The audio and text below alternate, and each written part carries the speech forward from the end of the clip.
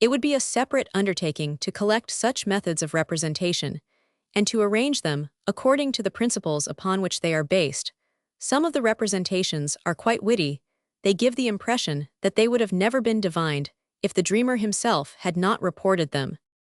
A man dreams that he is asked for a name, which however he cannot recall. He himself explains that this means it does not occur to me in the dream. A female patient relates a dream in which all the persons concerned were especially big. That means, she adds, that it must deal with an episode of my early childhood, for at that time, all grown-up people naturally seemed to me immensely. The transference into childhood is also expressed differently in other dreams. By translating time into space, one sees the persons and scenes in question as if at a great distance at the end of a long road, or as if looked at through the wrong end of the opera glass. A man who in waking life shows an inclination to abstract and indefinite expressions, but who is otherwise endowed with wit enough dreams in a certain connection that he is at a railroad station, while a train is coming in, but then the station platform approaches the train, which stands still, hence an absurd inversion of the real state of affairs. This detail is again nothing but an index to remind one that something else in the dream should be turned about. The analysis of the same dream brings back the recollection of a picture book in which men are represented standing on their heads and walking on their hands. The same dreamer on another occasion relates a short 325 dream, which almost recalls the technique of a rebus. His uncle gives him a kiss in an automobile. He immediately adds the interpretation, which I should never have found. It means autoerotism. This might have been made as a joke in the waking state. The dream work often succeeds in representing very awkward material, such as proper names, by means of the forced utilization of very far-fetched references. In one of my dreams, the elder Brooke has given me a task. I compound a preparation and skim something from it which looks like crumpled tinfoil. More of this later on. The notion corresponding to this, which was not easy to find, is Staniol, and now I know that I have in mind the name of the author Stanius, which was born by a treatise on the nervous system of fishes, which I regarded with awe in my youthful years. The first scientific task which my teacher gave me was actually concerned with the nervous system of a fish. Amox. Obviously, the latter name could never have been used in a picture puzzle. I shall not omit here to insert a dream having a curious content, which is also remarkable as a child's dream, and which is very easily explained by the analysis. A lady relates, I can remember that, when I was a child, I repeatedly dreamed that the dear Lord had a pointed paper hat on his head. They used to make me wear such a hat at table very often, so that I might not be able to look at the plates of the other children, and see how much they had received of a particular dish. Since I have learned that God is omniscient, the dream signifies that I know everything in spite of the hat which I am made to wear. Wherein the dream work consists, and how it manages its material, the dream thoughts can be shown in a very instructive manner, from the numbers and calculations which occur in dreams. Moreover, numbers in dreams are regarded as of a special significance by superstition. I shall therefore give a few more examples of this kind from my own collection. The following is taken from the dream of a lady, shortly before the close of her treatment. She wants to pay for something or other. Her daughter takes 3 florins and 65 kreuzer from her pocketbook, but 326. The mother says, "What are you doing? It only costs 21 kreuzer." This bit of dream was immediately intelligible to me without further explanation from my knowledge of the dreamer's circumstances. The lady was a foreigner who had provided for her daughter in an educational institution in Vienna, and who could continue my treatment as long as her daughter stayed in the city. In 3 weeks the daughter's school year was to end. And with that the treatment also stopped on the day before the dream. The principal of the institute had urged her to make up her mind to allow her child to remain with her for another year.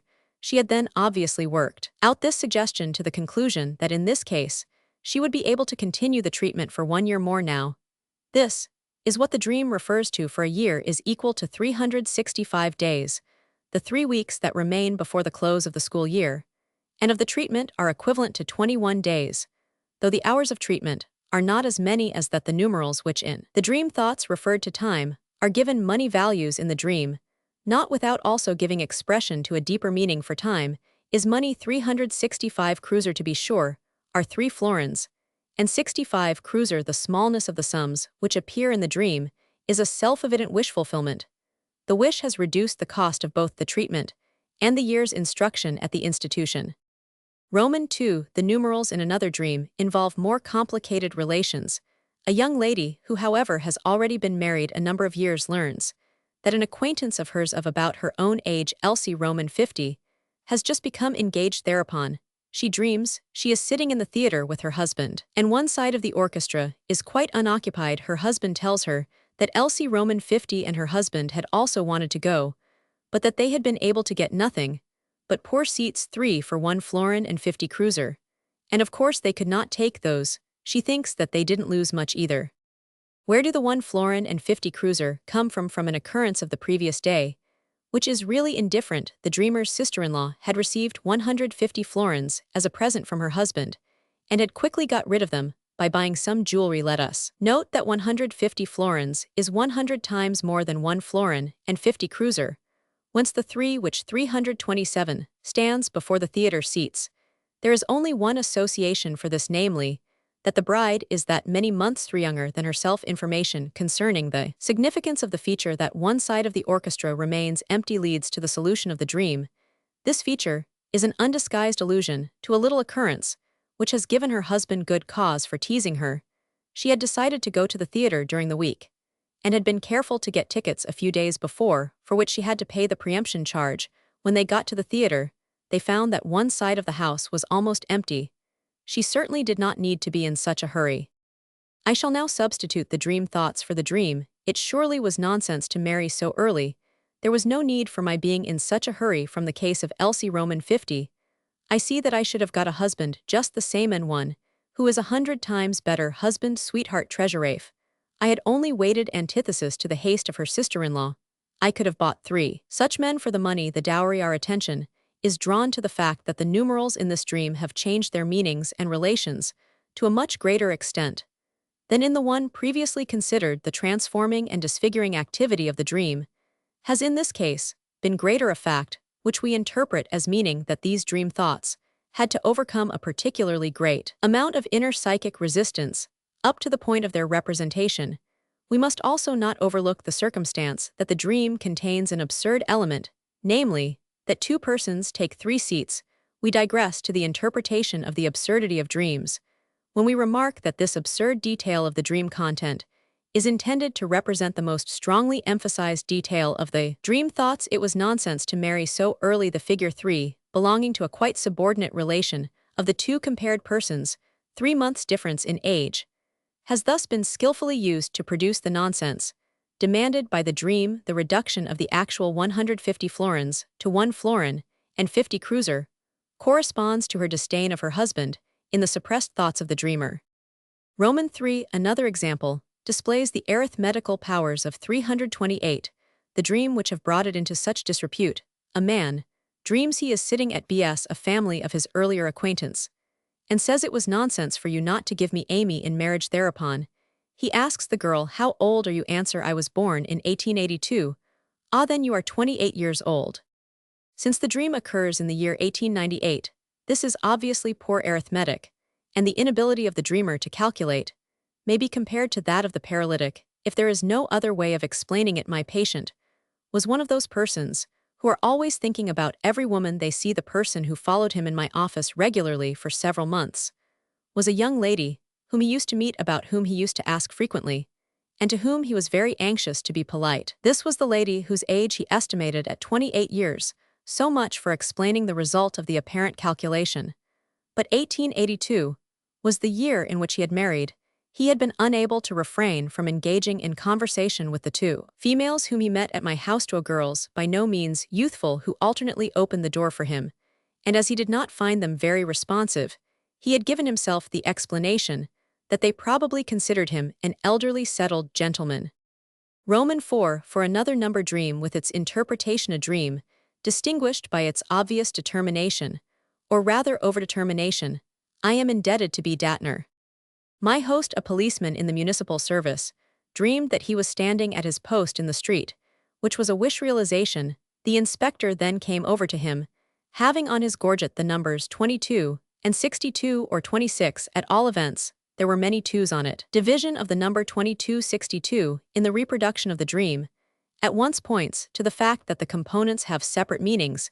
It occurs to him that the day before, while on duty, they were discussing the duration of their time of service.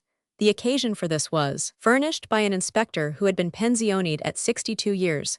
The dreamer had only completed 22 years of service, and still needed 2 years and 2 months to make him eligible for a 90% pension.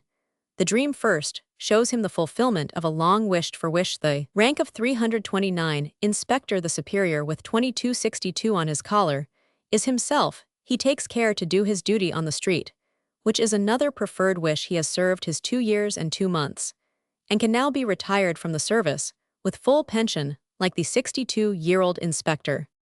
If we keep in mind these examples, and similar ones to follow, we may say dream activity does not calculate at all, whether correctly or incorrectly. It joins together, in the form of a calculation numerals, which occur in the dream thoughts, and which may serve as allusions to material, which is incapable of being represented. It thus utilizes numerals as material for the expression of its purposes, in the same manner as it does names and speeches, known as word presentations. For the dream activity cannot compose a new speech, no matter how many speeches and answers may occur in dreams, which may be sensible or absurd in themselves. Analysis always shows in such cases that the dream has only taken from the dream thoughts fragments of speeches which have been delivered or heard, and dealt with them in a most arbitrary manner.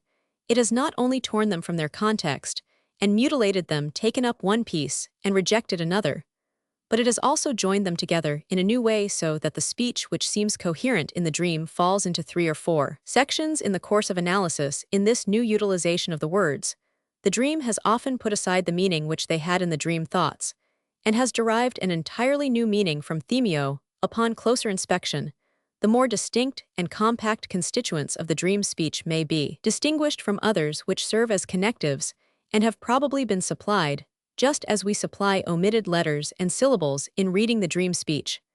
Thus has the structure of breccia stones, in which 330 larger pieces of different material are held together by a solidified cohesive mass. In a very strict sense, this description is correct, to be sure, only for those speeches in the dream which have something of the sensational character of a speech, and which are described as speeches. The others, which have not as it were been felt, as though heard or spoken, which have no accompanying acoustic or motor emphasis in the dream, are simply thoughts such as occur in our waking thought activity, and are transferred without change into many dreams. Our reading also seems to furnish an abundant and not easily traceable source of material for speeches, this material being of an indifferent nature. Everything, however, which appears conspicuously in the dream as a speech can be referred to real speeches which have been made or heard by the dreamer himself.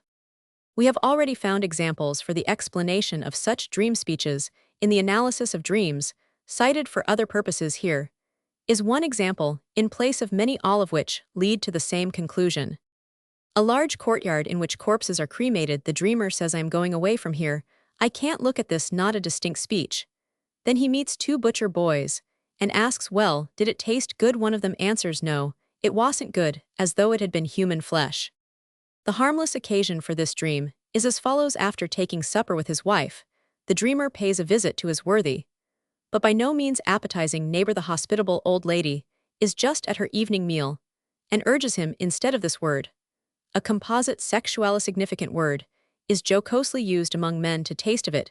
He declines, saying that he has no appetite. "Go on, you can stand some more," or something of the kind. The dreamer is thus forced to taste and praise what is offered. But that's good. After he is alone again with his wife, he scolds about the neighbor's importunity and about the quality of the food he has tasted. "I can't stand the sight of it." A phrase not appearing even in the dream as an actual speech is a thought which has reference to the physical charms of the lady who invites him, and which would be translated as meaning that he does not want to look at her. The analysis of another dream, which I cite at this point for the sake of the very distinct speech that forms its nucleus, but which I shall explain only when we come to consider emotions in the dream, will be more instructive. I dream very distinctly. I have gone to Brooke's laboratory at night, and upon hearing a soft knocking at the door, I open it to the deceased Professor Fleschel, who enters in the company of several strangers, and after saying a few words sits down at his table. Then follows a second dream. My friend FL has come to Vienna in July without attracting much attention. I meet him on the street while he is in conversation with my deceased friend P, and I go somewhere or other with these two, and they sit down opposite each other as though at a little table, while I sit at the narrow end of the table facing them. FL tells about his sister, and says in 3/4 of an hour she was dead. And then something like that is the threshold. As P does not understand him, FL turns to me and asks me how much I have told of his affairs, whereupon, seized by strange emotions, I want to tell FL that P can't possibly know anything because he is not alive, but noticing the mistake myself, I say non-vixit. Then I look at P searchingly, and under my gaze he becomes pale and blurred, his eyes a morbid blue, and at last he dissolves. I rejoice greatly at this. I now understand that Ernest Fleschel too was only an apparition, a revenant, and I find that it is quite possible for such a person to exist only as long as one wants him to, and that he can be made to disappear by the wish of another person. This beautiful dream unites so many of the characteristics of the dream content, which are problematic. The criticism made in the dream itself, in that I myself notice my mistake in having said non-vixit, instead of non-vivid, the unconstrained intercourse with dead persons, whom the dream itself declares to be dead, the absurdity of the inference, and the intense satisfaction which the inference gives. Method by my life, I should like to give a complete solution of these problems, but in reality, I am incapable of doing this, namely the thing I do in the dream of sacrificing such dear persons to my ambition, with every revelation of the true meaning of the dream, with which I am well acquainted. I should have been put to shame. Hence 332. I am content with selecting a few of the elements of the dream for interpretation, some here, and others later on another page.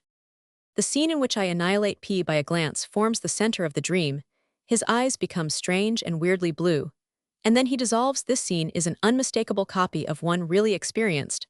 I was a demonstrator at the Physiological Institute, and began my service in the early hours, and Brooke learned that I had been late several times in getting to the school laboratory, so one morning he came promptly for the opening of the class, and waited for me. What he said to me was brief and to the point, but the words did not matter at all. What overwhelmed me was the terrible blue eyes through which he looked at me, and before which I melted away as P does in the dream, for P has changed roles with him, much to my relief.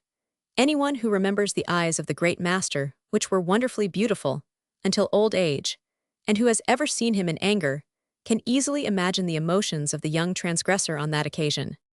But for a long time, I was unable to account for the non-vixit with which I execute sentence in the dream, until I remembered that these two words possessed such great distinctness in the dream, not because they were heard or spoken, but because they were seen.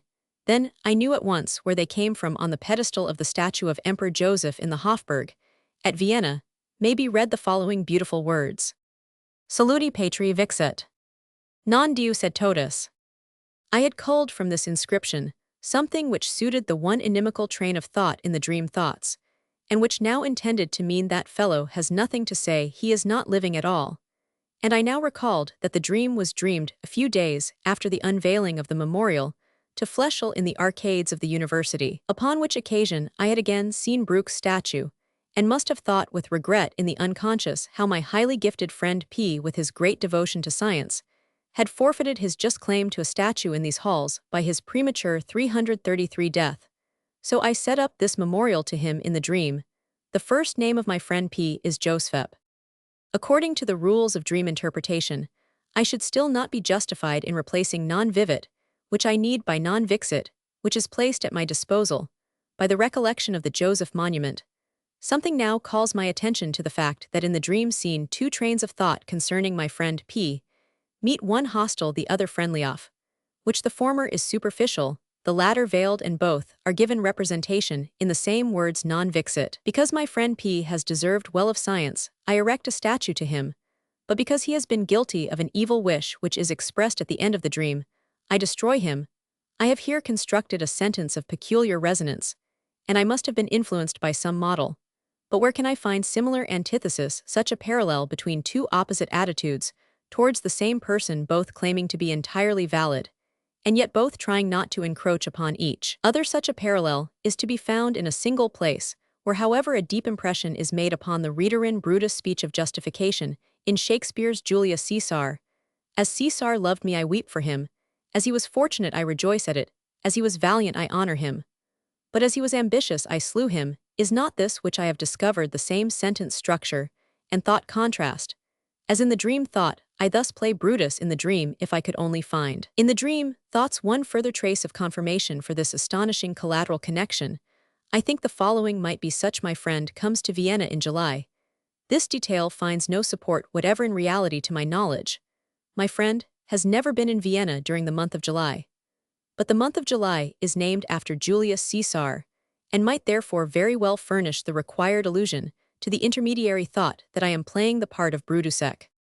Strangely enough, I once actually played the part of Brutus 334. I presented the scene between Brutus and Caesar from Schiller's poems to an audience of children when I was a boy of 14 years. I did this with my nephew, who was a year older than I, and who had come to us from England, also a revenant, for in him I recognized the playmate of my first childish years.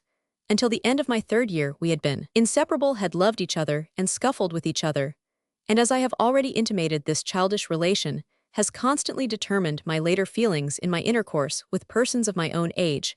My nephew John has since found many incarnations which have revivified first one aspect, then another of this character, which is so ineradicably fixed in my unconscious memory. Occasionally, he must have treated me very badly, and I must have shown courage before my tyrant, for in later years I have often been told of the short speech with which I vindicated myself when my father, his grandfather, called me to account. I hit him because he hit me. This childish scene must be the one which causes non-vivit to branch off into non-vixit, for in the language of later childhood, striking is called witchs in German, which cento smear. With schupelis to tan Roman 1e, to flog. The dream activity does not hesitate to take advantage of such connections. My hostility towards my friend P, which has so little foundation in reality, was far superior to me, and might therefore have been a new edition of the playmate of my childhood, can certainly be traced to my complicated relations with John during our infancy. I shall, however, return to this dream later. Absurd dreams. Intellectual performances in the dream. In our interpretation of dreams, thus far we have come upon the element of absurdity in the dream content, so often that we must no longer postpone an investigation of its cause and significance. We remember, of course, that the absurdity of dreams has furnished the opponents of dream investigation with their chief argument for considering the dream nothing but the meaningless product of a reduced and fragmentary activity of the mind.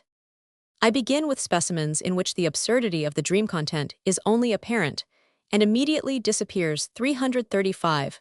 When the dream is more thoroughly examined, there are a few dreams which accidentally, one is at first inclined to think are concerned with the dead father of the dreamer. Roman 1 here is the dream of a patient who had lost his father 6 years before. A terrible accident has occurred to his father.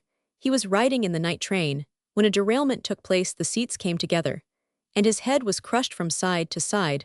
The dreamer sees him lying on the bed, with a wound over his left eyebrow which runs off vertically.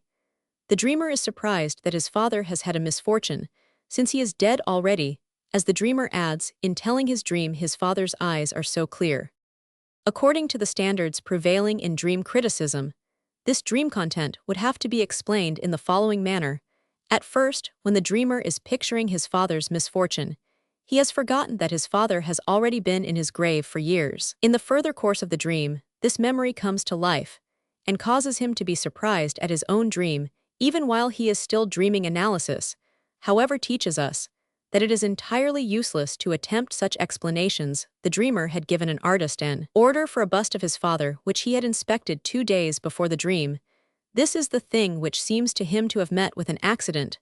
The sculptor has never seen the father, and is working from photographs which have been given him on the very day. Before the dream, the pious son had sent an old servant of the family to the studio, in order to see whether he would pass the same judgment upon the marble head, namely, that it had turned out too narrow from side to side, from temple to temple.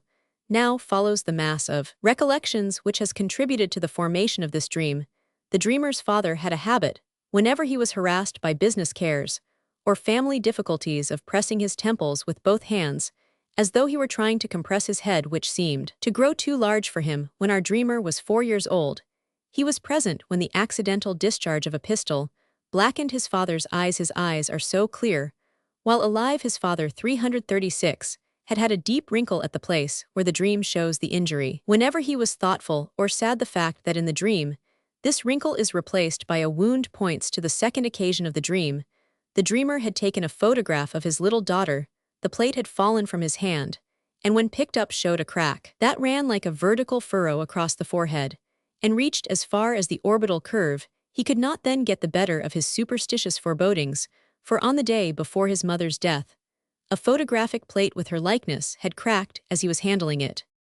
Thus the absurdity of the dream is only the result of an inaccuracy of verbal expression, which does not take the trouble to distinguish the bust and the photograph from the original. We are all accustomed to say of a picture, "Don't you think, Father?" is good. Of course, the appearance of absurdity in this dream might easily have been avoided. If it were permissible to pass judgment, after a single experience, one might be tempted to say that this semblance of absurdity is admitted or desired. Roman 2 here is another very similar example from my own dreams. I lost my father in the year 1896. After his death, my father has been politically active among the Magyars, and has united them into a political body, to accompany which I see a little indistinct picture, a crowd of people. As in the Reichstag, a person who is standing on one or two benches, others round about him. I remember that he looked very like Garibaldi on his deathbed, and I am glad that this promise has really come true. This is certainly absurd enough. It was dreamed at the time that the Hungarians got into a lawless condition through parliamentary obstruction, and passed through the crisis, from which Column and Shell delivered them. The trivial circumstance that the scene beheld in the dream consists of such little pictures is not without significance for the explanation of this element. The usual visual representation of our thoughts results in pictures which impress us as being life-size. My dream picture, however, is the reproduction of a woodcut inserted in the text of an illustrated history of Austria representing Maria Theresa in the Reichstag of 337 Pressburg. The famous scene of Moriamer pro rege nostror. Like Maria Theresa, my father in the dream stands surrounded by the multitude, but he is standing on one or two benches, and thus like a judge on the bench, he has united them. Her, the intermediary, is the phrase. We shall need no judge. Those of us who stood around the deathbed of my father actually noticed that he looked much like Garibaldi. He had a post-mortem rise of temperature, his cheeks shone redder and redder. Involuntarily, we continue, and behind him lay in phantom radiance that which subdues us all. The common thing. This elevation of our thoughts prepares us for having to deal with this very common thing. The post-mortem feature of the rise in temperature corresponds to the words after his death in the dream content. The most agonizing of his sufferings had been a complete paralysis of the intestines, obstruction, which set in during the last weeks. All sorts of disrespectful thoughts are connected with this. A man of my own age who had lost his father while he was still at the gymnasium, upon which occasion I was profoundly moved, and tendered him my friendship, once told me with derision about the distress of a lady relative whose father had died on the street, and had been brought home, where it turned out upon undressing the corpse that at the moment of death or post-mortem, an evacuation of the bowels had taken place. The daughter of the dead man was profoundly unhappy at having this ugly detail stain her memory of her father. We have now penetrated to the wish that is embodied in this dream to stand before one's children pure and great after one's death. Who would not wish that what has become of the absurdity of the dream, the appearance of it, has been caused only by the fact that a perfectly permissible mode of speech, in the case of which we are accustomed to ignore the absurdity that happens to exist between its parches, been faithfully represented in the dream? Here too, we are unable 338 to deny that the semblance of absurdity is one which is desired, and has been purposely brought about. Roman 3. In the example which I now cite, I can detect the dream activity in the act of purposely manufacturing an absurdity, for which there is no occasion at all in the subject matter. It is taken from the dream that I had as a result of meeting Count Thun before my vacation trip. I am riding in a one-horse carriage, and give orders to drive to a railway station. Of course, I cannot ride with you on the railway line itself, I say, after the driver made an objection, as though I had tired him out. At the same time, it seems as though I had already driven with him for a distance, which one usually rides on the train. For this confused and senseless story, the analysis gives the following explanation. During the day, I had hired 339 a one-horse carriage, which was to take me to a remote street in Dornbach. The driver, however, did not know the way, and kept on driving in the manner of those good people, until I noticed the fact, and showed him the way, not sparing him a few mocking remarks withal from this driver. A train of thought, led to the aristocratic personage, whom I was destined to meet later. For the present I shall only remark that what strikes us middle-class plebeians about the aristocracy is that they like to put themselves in the driver's seat, does not count Thun guide the Austrian car of state. The next sentence in the dream, however, refers to my brother, whom I identify with the driver of the one-horse carriage. I had this year refused to take the trip through Italy with him. Of course, I cannot ride with you on the railway line itself, and this refusal was a sort of punishment for his wonted complaint that I usually tired him out on this trip, which gets into the dream unchanged, by making him take hurried trips and see too many nice things in one day. That evening, my brother had accompanied me to the railroad station, but shortly before getting there had jumped out at the State Railway Division of the Western Station in order to take a train to Perkersdorf. I remarked to him that he could stay with me a little longer, inasmuch as he did not go to Perkersdorf by the State Railway, but by the Western Railway. This is how it happens that in the dream I rode in the wagon a distance which one usually rides on the train. In reality, however, it was just the opposite. I told my brother, the distance which you ride on the State Railway you could ride in my company on the Western Railway. The whole confusion of the dream is therefore produced by my inserting in the dream the word wagon instead of State Railway, which to be sure does good service in bringing together the driver and my brother. I then find in the dream some nonsense, which seems hardly straightened out by my explanation, and which almost forms a contradiction to my earlier speech. Of course, I cannot ride with you on the railway line itself, but as I have no occasion whatever for confounding the State Railway with the one-horse carriage, I must have intentionally formed the whole puzzling story in the dream in this way. But with what intention, we shall now learn what the absurdity in the dream signifies, and the motives which admitted it, or created it. The solution of the mystery in the case in question is as follows. In the dream, I needed something absurd and incomprehensible in connection with riding foreign, because in the dream thoughts, I had a certain judgment, which required representation on an evening at the house of the hospitable and clever lady, who appears in another scene of the same dream as the hostess. I heard two riddles, which I could not solve, as they were known to the other members of the party. I presented a somewhat ludicrous figure in my unsuccessful attempts to find a solution. They were two equivokes turning on the words Nachkommen to come after offspring, and Vorfahren to ride in advance of forefathers' ancestry. They read as follows: The coachman does it. At the master's behest. Everyone has it. In the grave does it rest. Ancestry. It was confusing to find half of the second riddle identical with the first. The coachman does it. At the master's behest. Not everyone has it. In the cradle does it rest. Offspring.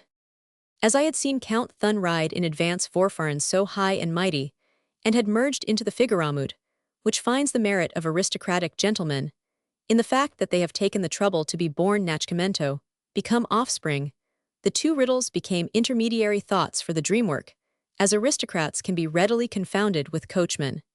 And as coachmen were in our country formerly called brothers-in-law, the work of condensation could employ my brother in the same representation, but the dream thought at work in the background was as follows: It is nonsense to be proud of one's ancestry Vorfahren. I would rather be myself an ancestor Vorfar. For the sake of this judgment it is nonsense. We have the nonsense in the 341 dream. We can now also solve the last riddle in this obscure passage of the dream, namely, that I have already driven before Vorher Jeffahren Vorgefahren with the coachman. Thus the dream is made absurd if there occurs as one of the elements in the dream thoughts the judgment that is nonsense, and in general if disdain and criticism are the motives for one of the trains of unconscious thought. Hence absurdity becomes one of the means by which the dream activity expresses contradiction, as it does by reversing a relation in the material between the dream thoughts and dream content, and by utilizing sensations of motor impediment. But absurdity in the dream is not simply to be translated by no, it is rather intended to reproduce the disposition of the dream thoughts, this being to show mockery and ridicule, along with the contradiction. It is only for this purpose that the dream activity produces anything ridiculous. Here again, it transforms a part of the latent content into a manifest format. As a matter of fact, we have already met with a convincing example of the significance of an absurd dream, the dream interpreted without analysis of the Wagnerian performance lasting until 7 in the morning, in which the orchestra is conducted from a tower. Roman 100 CP 316, is apparently trying to say it is a crazy world and an insane society. He who deserves a thing doesn't get it, and he who doesn't care for anything has it. And in this, she means to compare her fate with that of her cousin. The fact that dreams concerning a dead father were the first to furnish us with examples of absurdity in dreams is by no means an accident. The conditions necessary for the creations of absurd dreams are here grouped together in a typical manner. The authority belonging to the father has at an early age aroused the criticism of the child, and the strict demands he has made have 342 caused the child to pay particularly close attention to every weakness of the father for its own extenuation. But the piety with which the father's personality is surrounded in our thoughts, especially after his death, increases the censorship, which prevents the expressions of this criticism from becoming conscious. Roman 4. The following is another absurd dream about a dead father.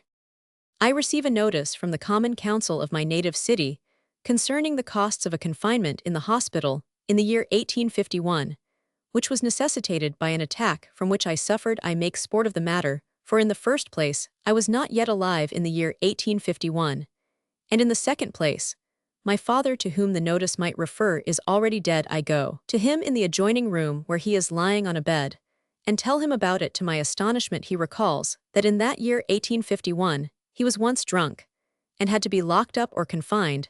It was when he was working for the house of tea. Then you drank too. I ask, you married soon after. I figure that I was born in 1856, which appears to me as though immediately following. In view of the preceding discussion, we shall translate the insistence with which this dream exhibits its absurdities as the sure sign of a particularly embittered and passionate controversy in the dream thoughts. With all the more astonishment, however, we note that in this dream, the controversy is waged openly, and the father designated as the person against whom the satire is directed. This openness seems to contradict our assumption of a censor as operative in the dream activity. We may say in explanation, however, that here the father is only an interposed person while the conflict is carried on with another one, who makes his appearance in the dream by means of a single illusion. While the dream usually treats of revolt against other persons, behind which the father is concealed, the reverse is true here. The father serves as the man of straw to represent others, and hence the dream dares thus openly to concern itself with a person who is usually hallowed, because there is present the certain knowledge that he is not in reality intended. We learn of this condition of affairs by considering the occasion of the dream. Now it occurred after I had heard that an older 343 colleague, whose judgment is considered infallible, had expressed disapproval and astonishment at the fact that one of my patients was then continuing psychoanalytical work with me for the 5th year. The introductory sentences of the dream point with transparent disguise to the fact that this colleague had for a time taken over the duties which my father could no longer perform, expenses, fees at the hospital, and when our friendly relations came to be broken, I was thrown into the same conflict of feelings which arises in the case of misunderstanding between father and son. In view of the part played by the father and his earlier functions, the dream thoughts now bitterly resent the reproach that I am not making better progress, which extends itself from the treatment of this patient to other things. Does this colleague know anyone who can get on faster? Does he not know that conditions of this sort are usually incurable and last for life? What are 4 or 5 years in comparison to a whole life, especially when life has been made so much easier for the patient during the treatment? The impression of absurdity in this dream is brought about largely by the fact that sentences from different divisions of the dream thoughts are strung together without any reconciling transition. Thus the sentence "I go to him in the adjoining room" Roman 100 leaves the subject dealt with in the preceding sentences and faithfully reproduces the circumstances under which I told my father about my marriage engagement. Thus the dream is trying to remind me of the noble disinterestedness which the old man showed at that time, and to put it in contrast with the conduct of another, a new person. I now perceive that the dream is allowed to make sport of my father for the reason that in the dream thought he is held up as an example to another man in full recognition of his merit. It is in the nature of every censorship that it permits the telling of untruth about forbidden things, rather than truth. The next sentence, in which my father remembers having once been drunk, and having been locked up, for it also contains nothing which is actually true of my father, the person whom he covers, is here a no less important one than the great Maynard in whose footsteps I followed with such great veneration, and whose attitude 344 towards me was changed into undisguised hostility after a short period of indulgence. The dream recalls to me his own statement that in his youth he was addicted to the chloroform habit, and that for this he had to enter a sanatorium.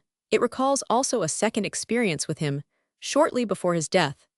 I carried on an embittered literary controversy with him concerning hysteria in the male, the existence of which he denied, and when I visited him in his last illness, and asked him how he felt, he dwelt upon the details of his condition, and concluded with the words, "You know, I have always been one of the prettiest cases of masculine hysteria."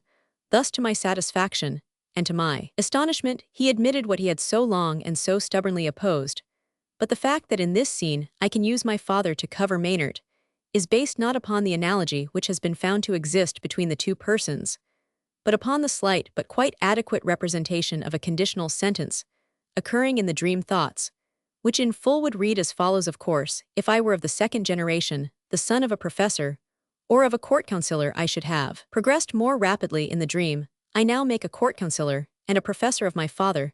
The most obvious and most annoying absurdity of the dream lies in the treatment of the date 1851, which seems to me to be hardly distinguishable from 1856, as though a difference of 5 years would signify nothing whatever. But it is just this idea of the dream thoughts, which requires expression 4 or 5 years, that is the length of time which I enjoyed the support of the colleague mentioned at the outset, but it is also the time during which I kept my bride waiting before I married her, and through a coincidence that is eagerly taken advantage of by the dream thoughts, it is also the time during which I am now keeping one of my best patients waiting for the completion of his cure. What are 5 years? Ask the dream thoughts. That is no time at all for method doesn't come into consideration. I have time enough ahead of me. And just as what you didn't want to believe came true at last, so I shall accomplish this also. Besides, the number 51, when separated from the number of the century, is determined in still another manner, and in an opposite sense, for which reason it occurs in the dream 345 again. 51 is an age at which a man seems particularly exposed to danger, at which I have seen many of my colleagues suddenly die, and among them, one who had been appointed to a professorship a few days before, after he had been waiting a long time. Roman 5, another absurd dream, which plays with figures, runs as follows. One of my acquaintances, Mr. Roman 1000, has been attacked in an essay by no less a person than Goethe with justifiable vehemence. We all think Mr. Roman 1000 has of course been crushed by this attack. He complains of it bitterly at a dinner party, but he says that his veneration for Goethe has not suffered from this personal experience.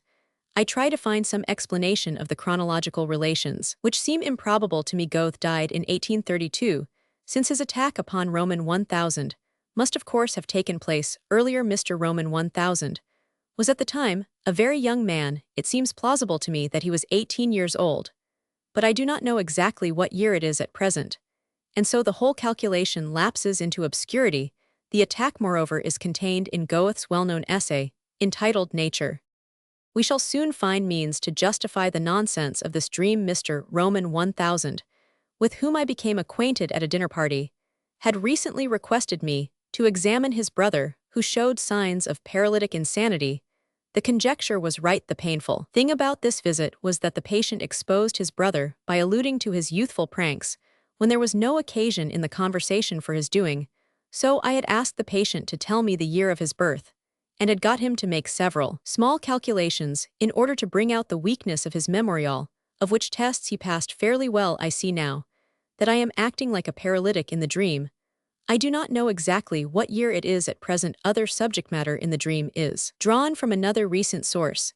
The editor of a medical journal, a friend of mine, had accepted for his paper a very unfavorable, a crushing criticism of the last book of my friend F.L. of Berlin, the author of which was a very youthful reviewer, who was not very competent to pass judgment. I thought I had a right to interfere, and called the editor to account.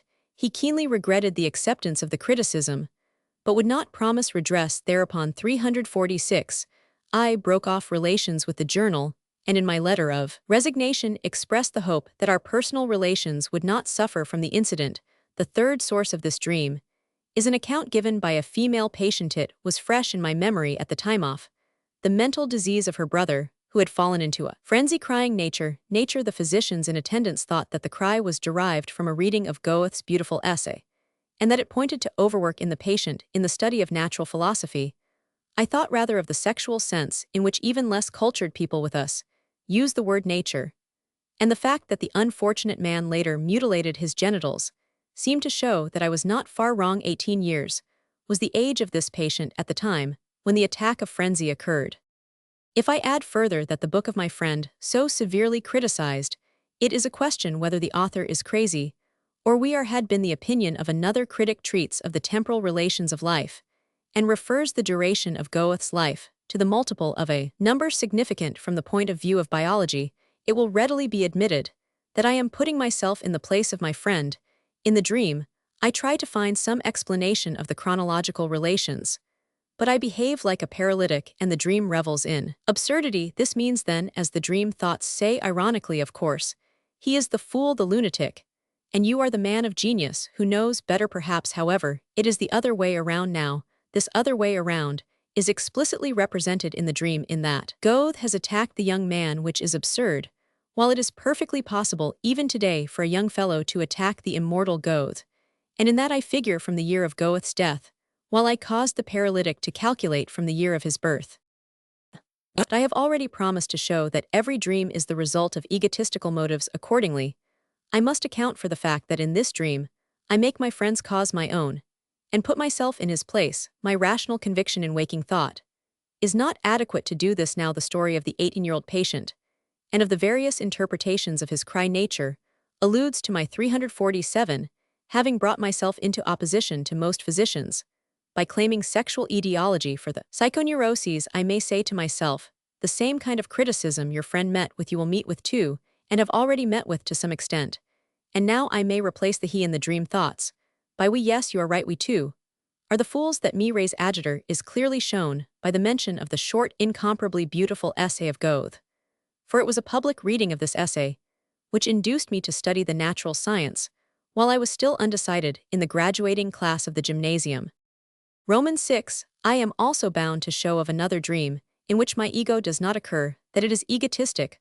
On page 228, I mentioned a short dream, in which Professor Roman 1000 says my son the myopic, and I stated that this was only a preliminary dream to another one, in which I play a part. Here is the main dream, omitted above, which challenges us to explain its absurd and unintelligible word formation.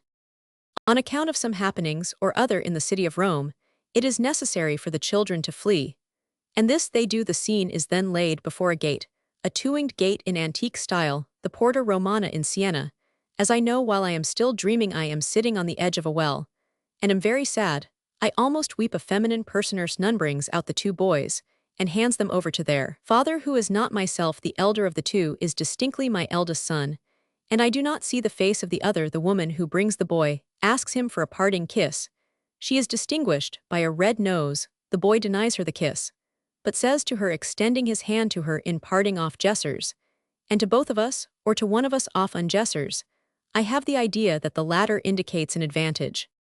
This dream is built upon a tangle of thoughts, induced by a play I saw at the theater, called Does New Ghetto, the Jewish question, anxiety about the future of my children, who cannot be given a native country of their own, anxiety about bringing them up, so that they may have the right of native citizenship. These features may easily be recognized in the accompanying dream thoughts.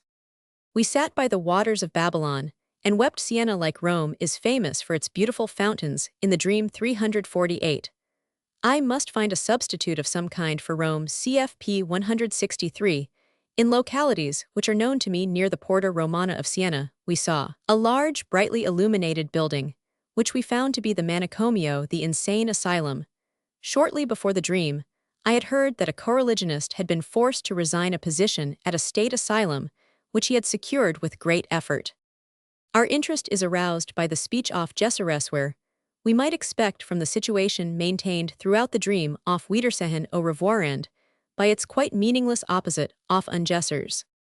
According to information I have received from Hebrew scholars, gessers is a genuine Hebrew word derived from the verb geuser, and may best be rendered by ordained sufferings, fated disaster. From its use in the Jewish jargon, one might think it signified wailing and lamentation. Ungessers is a coinage of my own, and first attracts my attention, But for the present it baffles me the little observation at the end of the dream that ungessers indicates an advantage over gessers, opens the way to the associations.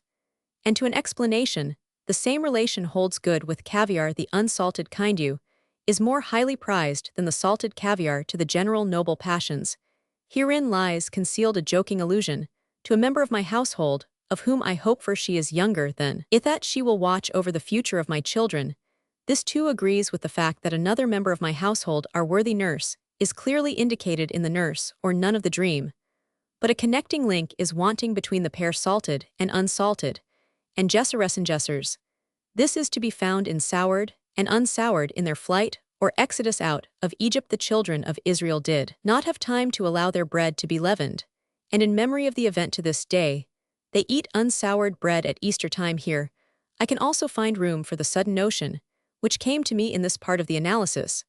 I remembered how we promenaded about the city of Breslau, which was strange to us, at the end of the Easter 349 holidays. My friend from Berlin and Roman 1, a little girl, asked me to tell her the way to a certain street. I had to tell her, I did not know it, whereupon I remarked to my friend, I hope that later on in life, the little one will show more perspicacity in selecting the persons by whom she allows herself to be guided. Shortly afterwards, a sign caught my eye: Dr. Herod, office hours. I said to myself, I hope this colleague does not happen to be children's specialist. Meanwhile, my friend had been developing his views on the biological significance of bilateral symmetry, and had begun a sentence as follows: if we had but one eye in the middle of our foreheads like Cyclops. This leads us to the speech of the professor in the preliminary dream, my son the myopic. And now, I have been led to the chief source for gessers many years ago, when this son of Professor Roman 1000, who is today an independent thinker, was still sitting on his school bench. He contracted a disease of the eye, which the doctor declared gave cause for anxiety. He was of the opinion that as long as it remained in one eye, it would not matter if, however, it should extend to the other eye. It would be serious. The disease healed in the one eye, without leaving any bad effects. Shortly afterwards, however, its symptoms actually appeared in the other eye. The terrified mother of the boy immediately summoned the physician to the seclusion of her country resort. But he took another view of the matter. What sort of gessers is this you are making? He said to his mother with impatience. If one side got well, the other side will get well too. And so it turned out. And now as to the connection between this and myself, and those dear to me, the schoolbench upon which the son of Professor Roman 1000 learned his first lessons, has become the property of my eldest. Sonnet was given to his mother, into whose lips I put the words of parting in the dream. One of the wishes that can be attached to this transference may now easily be guessed. This schoolbench is intended by its construction to guard the child from becoming short-sighted and one-sided, hence myopia, and behind the Cyclops. And the discussion about bilateralism, the concern about one-sidedness, is of twofold signification, along with the bodily 350 one-sidedness, that of intellectual development, may be referred to. Does it not seem as though the scene in the dream, with all its madness, were putting its negative on just this anxiety? After the child has said his word of parting on the one side, he calls out its opposite on the other side, as though in order to establish an equilibrium, he is acting, as it were, in obedience to bilateral symmetry. Thus the dream frequently has the profoundest meaning in places where it seems most absurd. In all ages those who had something to say, and were unable to say it without danger to themselves, gladly put on the cap and bells. The listener for whom the forbidden saying was intended was more likely to tolerate it if he was able to laugh at it, and to flatter himself with the comment that what he disliked was obviously something absurd. The dream proceeds in reality, just as the prince does in the play who must counterfeit the fool, and hence the same thing may be said of the dream, which Hamlet says of himself, substituting an unintelligible witticism for the real conditions: I am but mad north-northwest. When the wind is southerly, I know a hawk from a handsaw. Thus my solution of the problem of the absurdity of dreams is that the dream thoughts are never absurd, at least not those belonging to the dreams of sane persons, and that the dream activity produces absurd dreams and dreams with individual absurd elements. If criticism, ridicule, and derision in the dream thoughts are to be represented by it in its manner of expression, my next concern is to show that the dream activity is primarily brought about by the cooperation of the three factors, which have been mentioned, and of a fourth one, which remains to be cited, that It accomplishes nothing short of a transposition of the dream, thoughts observing the three conditions which are prescribed for it, and that the question whether the mind operates in the dream with all its faculties, or only with a portion of them, is deprived 351 of its cogency, and is inapplicable to the actual circumstances. But since there are plenty of dreams in which judgments are past criticisms made and facts recognized, in which astonishment at some single element of the dream appears, and arguments and explanations are attempted, I must meet the objections, which may be inferred from these occurrences, by the citation of selected examples. My answer is as follows: everything in the dream, which occurs as an apparent exercise of the critical faculty, is to be regarded not as an intellectual accomplishment of the dream activity, but as belonging to the material of the dream thoughts, and it has found its way from them, as a finished structure, to the manifest dream content. I may go even further than this: even the judgments which are passed upon the dream, as it is remembered after awakening, and the feelings which are aroused by the reproduction of the dream, belong in good part to the latent dream content, and must be fitted into their place in the interpretation of the dream. Roman 1. A striking example of this, I have already given. A female patient does not wish to relate her dream, because it is too vague. She has seen a person in the dream, and does not know whether it is her husband or her father. Then follows a second dream fragment in which there occurs a mannequin, which gives rise to the following reminiscence. As a young housewife, she once jokingly declared, in the presence of a young relative, who frequented the house, that her next care would be to procure a new mannequin. The next morning, one was sent to her, but it was filled with lilies of the valley. This part of the dream served to represent the saying, "Not grown on your own manure." When we complete the analysis, we find that in the dream thoughts, it is a matter of the aftereffects of a story heard in youth, to the effect that a girl had given birth to a child concerning whom it was not clear who was the real father. The dream representation here goes over into the waking thought, and allows one element of the dream thoughts to be represented by a judgment expressed in the waking state upon the whole dream. Roman 2. A similar case. One of my patients has a dream which seems interesting to him, for he says to himself immediately after awakening, "I must tell that to the doctor." The dream is analyzed, and shows the most distinct allusion to an affair in which he had become involved during the treatment, and of which he had decided to tell me nothing. Roman 3. Here is a third example from my own experience. I go to the hospital with P through a region in which houses and gardens occur. With this comes the idea that I have already seen this region in dreams several times. I do not know my way very well. P shows me a way which leads through a corner to a restaurant, a room, not a garden. Here I ask for Mrs. Doney, and I hear that she is living in the background in a little room with 3 children. I go there, and while on the way, I meet an indistinct person with my 2 little girls, whom I take with me after I have stood with them for a while, a kind of reproach against my wife for having left them there. Upon awakening, I feel great satisfaction, the cause for this being the fact that I am now going to learn from the analysis what is meant by the idea I have already dreamed of Thady. But the analysis of the dream teaches me nothing on the subject. It only shows me that the satisfaction belongs to the latent dream content, and not to my judgment upon the dream. It is satisfaction over the fact that I have had children by my marriage. P is a person in whose company I walked the path of life for a certain space, but who has since far outdistanced me socially and materially, whose marriage, however, has remained childless. The 2 occasions for the dream furnishing the proof of this may be found by means of complete analysis. On the previous day, I had read in the paper the obituary notice of a certain Mrs. Dona, out of which I make Doney, who had died in childbirth. I was told by my wife that the dead woman had been nursed by the same midwife she herself had at the birth of our 353 youngest boys. The name Dona had caught my attention, for I had recently found it for the first time in an English novel. The other occasion for the dream may be found in the date on which it was dreamed. It was on the night before the birthday of my eldest boy, who it seems is poetically gifted. Roman 4. The same satisfaction remained with me after awakening from the absurd dream that my father, after his death, had played a political part among the Magyars, and it is motivated by a continuance of the feeling which accompanied the last sentence of the dream. I remember that on his deathbed, he looked so much like Garibaldi, and I am glad that it has really come true. Here belongs a forgotten continuation. I can now supply from the analysis what belongs in this gap of the dream. It is the mention of my second boy, to whom I have given the first name of a great historical personage who attracted me powerfully during my boyhood, especially during my stay in England. I had to wait for a year after making up my mind to use this name in case the expected child should be a son, and I greeted him with it in high satisfaction as soon as he was born. It is easy to see how the father's lust for greatness is transferred in his thoughts to his children.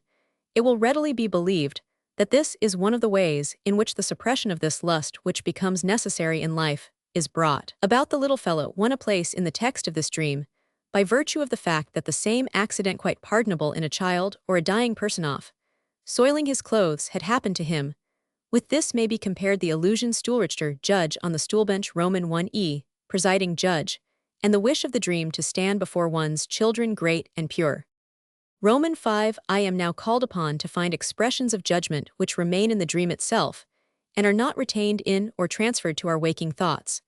And I shall consider it a great relief if I may find examples in dreams which have already been cited for other purposes. The dream about Goeth's attacking Mr. Roman 1000 seems to contain a considerable number of acts of judgment. I tried to find some explanation of the chronological relations, which seem improbable to me. Does not this look like a critical impulse, directed against the nonsensical 354 idea that Goethe should have made a literary attack upon a young man of my acquaintance? It seems plausible to me that he was 18 years old. That sounds quite like the result of a dull-witted calculation, and I do not know exactly what year it is would be an example of uncertainty or doubt in the dream. But I know from analysis that these acts of judgment, which seem to have been performed in the dream, for the first time admit of a different construction in the light of which they become indispensable for interpreting the dream, and at the same time every absurdity is avoided with the sentence I try to find some explanation of the chronological relations. I put myself in the place of my friend, who is actually trying to explain the chronological relations of life. The sentence then loses its significance as a judgment that objects to the nonsense of the previous sentences. The interposition, which seems improbable to me, belongs to the subsequent.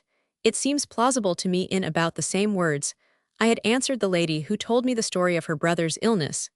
It seems improbable to me that the cry of nature had anything to do with Goethe.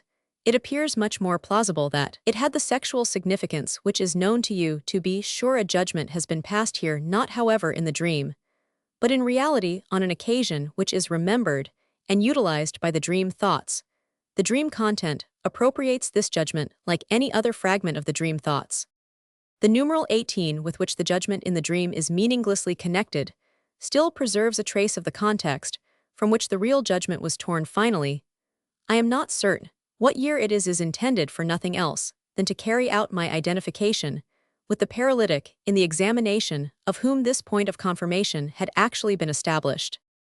In the solution of these apparent acts of judgment in the dream, it may be well to call attention to the rule of interpretation, which says that the coherence which is fabricated in the dream between its constituent parts is to be disregarded as specious and unessential, and that every dream element must be taken by itself and traced to its source. The dream is 355 a conglomeration, which is to be broken up into its elements for the purposes of investigation, but other circumstances call our attention to the fact that a psychic force is expressed in dreams, which establishes this apparent coherence, that is to say, which subjects the material that is obtained by the dream activity to a secondary elaboration. We are here confronted with manifestations of this force, upon which we shall later fix our attention, as being the fourth of the factors which take part in the formation of the dream. Roman 6. I select other examples of critical activity in the dreams, which have already been cited in the absurd dream about the communication from the Common Council. I ask the question: you married shortly after I figure that I was born in 1856, which appears to me as though following immediately. This quite takes the form of an inference. My father married shortly after his attack in the year 1851. I am the oldest son born in 1856. This agrees perfectly. We know that this inference has been interpolated by the wish fulfillment, and that the sentence which dominates the dream thoughts is to the following effect: 4 or 5 years. That is no time at all that need not enter the calculation.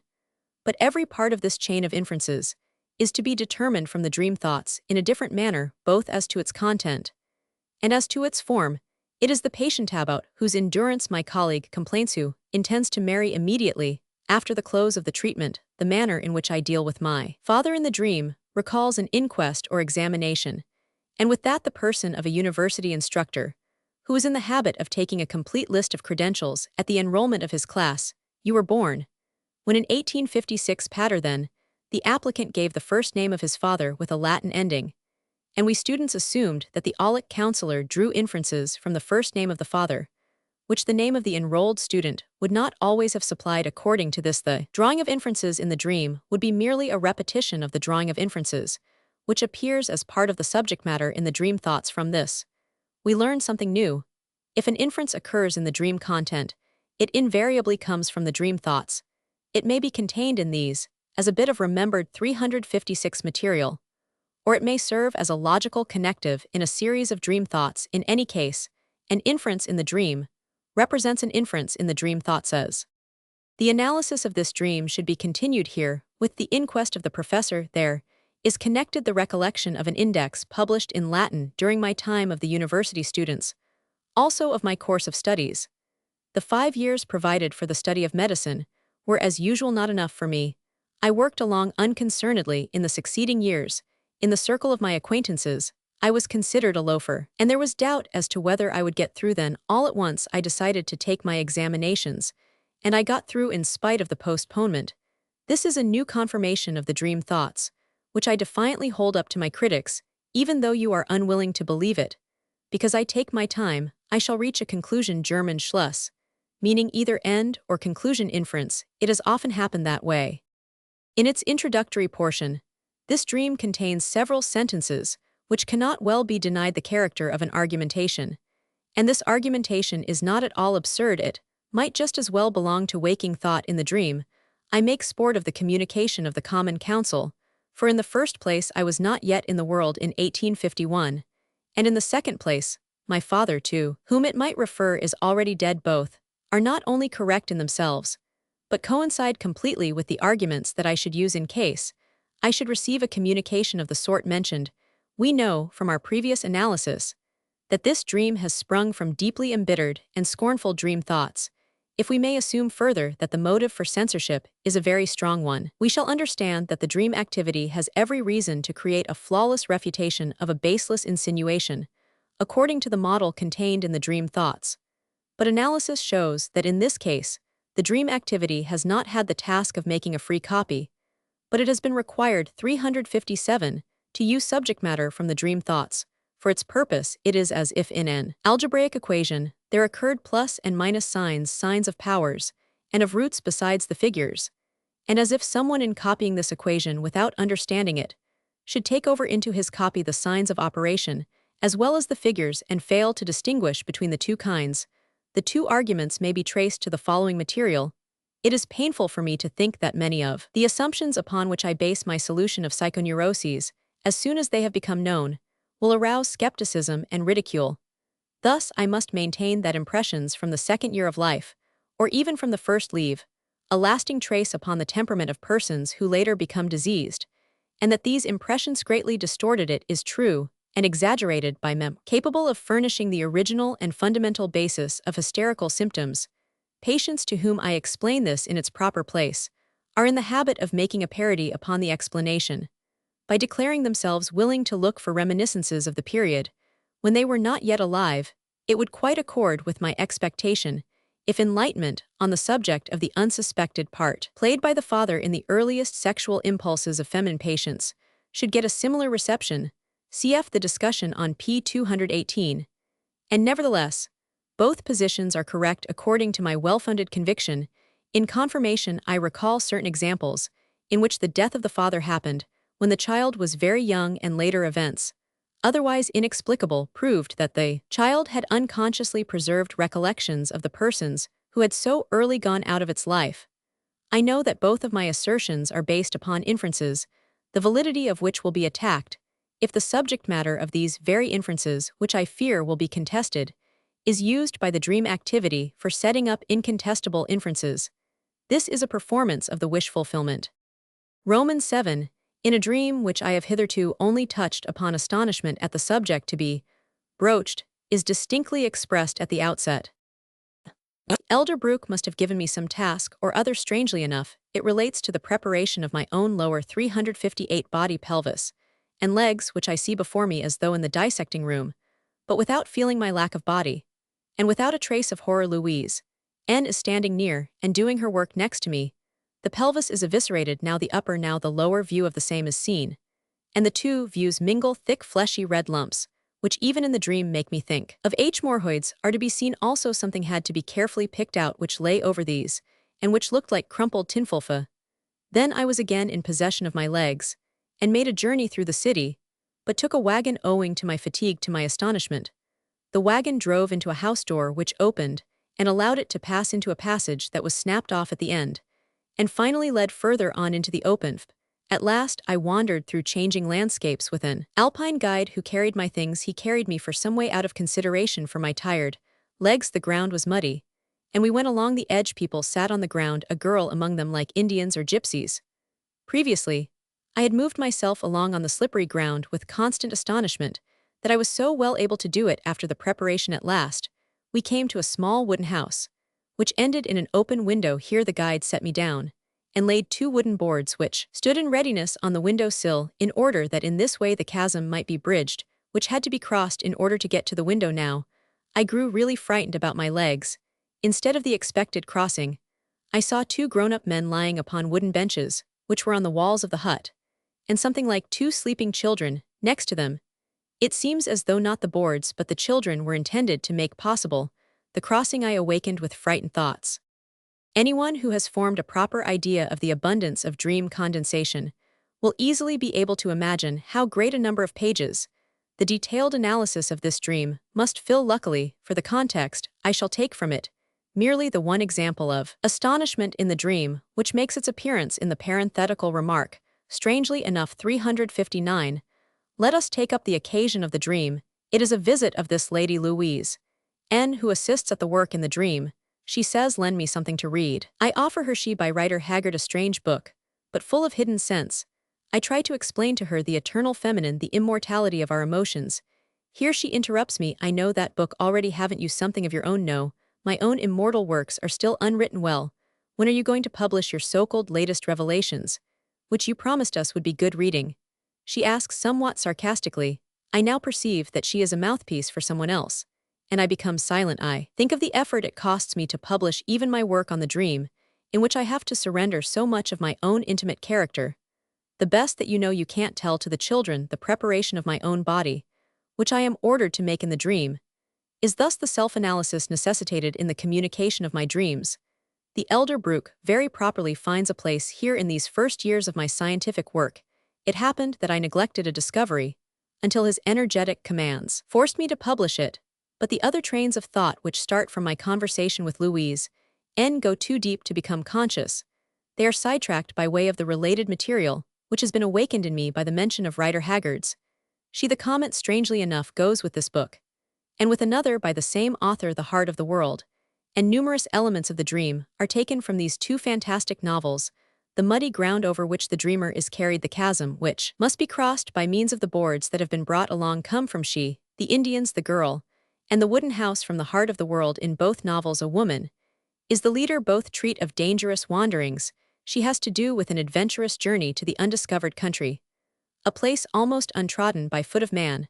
According to a note, which I find in my record of the dream, the fatigue in my legs was a real sensation of those days. Doubtless, in correspondence with this came a tired frame of mind, and the doubting question, how much further will my legs carry me? The adventure in She 360 ends with the woman leaders meeting her death in the mysterious fire at the center of the earth, instead of attaining immortality for herself and others. A fear of this sort has unmistakably arisen in the dream thoughts. The wooden house also is surely the coffin, that is the grave.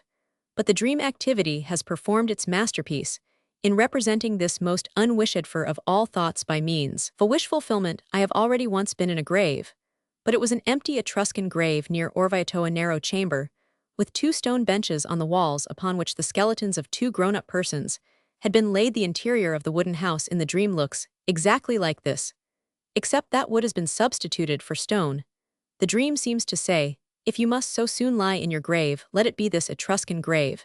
And by means of this interpolation, it transforms the saddest expectation into one that is really to be desired. As we shall learn, it is unfortunately only the idea accompanying an emotion, which the dream can change into its opposite, not usually the emotion itself. Thus I awake with frightened thoughts, even after the dream has been forced to represent my idiothat. Perhaps the children will attain what has been denied to the father, a fresh allusion to the strange novel, in which the identity of a person is preserved through a series of generations, covering 2,000 years. Roman 8. In the context of another dream, there is a similar expression of astonishment at what is experienced in the dream. This, however, is connected with a striking and skillfully contrived attempt at explanation, which might well be called a stroke of genius, so that I should have to analyze the whole dream merely for the sake of it. Even if the dream did not possess two other features of interest, I am traveling during the night, between the 18th and the 19th of July on the Southern Railway, and in my sleep I hear someone call out Hawthorne 10 minutes. I immediately think of Holothurianov, a museum of natural history. That here is a place where brave men have vainly resisted the domination of their overlord. Yes, the Counter-Reformation in Austria, as though it were a place in Styria, or the Tyrol now. I distinctly see a little museum in which the remains or the possessions of these men are preserved. I wish to get off, but I hesitate to do so. 361 women with fruit are standing on the platform. They crouch on the floor, and in that position hold out their baskets in an inviting manner. I hesitate, in doubt whether we still have time, but we are still standing. I am suddenly in another compartment, in which the leather and the seats are so narrow that one's back directly touches the backrest. I am surprised at this, but I may have changed cars. While asleep, several people, among them an English brother and sister, a row of books distinctly on a shelf on the wall. I see The Wealth of Nations, then Matter and Motion by Maxwell. The books are thick and bound in brown linen. The man asks his sister for a book by Schiller, and whether she has forgotten it. These are books which first seem mine, then seem to belong to the brother and sister. At this point, I wish to join in the conversation, in order to confirm and support what is being said. I awaken sweating all over my body, because all the windows are shut. The train stops at Marburg. While writing down the dream, a part of it occurs to me which my memory wished to omit. I say to the brother and sister about a certain work, "It is from," but I correct myself, "It is by." The man remarks to his sister, "He said it correctly." The dream begins with the name of a station which probably must have partially awakened me, for this name, which was Marburg, I substituted Hawthorne. The fact that I heard Marburg when it was first called, or perhaps when it was called a second time, is proved by the mention in the dream of Schiller, who was born in Marburg, though not in the one in Styriaft. Now this time, although I was traveling first class, it was under very disagreeable circumstances. The train was overcrowded.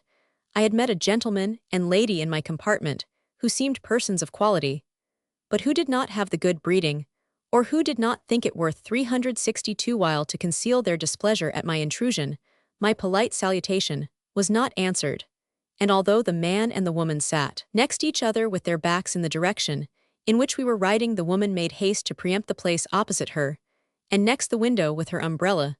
The door was immediately closed, and demonstrative remarks about the opening of windows were exchanged. Probably I was quickly recognized as a person hungry for fresh air. It was a hot night, and the air in the compartment, thus shut on all sides, was almost suffocating. My experience as a traveler leads me to believe that such inconsiderate, obtrusive conduct marks people who have only partly paid for their tickets, or not at all. When the conductor came, and I presented my dearly bought ticket, the lady called out ungraciously, and as though threateningly, "My husband has a pass." She was a stately figure with sour features, in age not far from the time set for the decay of feminine beauty.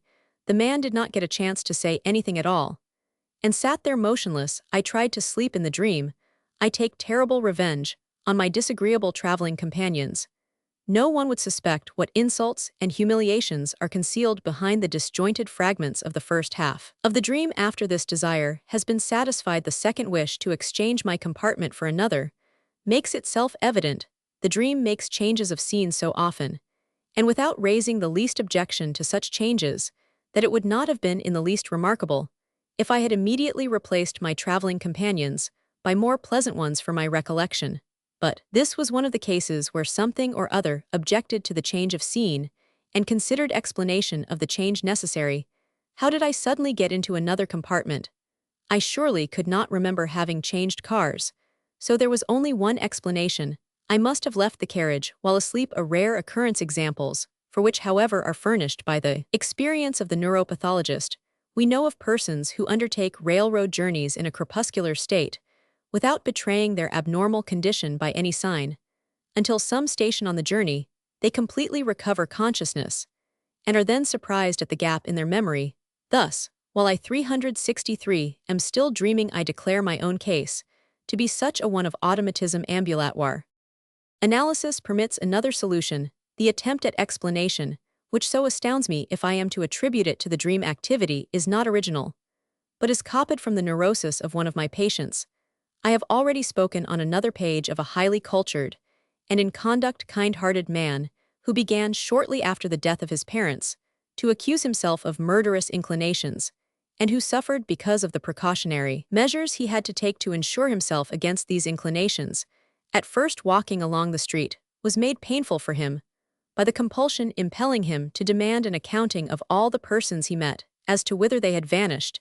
If one of them suddenly withdrew from his pursuing glance, there remained a painful feeling, and a thought of the possibility that he might have put the man out of the way. This compulsive idea concealed, among other things, a keen fancy for all men are brothers. Owing to the impossibility of accomplishing his task, he gave up taking walks, and spent his life imprisoned within his four walls.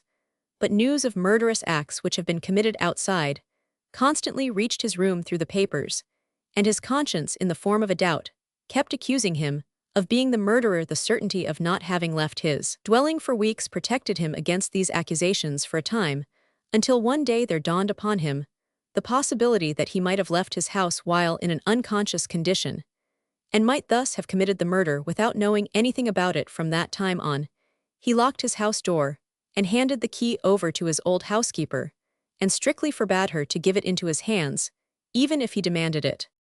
This then is the origin of the attempted explanation that I may have changed carriages while in an unconscious condition. It has been transferred from the material of the dream thoughts to the dream in a finished state, and is obviously intended to identify me with the person of that patient. My memory of him was awakened by an easy association. I had made my last night journey with this man a few weeks before he was cured, and was escorting me into the country to his relatives, who were summoning me as we had a compartment 364 to ourselves.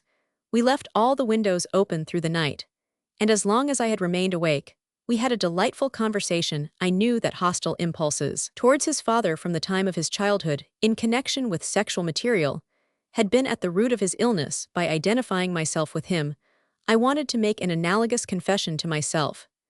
The second scene of the dream really resolves itself into a wanton fancy to the effect that my two elderly traveling companions had acted so uncivilly towards me for the reason that my arrival prevented them from exchanging love tokens during the night as they had intended. This fancy, however, goes back to an early childhood scene in which, probably impelled by sexual inquisitiveness, I intruded upon the bedroom of my parents and was driven from it by my father's emphatic command.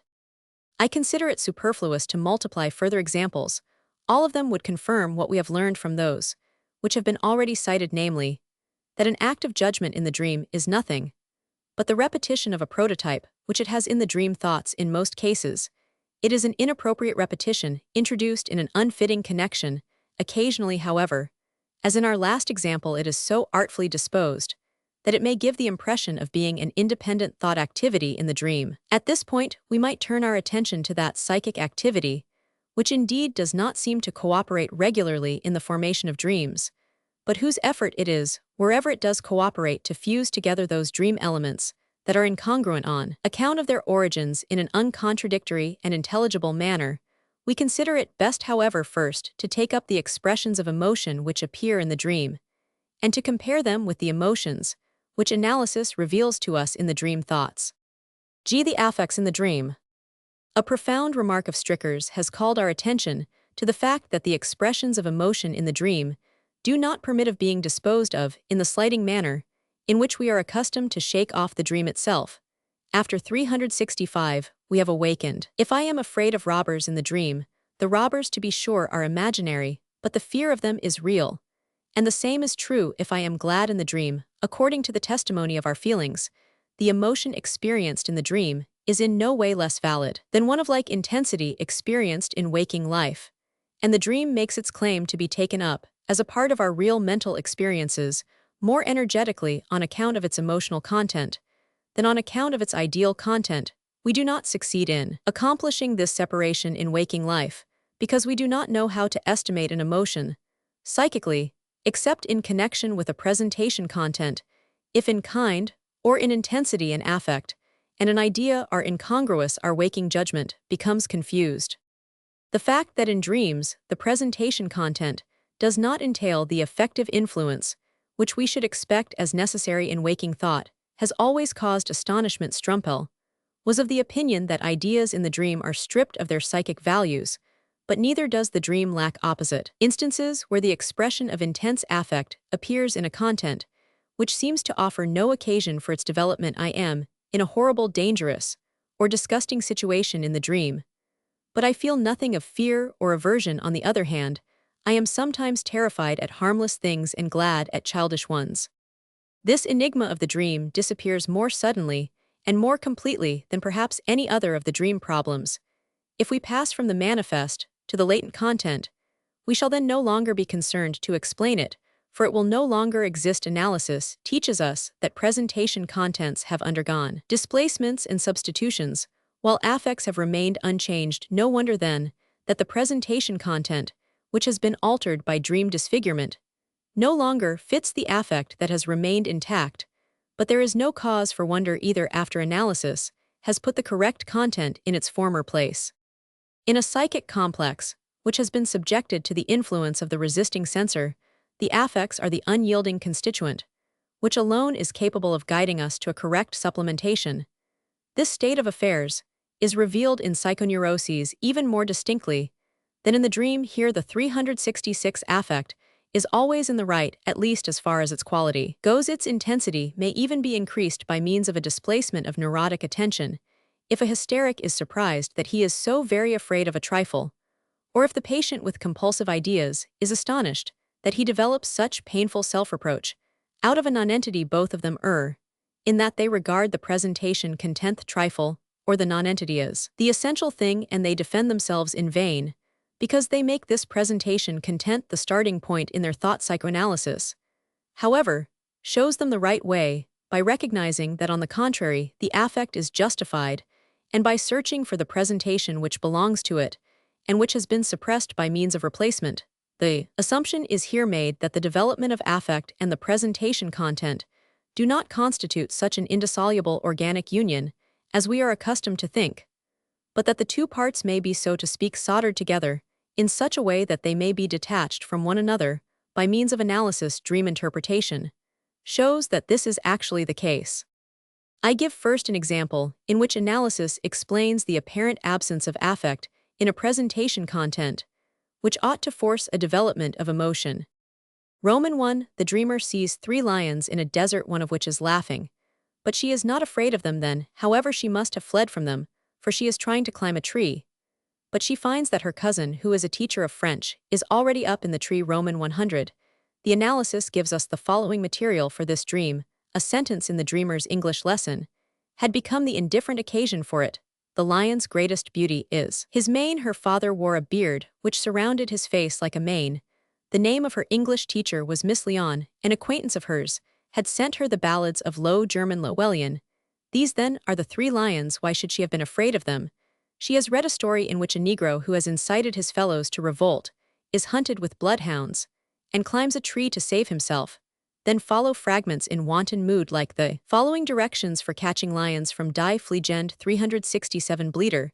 Take a desert and strain it. The lions will remain. Also a very amusing, but not very proper anecdote about an official who is asked why he does not take greater pains to win the favor of his superior officer, and who answers that he has been trying to insinuate himself, but that the man ahead of him is already up. The whole matter becomes intelligible as soon as one learns that on the day of the dream, the lady had received a visit from her husband's superior. He was very polite to her, kissed her hand, and she was not afraid of him at all, although he is a big bug, German Gross's tier big animal, and plays the part of a social lion in the capital of her country. This lion is therefore like the lion in the Midsummer Night's Dream, who unmasks as Snug the Joiner, and of such stuff are all dream lions made when one is not afraid. Roman 2, as my second example, I cite the dream of the girl who saw her sister's little son lying dead in a coffin, but who I may now add felt no pain or sorrow. Thereat we know from analysis. Why not the dream only concealed her wish to see the man she loved again? The affect must be attuned to the wish, and not to its concealment. There was no occasion for sorrow. In a number of dreams, the emotion at least remains connected with that presentation content, which has replaced the one really belonging to it. In others, the breaking up of the complex is carried further. The affect seems to be entirely separated from the idea belonging to it, and finds a place somewhere else in the dream, where it fits into the new arrangement of the dream elements. This is similar to what we have learned of acts of judgment of the dream. If there is a significant inference in the dream thoughts, the dream also contains one. But in the dream, the inference may be shifted to entirely different material. Not infrequently, this shifting takes place according to the principle of antithesis. I illustrate the latter possibility by the following dream, which I have subjected to the most exhaustive analysis. Roman 3, a castle by the sea. Afterwards, it lies not directly on the sea, but on a narrow canal that leads to the sea. A certain Mr. P is the governor of it. I stand with him in a large salon, with 3 windows in front of which rise the projections of a wall 368, like battlements of a fort. I belong to the garrison perhaps, as a volunteer marine officer. We fear the arrival of hostile warships, for we are in a state of war. Mr. P has the intention of leaving. He gives me instructions as to what must be done in case the dreaded event happens. His sick wife is in the threatened castle with her children. As soon as the bombardment begins, the large hall should be cleared. He breathes heavily and tries to get away. I hold him back and ask him in what way I should send him news. In case of need, he says something else, and then all at once falls over dead. I have probably taxed him unnecessarily with my questions after his death, which makes no further impression upon me. I think whether the widow is to remain in the castle, whether I should give notice of the death to the commander-in-chief, and whether I should take over the direction of the castle. As the next in command, I now stand at the window and muster the ships as they pass by. They are merchantmen that dart past upon the dark water, several of them with more than one smokestack, others with bulging decks, that are quite similar to the railway stations in the preliminary dream which has not been told. Then, my brother stands next to me, and both of us look out of the window onto the canal. At the sight of a ship we are frightened, and call out, "Here comes the warship." It turns out, however, that it is only the same ships which I have already known that are returning. Now comes a little ship, strangely cut off, so that it ends in the middle of its breadth. Curious things like cups or salt cellars are seen on the deck. We call as though with one voice, that is the breakfast ship. The rapid motion of the ships, the deep blue of the water, the brown smoke of the funnels, all this together makes a highly tense, somber impression. The localities in this dream are put together from several journeys to the Adriatic Sea, Murrumere, Duino, Venice, Aquilegia. A short but enjoyable Easter trip to Aquilegia with my brother. A few weeks before the dream was still fresh in my memory. Besides the naval war between America and Spain, and the worry connected with it about my relatives living in America, play a part. Manifestations of emotion appear at 2 places in this dream. In one place, an emotion that would be expected is lacking. It is expressly emphasized that the death of the governor makes no impression upon me. 369. At another point, where I see the warships, I am frightened, and experience all the sensations of fright. While I sleep, the distribution of affects in this well-constructed dream has been made in such a way that every obvious contradiction is avoided, for there is no reason why I should be frightened at the governor's death, and it is fitting that as the commander of the castle I should be alarmed by the sight of the warship. Now analysis shows that Mr. P is nothing but a substitute for my own ego in the dream. I am his substitute.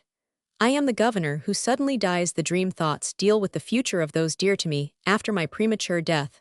No other disagreeable thought is to be found among dream thoughts. The fright which is attached to the sight of the warship must be transferred from it to this disagreeable thought. Inversely, the analysis shows that the region of the dream thoughts from which the warship comes is filled with most joyous reminiscences.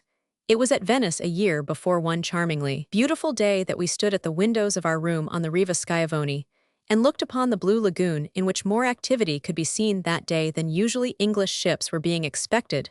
They were to be festively received, and suddenly, my wife called out, happy as a child, "There come the English warships!" In the dream I am frightened at the very same words. We see again that speeches in the dream originate from speeches in life.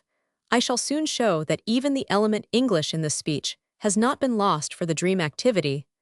I thus convert joy into fright on the way from the dream thoughts to the dream content, and I need only intimate that by means of this very transformation, I give expression to a part of the latent dream content. The example shows, however, that the dream activity is at liberty to detach the occasion for an affect from its context in the dream thoughts, and to insert it at any other place it chooses in the dream content. I seize the opportunity which is incidentally offered of subjecting to closer analysis the breakfast ship, whose appearance in the dream so nonsensically concludes a situation that has been rationally adhered to. If I take a closer view of this object in the dream, I am now struck by the fact that it was black, and that on account of its being cut off at its greatest 370 breadth, it closely resembled at the end, where it was cut off, an object which had aroused our interest in the museums of the Etruscan cities. This object was a rectangular cup of black clay, with two handles upon which stood things like coffee cups or teacups, very similar to our modern breakfast table service. Upon inquiring, we learned that this was the toilet set of an Etruscan lady, with little boxes for rouge and powder. And we said jokingly to each other that it would not be a bad idea to take a thing like that home to the lady of the house. The dream object, therefore, signifies black toilet. German Toiletedris Morningand has direct reference to a death. The other end of the dream object reminds us of the boat German Nation from the root, as a philological friend has told me, upon which corpses were laid in prehistoric times, and were left to be buried by the sea. With this circumstance is connected the reason for the return of the ships in the dream. Quietly, the old man on his rescued boat drifts into the harbor. It is the return voyage after the shipwreck. German Skiffbrett shipbreaking Roman 1e shipwreck. The breakfast ship looks as though it were broken off in the middle. But whence comes the name breakfast ship? Here is where the English comes in, which we have left over from the warship's breakfasta, breaking of the fast, breaking again, belongs to shipwreck. Skiffbrett and fasting is connected with the morning dress. The only thing about this breakfast ship which has been newly created by the dream is its name. The thing has existed in reality, and recalls to me the merriest hours of my last journey, as we distrusted the fare in Aquilegia. We took some food with us from Goers, and bought a bottle of excellent Istrian wine in Aquilegia, and while the little mailsteamer slowly traveled through the Canal del Me, and into the lonely stretch of lagoon towards Grotto, we took our breakfast on deck. We were the only passenger, and it tasted to us as few breakfasts have ever tasted. This, then, was the breakfast ship, and it is behind this very recollection of great enjoyment that the dream hides the saddest thoughts about an unknown and ominous future. The detachment of emotions from the groups of ideas which have been responsible for their development is the most striking thing that happens to them in the course of dream formation. But it is neither the only nor even the most essential change which they undergo on the way from the dream thoughts to the manifest dream. If the affects in the dream thoughts are compared with those in the dream, it at once becomes clear that wherever there is an emotion in the dream, this is also to be found in the dream thoughts. The converse, however, is not true in general. The dream is less rich in affects than the psychic material from which it is elaborated. As soon as I have reconstructed the dream thoughts, I see that the most intense psychic impulses are regularly striving in them for self-assertion, usually in conflict with others that are sharply opposed to them. If I turn back to the dream, I often find it colorless, and without any of the more intense strains of feeling. Not only the content, but also the effective tone of my thoughts has been brought by the dream activity to the level of the indifferent.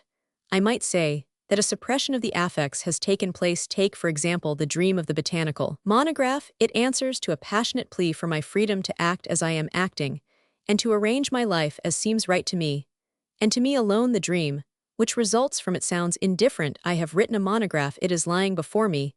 It is fitted with colored plates, and dried plants are to be found with each copy. It is like the peacefulness of a battlefield.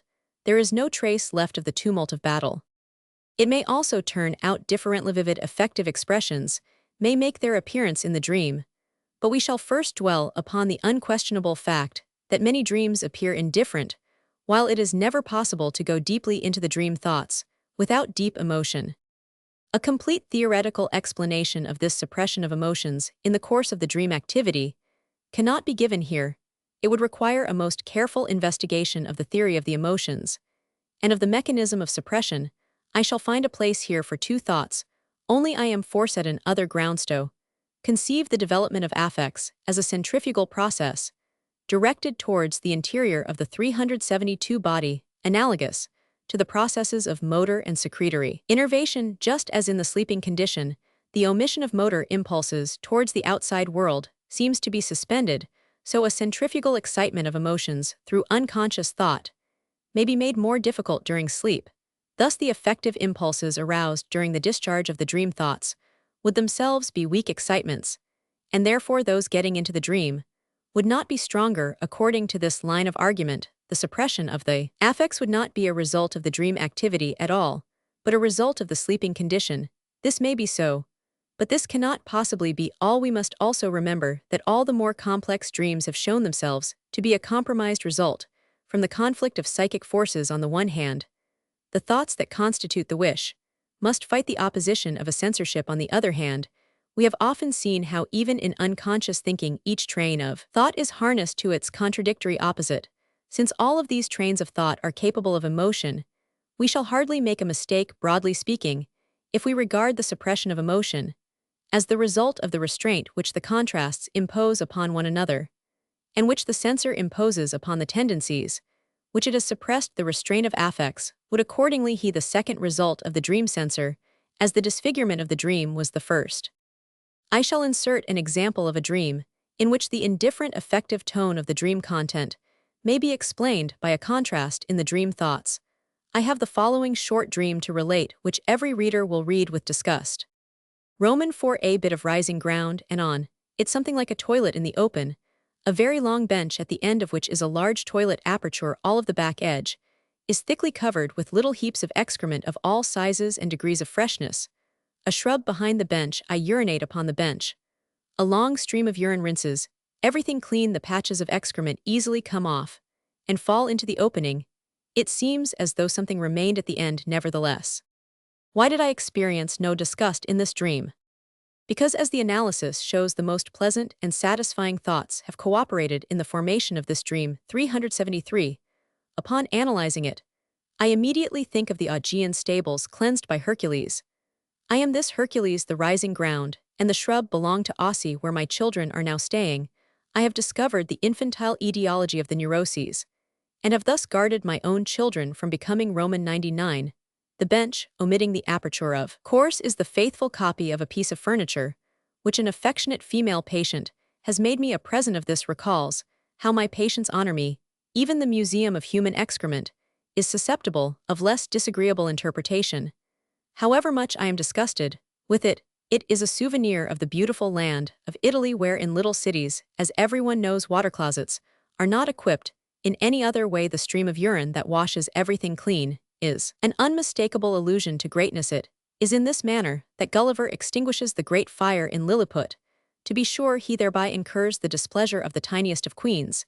In this way too, Gargantua, the Superman in Master Rabelais, takes vengeance upon the Parisians straddling Notre Dame and training his stream of urine upon the city. Only yesterday, I was turning over the leaves of Garnier's illustrations of Rabelais before I went to bed, and, strangely enough, this is another proof that I am the Superman. The platform of Notre Dame was my favorite nook in Paris.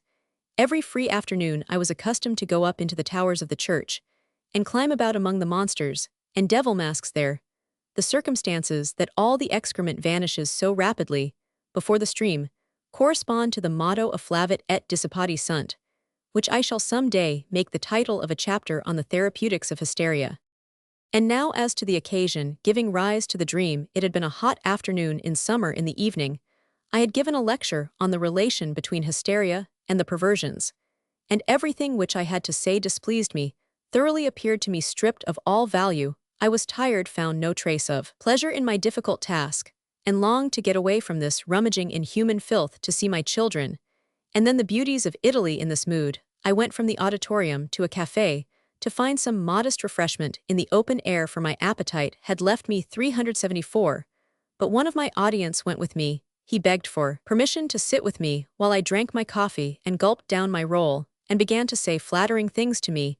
He told me how much he had learned from me, and that he now looked at everything through different eyes, that I had cleansed the Augean stables. Roman 1, the theory of the neuroses of its errors, and prejudice in short that I was a very great man. My mood was ill-suited to his song of praise. I struggled with disgust, and went home earlier in order to extricate myself. Before I went to sleep, I turned over the leaves of Rabelais, and read a short story by Roman 100, F. Mayer entitled Die Leiden, eins neben the hardships of a boy. The dream had been drawn from these materials, and the novel by Mayer added the recollection of childish scenes, cf. The dream about Count Thun. Last scene, the mood of the day characterized by disgust and annoyance, is continued in the dream in the sense that it is permitted to furnish nearly the entire material for the dream content. But during the night, the opposite mood of vigorous and even exaggerated self-assertion was awakened, and dissipated the earlier mood. The dream had to take such a form as to accommodate the expression of self-depreciation and exaggerated self-assertion in the same material. This compromise formation resulted in an ambiguous dream content, but likewise in an indifferent strain of feeling owing to the restraint of the contrasts upon each other. According to the theory of wish fulfillment, this dream could not have happened had not the suppressed, but at the same time pleasurable train of thought concerning personal aggrandizement been coupled with the opposing thoughts of disgust for disagreeable things are not intended to be represented by the dream. Painful thoughts that have occurred during the day can force their way into the dream only if they lend a cloak to the wish fulfillment. The dream activity can dispose of the affects in the dream thoughts in still another way besides admitting them or reducing them to zero.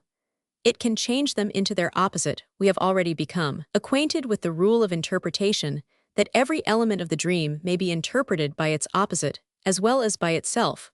One can never tell at the outset whether to 375 set down the one or the other, only the connection can decide this point. A suspicion of this state of affairs has evidently got into popular consciousness. Dream books very often proceed according to the principle of contraries in their interpretation. Such transformation into opposites is made possible by the intimate concatenation of associations which in our thoughts finds the idea of a thing in that of its opposite. Like every other displacement, this serves the purposes of the censor, but it is also often the work of the wish fulfillment, for wish fulfillment consists precisely in this substitution of an unwelcome thing by its opposite. The emotions of the dream thoughts may appear in the dream transformed into their opposites just as well as the ideas, and it is probable that this inversion of emotions is usually brought about by the dream censor. The suppression and inversion of affects are useful in social life, as the current analogy for the dream censor has shown use above all for purposes of dissimulation.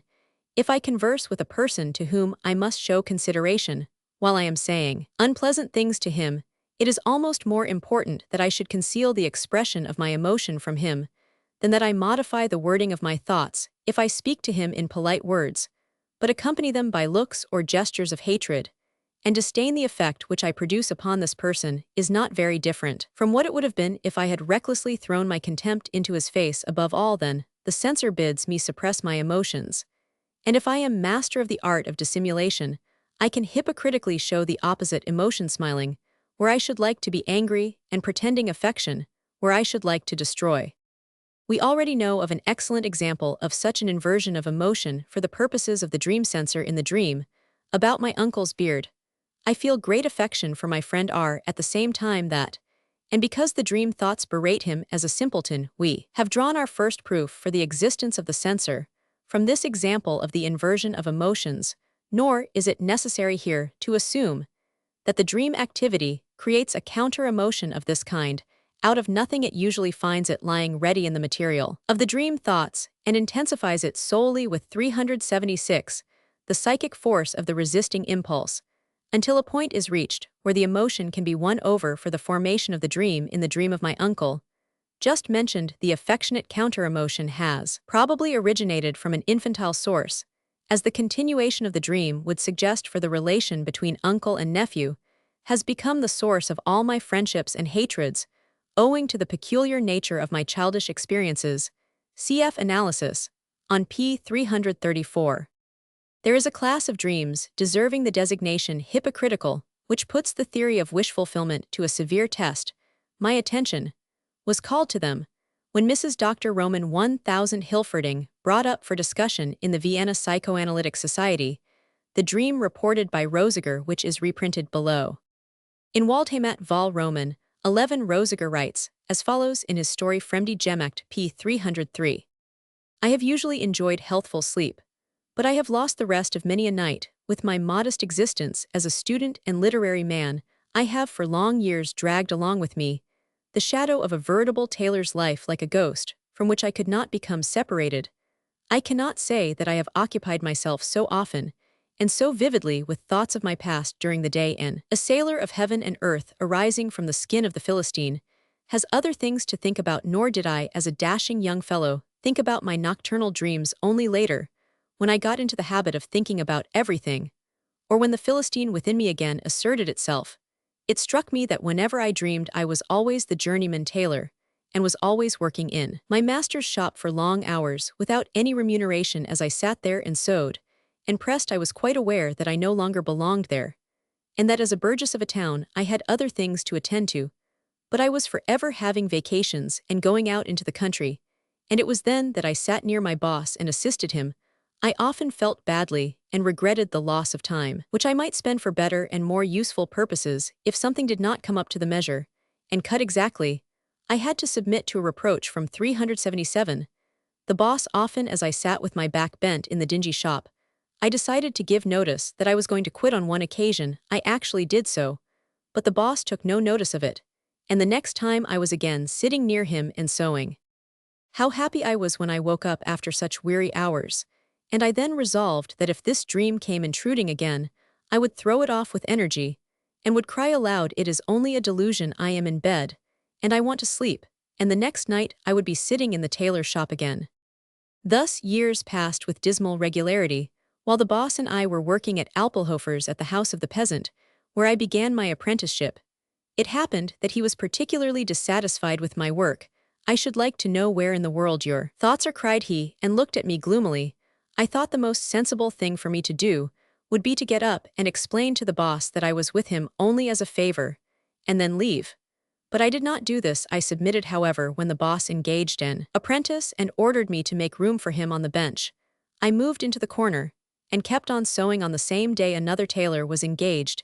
He was bigoted, as he was a Czech who had worked for us 19 years before, and then had fallen into the lake on his way home from the public house. When he tried to sit down, there was no room for him. I looked at the boss inquiringly, and he said to me, "You have no talent for the tailoring business, you may go, you are free." My fright on that occasion was so overpowering that I awoke. The morning gray glimmered through the clear window of my beloved home. Objects of art surrounded me. In the tasteful bookcase stood the eternal Homer, the gigantic Dante, the incomparable Shakespeare, the glorious Goethe. Shining and immortal from the adjoining room resounded the clear little voices of the children who were waking and prattling with their mother. I felt as if I had found again that idyllically sweet, that peaceful, poetical, and spiritual life, which I have so often and so deeply conceived as the contemplative fortune of mankind. And still I was vexed that I 378 had not given my boss notice first, instead of allowing him to discharge me.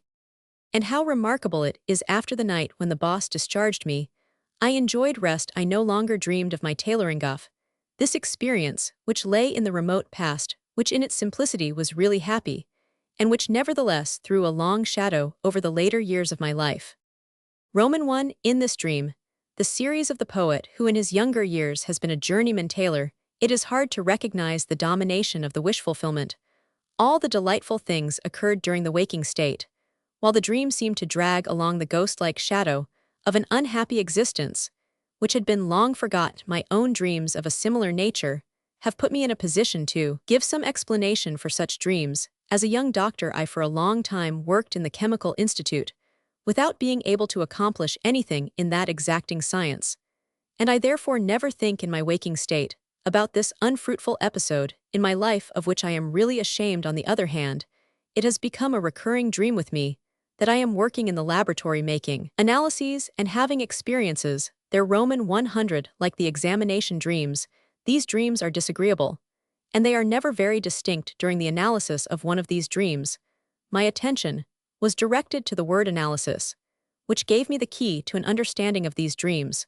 For I had since become an analyst. I make analyses, which are highly prosato, be sure psychoanalyzes. I then understood that when I grew proud of these analyses of the waking state, and wanted to boast how much I had accomplished thereby, the dream would hold up to me at night those other unsuccessful analyses, of which I had no reason to be proud. They are the punitive dreams of the upstart, like those of the tailor who became a celebrated poet. But how is it possible for the dream to place itself at the service of self-criticism in its conflict with Parvanupride, and to take as its content a rational warning, instead of the fulfillment of a prohibitive wish? I have already mentioned that the answer to this question entails many difficulties. We may 379 conclude that the foundation of the dream was at first formed by a fantasy of overweening ambition, but that only its suppression and its abashment reached the dream content in its stead. One should remember that there are masochistic tendencies in the psychic life, to which such an inversion might be attributed. But a more thorough investigation of the individual dreams allows the recognition of still another element in an indistinct subordinate portion. Of one of my laboratory dreams, I was just at the age which placed me in the most gloomy and most unsuccessful year of my professional career. I still had no position and no means of support. When I suddenly found that I had the choice of many women whom I could marry, I was therefore young again. And what is more, she was young Againth woman, who has shared with me all these hard years in this way. One of the wishes, which constantly frets the heart of the aging man, was revealed as the unconscious dream, inside the struggle raging in the other psychic strata between vanity and self-criticism, has certainly determined the dream content. But the more deeply rooted wish of youth has alone made it possible. As a dream, one may say to himself, even in the waking state, to be sure it is very nice now, and times were once very hard. But it was nice too even then you were still so young. In considering dreams reported by a poet, one may often assume that he has excluded from the report those details which he perceived as disturbing, and which he considered unessential his dreams. Then, give us a riddle which could be readily solved, if we had an exact reproduction of the dream content. O. Rank has called my attention to the fact that in Grimm's fairy tale of the valiant little tailor, or Seven, at one stroke, a very similar dream of an upstart is related. The tailor who became the hero, and married the king's daughter, dreamed one night while with the princess his wife about his trade.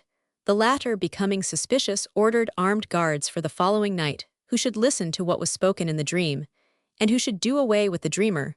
But the little tailor was warned, and knew enough to correct his dream. The complex of process off suspension subtraction 380 and inversion through, which the affects of the dream thoughts finally become those of the dream, may well be observed in the suitable synthesis of completely analyzed dreams. I shall here treat a few cases of emotional excitement in the dream, which furnish examples of some of the cases discussed. In the dream about the odd task which the elder Brooke gives me to perform off, preparing my own pelvis, the appropriate horror is absent in the dream itself. Now this is a wish fulfillment in various senses. Preparation signifies self-analysis, which I accomplish, as it were, by publishing my book on dreams, and which has been so disagreeable to me that I have already postponed printing the finished manuscript for more than a year. The wish is now actuated that I may disregard this feeling of opposition, and for that reason I feel no horror grown, which also means to grow gray in the dream. I should also like to escape the horror in the other German sense of growing gray, for I am already growing gray fast, and the gray in my hair warns me withal to hold back no longer, for we know that at the end of the dream, the thought secures expression, in that I should have to leave my children to get to the goal of their difficult journey. In the two dreams that shift the expression of satisfaction to the moments immediately after awakening, this satisfaction is in the one case motivated by the expectation that I am now going to learn what is meant by I have already dreamed of it, and refers in reality to the birth of my first child. And in the other case, it is motivated by the conviction that that which has been announced by a sign is now going to happen, and the latter satisfaction is the same which I felt at the arrival of my second son. Here the same emotions that dominated in the dream thoughts have remained in the dream. But the process is probably not so simple as this. In every dream, if the two analyses are examined a little, it will be seen that this satisfaction, which does not succumb to the censor, receives an addition from a source which must fear the censor, and the emotion drawn from this source would certainly arouse opposition if it did not cloak itself in a similar emotion of satisfaction that is willingly admitted if it did not, as it were, sneak in behind the other. Unfortunately, I am 381 unable to show this in the case of the actual dream specimen, but an example from another province will make my meaning intelligible. I construct the following case. Let there be a person near me whom I hate, so that a strong feeling arises in me that I should be glad if something were to happen to him. But the moral part of my nature does not yield to this sentiment. I do not dare to express this ill wish, and when something happens to him, which he does not deserve, I suppress my satisfaction at it, and force myself to expressions and thoughts of regret. Everyone will have found himself in such a position. But now let it happen that the hated person draws upon himself a well-deserved misfortune, by some fault now. I may give free rein to my satisfaction that he has been visited by a just punishment, and I express opinion in the matter, which coincides with many other people who are impartial, but I can see that my satisfaction turns out to be more intense than that of the others, for it has received an addition from another source from my hatred, which has hitherto been prevented by the inner censor from releasing an emotion, but which is no longer prevented from doing so under the altered circumstances. This case is generally typical of society, where persons who have aroused antipathy or are adherents of an unpopular minority incur guilt. Their punishment does not correspond to their transgression, but to their transgression plus the ill will directed against them that has hitherto been ineffective. Those who execute the punishment doubtless commit an injustice, but they are prevented from becoming aware of it by the satisfaction arising from the release within themselves of a suppression of long standing. In such cases, the emotion is justified according to its quality, but not according to its quantity, and the self-criticism that has been appeased as to the one point is only too ready to neglect examination of the second point. Once you have opened the doors, more people get through than you originally intended to admit. The striking feature of the neurotic character that incitements capable of producing emotion bring about a result that is qualitatively justified, but is quantitatively excessive, is to be explained in this manner, in so far as it admits of a psychological explanation at all. The excess is due to sources 382 of emotion which have remained unconscious and have hitherto been suppressed, which can establish in the associations a connection with the actual incitement, and which can thus find release for its emotions through the vent, which the unobjectionable and admitted source of emotion opens our attention, is thus called to the fact that we may not consider the relation of mutual restraint as obtaining exclusively between the suppressed and the suppressing psychic judgment. The cases in which the two judgments bring about a pathological emotion, by cooperation and mutual strengthening, deserve just as much attention. The reader is requested to apply these hints regarding the psychic mechanism for the purpose of understanding the expressions of emotion in the dream, a satisfaction which makes its appearance in the dream, and which may readily be found at its proper place in the dream. Thoughts may not always be fully explained by means of this reference.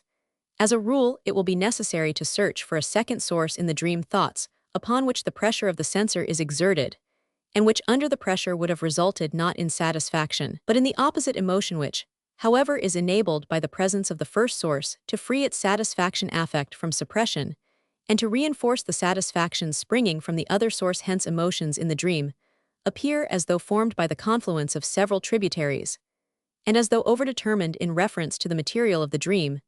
Thoughts, sources of affect, which can furnish the same affect, join each other in the dream activity in order to produce it.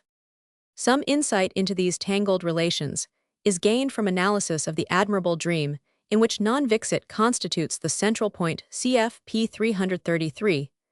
The expressions of emotion in this dream, which are of different qualities, are forced together at 2 points in the manifest content. Hostile and painful feelings in the dream itself. We have the phrase seized by strange emotions overlap at the point where I destroy my antagonistic friend, with the 2 words at the end of the dream, I am greatly pleased, and am quite ready to believe in a possibility which I recognize as absurd when I am awake. 383, namely, that there are revenants who can be put out of the way by a mere wish. I have not yet mentioned the occasion for this dream. It is an essential one, and goes a long way towards explaining it. I had received the news from my friend in Berlin, whom I have designated as F, that he is about to undergo an operation, and that relatives of his living in Vienna would give me information about his condition. The first few messages after the operation were not reassuring, and caused me anxiety. I should have liked best to go to him myself, but at that time I was affected with a painful disease, which made every movement a torture for me. I learned from the dream thoughts that I feared for the life of my dear friend. I knew that his only sister, with whom I had not been acquainted, had died early after the shortest possible illness in the dream. F tells about his sister, and says in 3/4 of an hour she was dead, I must have imagined that his own constitution was not much stronger, and that I should soon be traveling in spite of my health in answer to far worse news, and that I should arrive too late, for which I should reproach myself forever. This reproach about arriving too late has become the central point of the dream, but has been represented in a scene in which the honored teacher of my student years, Brucker, reproaches me for the same thing with a terrible look from his blue eyes. The cause of this deviation from the scene will soon be clear. The dream cannot reproduce the scene itself in the manner in which it occurred to me. To be sure, it leaves the blue eyes to the other man, but it gives me the part of the annihilator and inversion, which is obviously the result of the wish fulfillment, my concern for the life of my friend, my self-reproach for not having gone to him, my shame. He had repeatedly come to me in Vienna. My desire to consider myself excused on account of my illness. All of this makes up a tempest of feeling which is distinctly felt in sleep, and which raged in every part of the dream thoughts. But there was another thing about the occasion for the 384 dream which had quite the opposite effect. With the unfavorable news during the first days of the operation, I also received the injunction to speak to no one about the whole affair, which hurt my feelings, for it betrayed an unnecessary distrust of my discretion. I knew, of course, that this request did not proceed from my friend, but that it was due to clumsiness or excessive timidity on the part of the messenger. But the concealed reproach made me feel very badly, because it was not altogether unjustified. Only reproaches which have something in them have power to irritate, as everyone knows, for long before, in the case of two persons who were friendly to each other, and who were willing to honor me with their friendship, I had quite needlessly tattled what the one had said about the other. To be sure, this incident had nothing to do with the affairs of my friend F, nor have I forgotten the reproaches which I had to listen to at that time. One of the two friends, between whom I was the troublemaker, was Professor Fleschel. The other one I may name Joseph, a name which was also borne by my friend and antagonist P, who appears in the dream. Two dream elements: first, inconspicuously, and secondly, the question of FL as to how much of his affairs I have mentioned to P, give evidence of the reproach that I am incapable of keeping anything to myself. But it is the admixture of these recollections which transposes the reproach for arriving too late from the present to the time when I was living in Bruck's laboratory, and by replacing the second person in the annihilation scene of the dream by a Joseph, I succeed in representing not only the first reproach, that I arrive too late, but also a second reproach, which is more rigorously suppressed, that I keep no secrets. The condensing and replacing activity of this dream, as well as the motives for it, are now obvious. My anger at the injunction not to give anything away, originally quite insignificant, receives confirmation from sources that flow far below the surface, and so become a swollen stream of hostile feelings towards persons who are in reality dear to me. The source which furnishes the confirmation is to be found in childhood. I have already said that my friendships, as well as my enmities with persons of my own age, go back to my childish relations with my nephew, who 385 was a year older than Roman I. In these, he had the upper hand, and I early learned how to defend myself. We lived together, inseparably loved each other, and at the same time, as statements of older persons testify, scuffled with and accused each other. In a certain sense, all my friends are incarnations of this first figure, which early appeared to my blurred sight. They are all revenants. My nephew himself returned in the years of adolescence, and then we acted Caesar and Brutus. An intimate friend and a hated enemy have always been indispensable requirements for my emotional life. I have always been able to create them anew, and not infrequently my childish ideal has been so closely approached that friend and enemy coincided in the same person, not simultaneously, of course, nor in repeated alterations, as had been the case in my first childhood years. I do not here wish to trace the manner in which a recent occasion for emotion may reach back to one in childhood through connections like these I have just described, in order to find a substitute for itself in this earlier occasion for the sake of increased emotional effect. Such an investigation would belong to the psychology of the unconscious and would find its place in a psychological explanation of neuroses. Let us assume, for the purposes of dream interpretation, that a childhood recollection makes its appearance, or is formed by the fancy, say, to the following effect: two children get into a fight on account of some object, just what we shall leave undecided, although memory, or an illusion of memory, has a very definite one in mind, and each one claims that he got to it first, and that he therefore has first right to it. They come to blows for might makes right.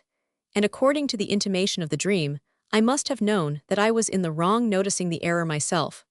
But this time, I remain the stronger and take possession of the battlefield the defeated. Combatant hurries to my father his grandfather, and accuses me, and I defend myself with the words which I know from my father I hit him, because he hit me thus this recollection, or more probably fancy, which forces itself upon my attention in the course of the analysis from my present knowledge, I myself do not know how becomes an intermediary of the dream. Thoughts that collects the emotional 386 excitements obtaining in the dream thoughts, as the bowl of a fountain, collects the streams of water flowing into it. From this point, the dream thoughts flow along the following paths.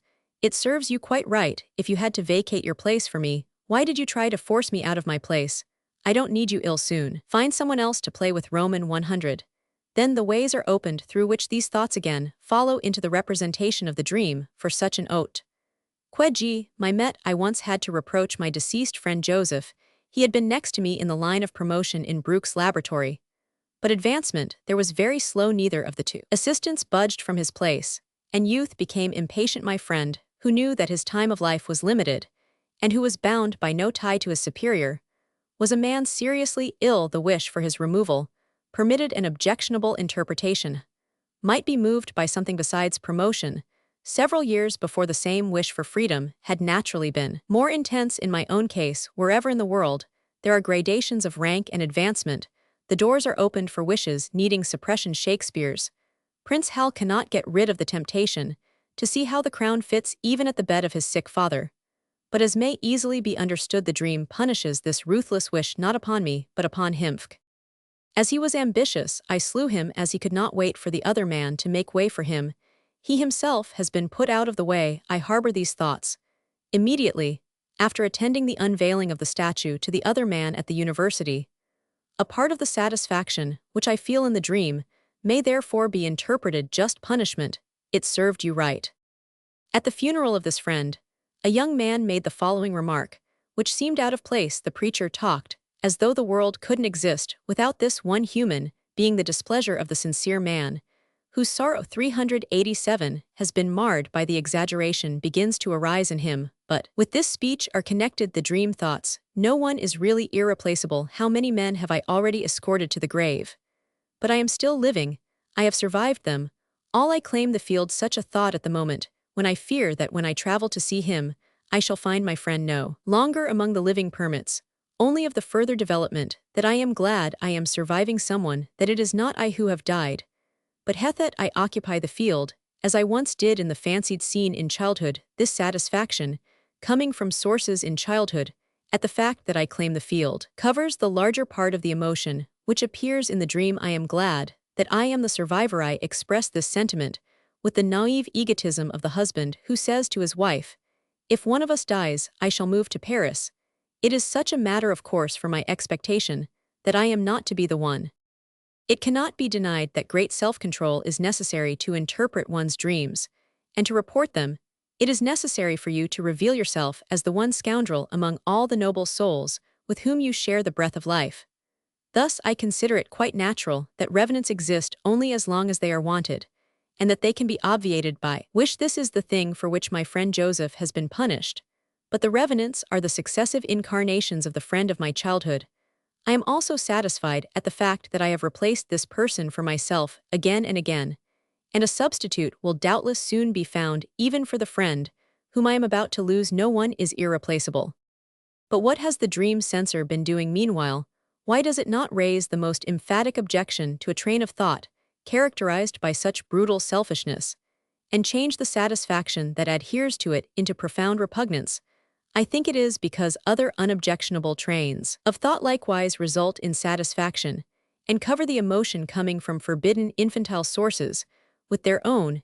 In another stratum of thought I said to myself, at that festive unveiling, I have lost so many dear friends, some through death, some through the dissolution of friendship. Is it not beautiful that I have found substitutes for them, that I have gained one who 388 means more to me than the others could, whom I shall from now on always retain at the age when it is not easy to form new friendships? The satisfaction that I have found this substitute for lost friends can be taken over into the dream without interference, but behind it there sneaks in the inimical satisfaction from the infantile source. Childish affection, undoubtedly, assists in strengthening the justifiable affection of today, but childish hatred has also found its way into the representation.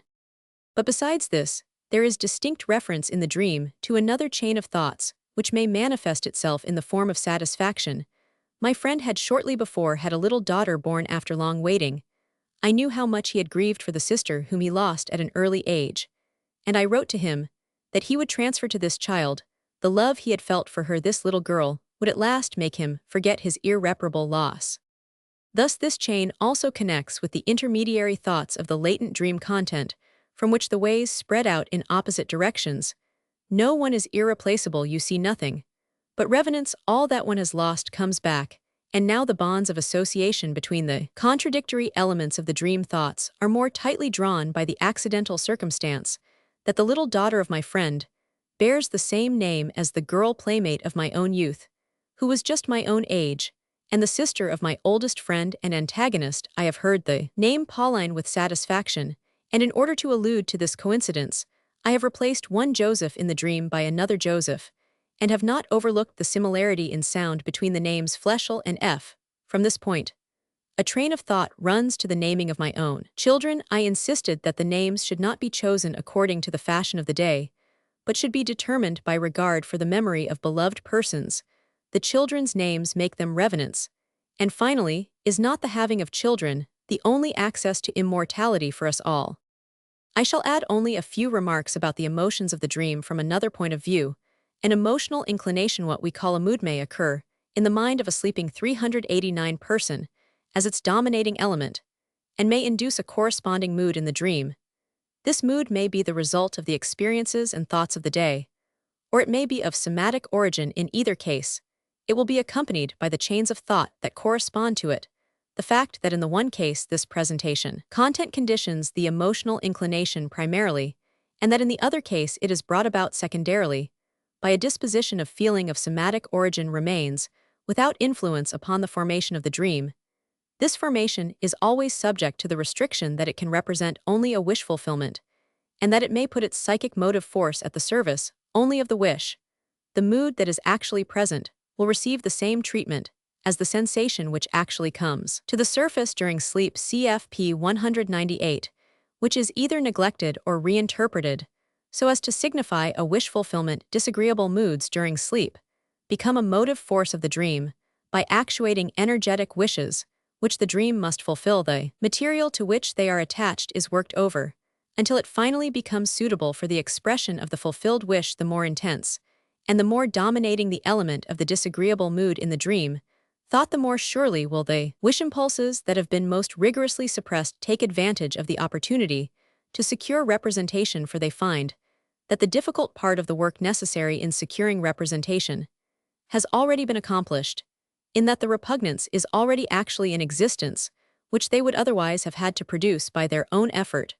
With this discussion, we again touch upon the problem of anxiety dreams, which we may regard as bounding the province of the dream activity.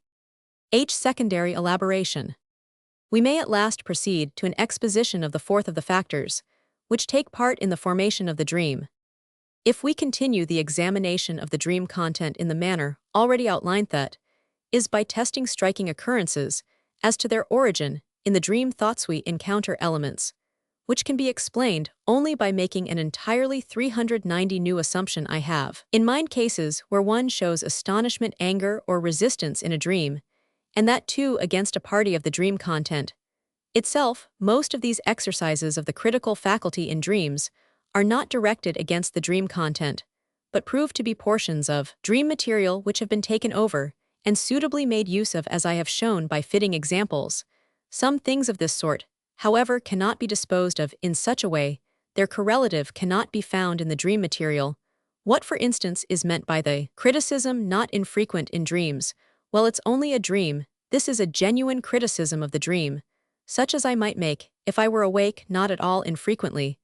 It is the forerunner to waking. Still oftener, it is preceded by a painful feeling, which subsides when the certainty of the dream state has been established. The thought, but it's only a dream occurring during the dream, has the same object which is meant to be conveyed on the stage through the mouth of the beautiful Helen von Offenbach.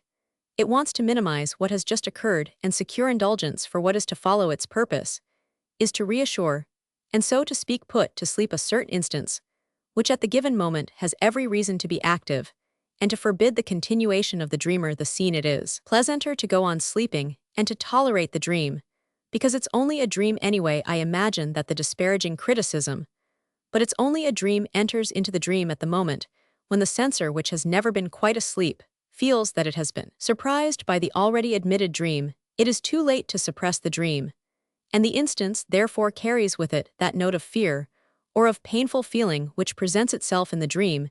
It is an expression of the esprit d'escalier on the part of the psychic censor. In this example, we have faultless proof that not everything which the dream contains comes from the dream thoughts, but that a psychic function which cannot be differentiated from our waking thoughts may make contributions to the dream content. The question now is, does this occur only in altogether exceptional cases, or does the psychic instance, which is usually active only as censor, take a regular part in the formation of dreams? One must decide unhesitatingly for the latter view. It is indisputable that the censoring instance, whose influence we have so far recognized only in limitations and omissions in the dream content, is also responsible for interpolations and amplifications in this content. Often these interpolations are easily recognized. They are reported irresolutely prefaced by and as if they are not in themselves particularly vivid, and are regularly inserted at points where they may serve to connect two portions of the dream content, or improve the sequence between two sections of the dream. They manifest less ability to stick in the memory than genuine products of the dream material. If the dream is subject to forgetting, they are the first to fall away, and I am strongly inclined to believe that our frequent complaint that we have dreamed so much that we have forgotten most of this, and have remembered only fragments of it, rests on the immediate falling away of just these cementing thoughts in a complete analysis. These interpolations are often betrayed by the fact that no material is to be found for them in the dream thoughts. But after careful examination, I must designate this case as a rare one. Usually, interpolated thoughts can be traced to an element in the dream thoughts, which however can claim a place in the dream neither on account of its own merit, nor on account of overdetermination. The psychic function in dream formation, which we are now considering, aspires to the original creations only in the most extreme cases. Whenever possible, it makes use of anything available it can find in the dream material. The thing which distinguishes and reveals this part of the dream activity is its tendency. This function proceeds in a manner similar to that which the poet spitefully attributes to the philosopher with its scraps and rags. It stops up the breaches in the structure of the dream. The result of its effort is that the dream loses the appearance of absurdity and incoherence, and approaches the pattern of an intelligible experience, but the effort is not always crowned with complete success. Thus dreams occur which may seem faultlessly logical and correct upon superficial examination. They start from a possible situation, continue it by means of consistent changes, and end eupoltho. This is very rare with 392, a not unnatural conclusion. These dreams have been subjected to the most thorough elaboration at the hands of a psychic function. Similar to our waking thought, they seem to have a meaning, but this meaning is very far removed from the real signification of the dream. If they are analyzed, one is convinced that the secondary elaboration has distorted the material very freely and has preserved its proper relations as little as possible. These are the dreams which have, so to speak, already been interpreted before we subject them to waking interpretation in other dreams. This purposeful elaboration has been successful only to a certain point. Up to this point, consistency seems to be dominant.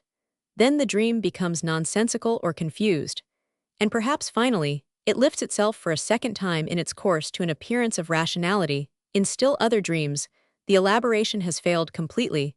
We find ourselves helpless in the presence of a senseless mass of fragmentary contents. I do not wish to deny to this fourth dreamholding power, which will soon seem to us a familiar one. It is in reality the only one among the four dreamholders with which we are familiar. I do not wish to deny this fourth factor, the capability of creatively furnishing the dream with new contributions, but surely its influence, like that of the others, manifests itself preponderatingly in the preferring and choosing of already created psychic material in the dream thoughts. Now, there is a case where it is spared the work for the most part of building, as it were, a facade to the dream by the fact that such a structure waiting to be used is already to be found complete in the material of the dream.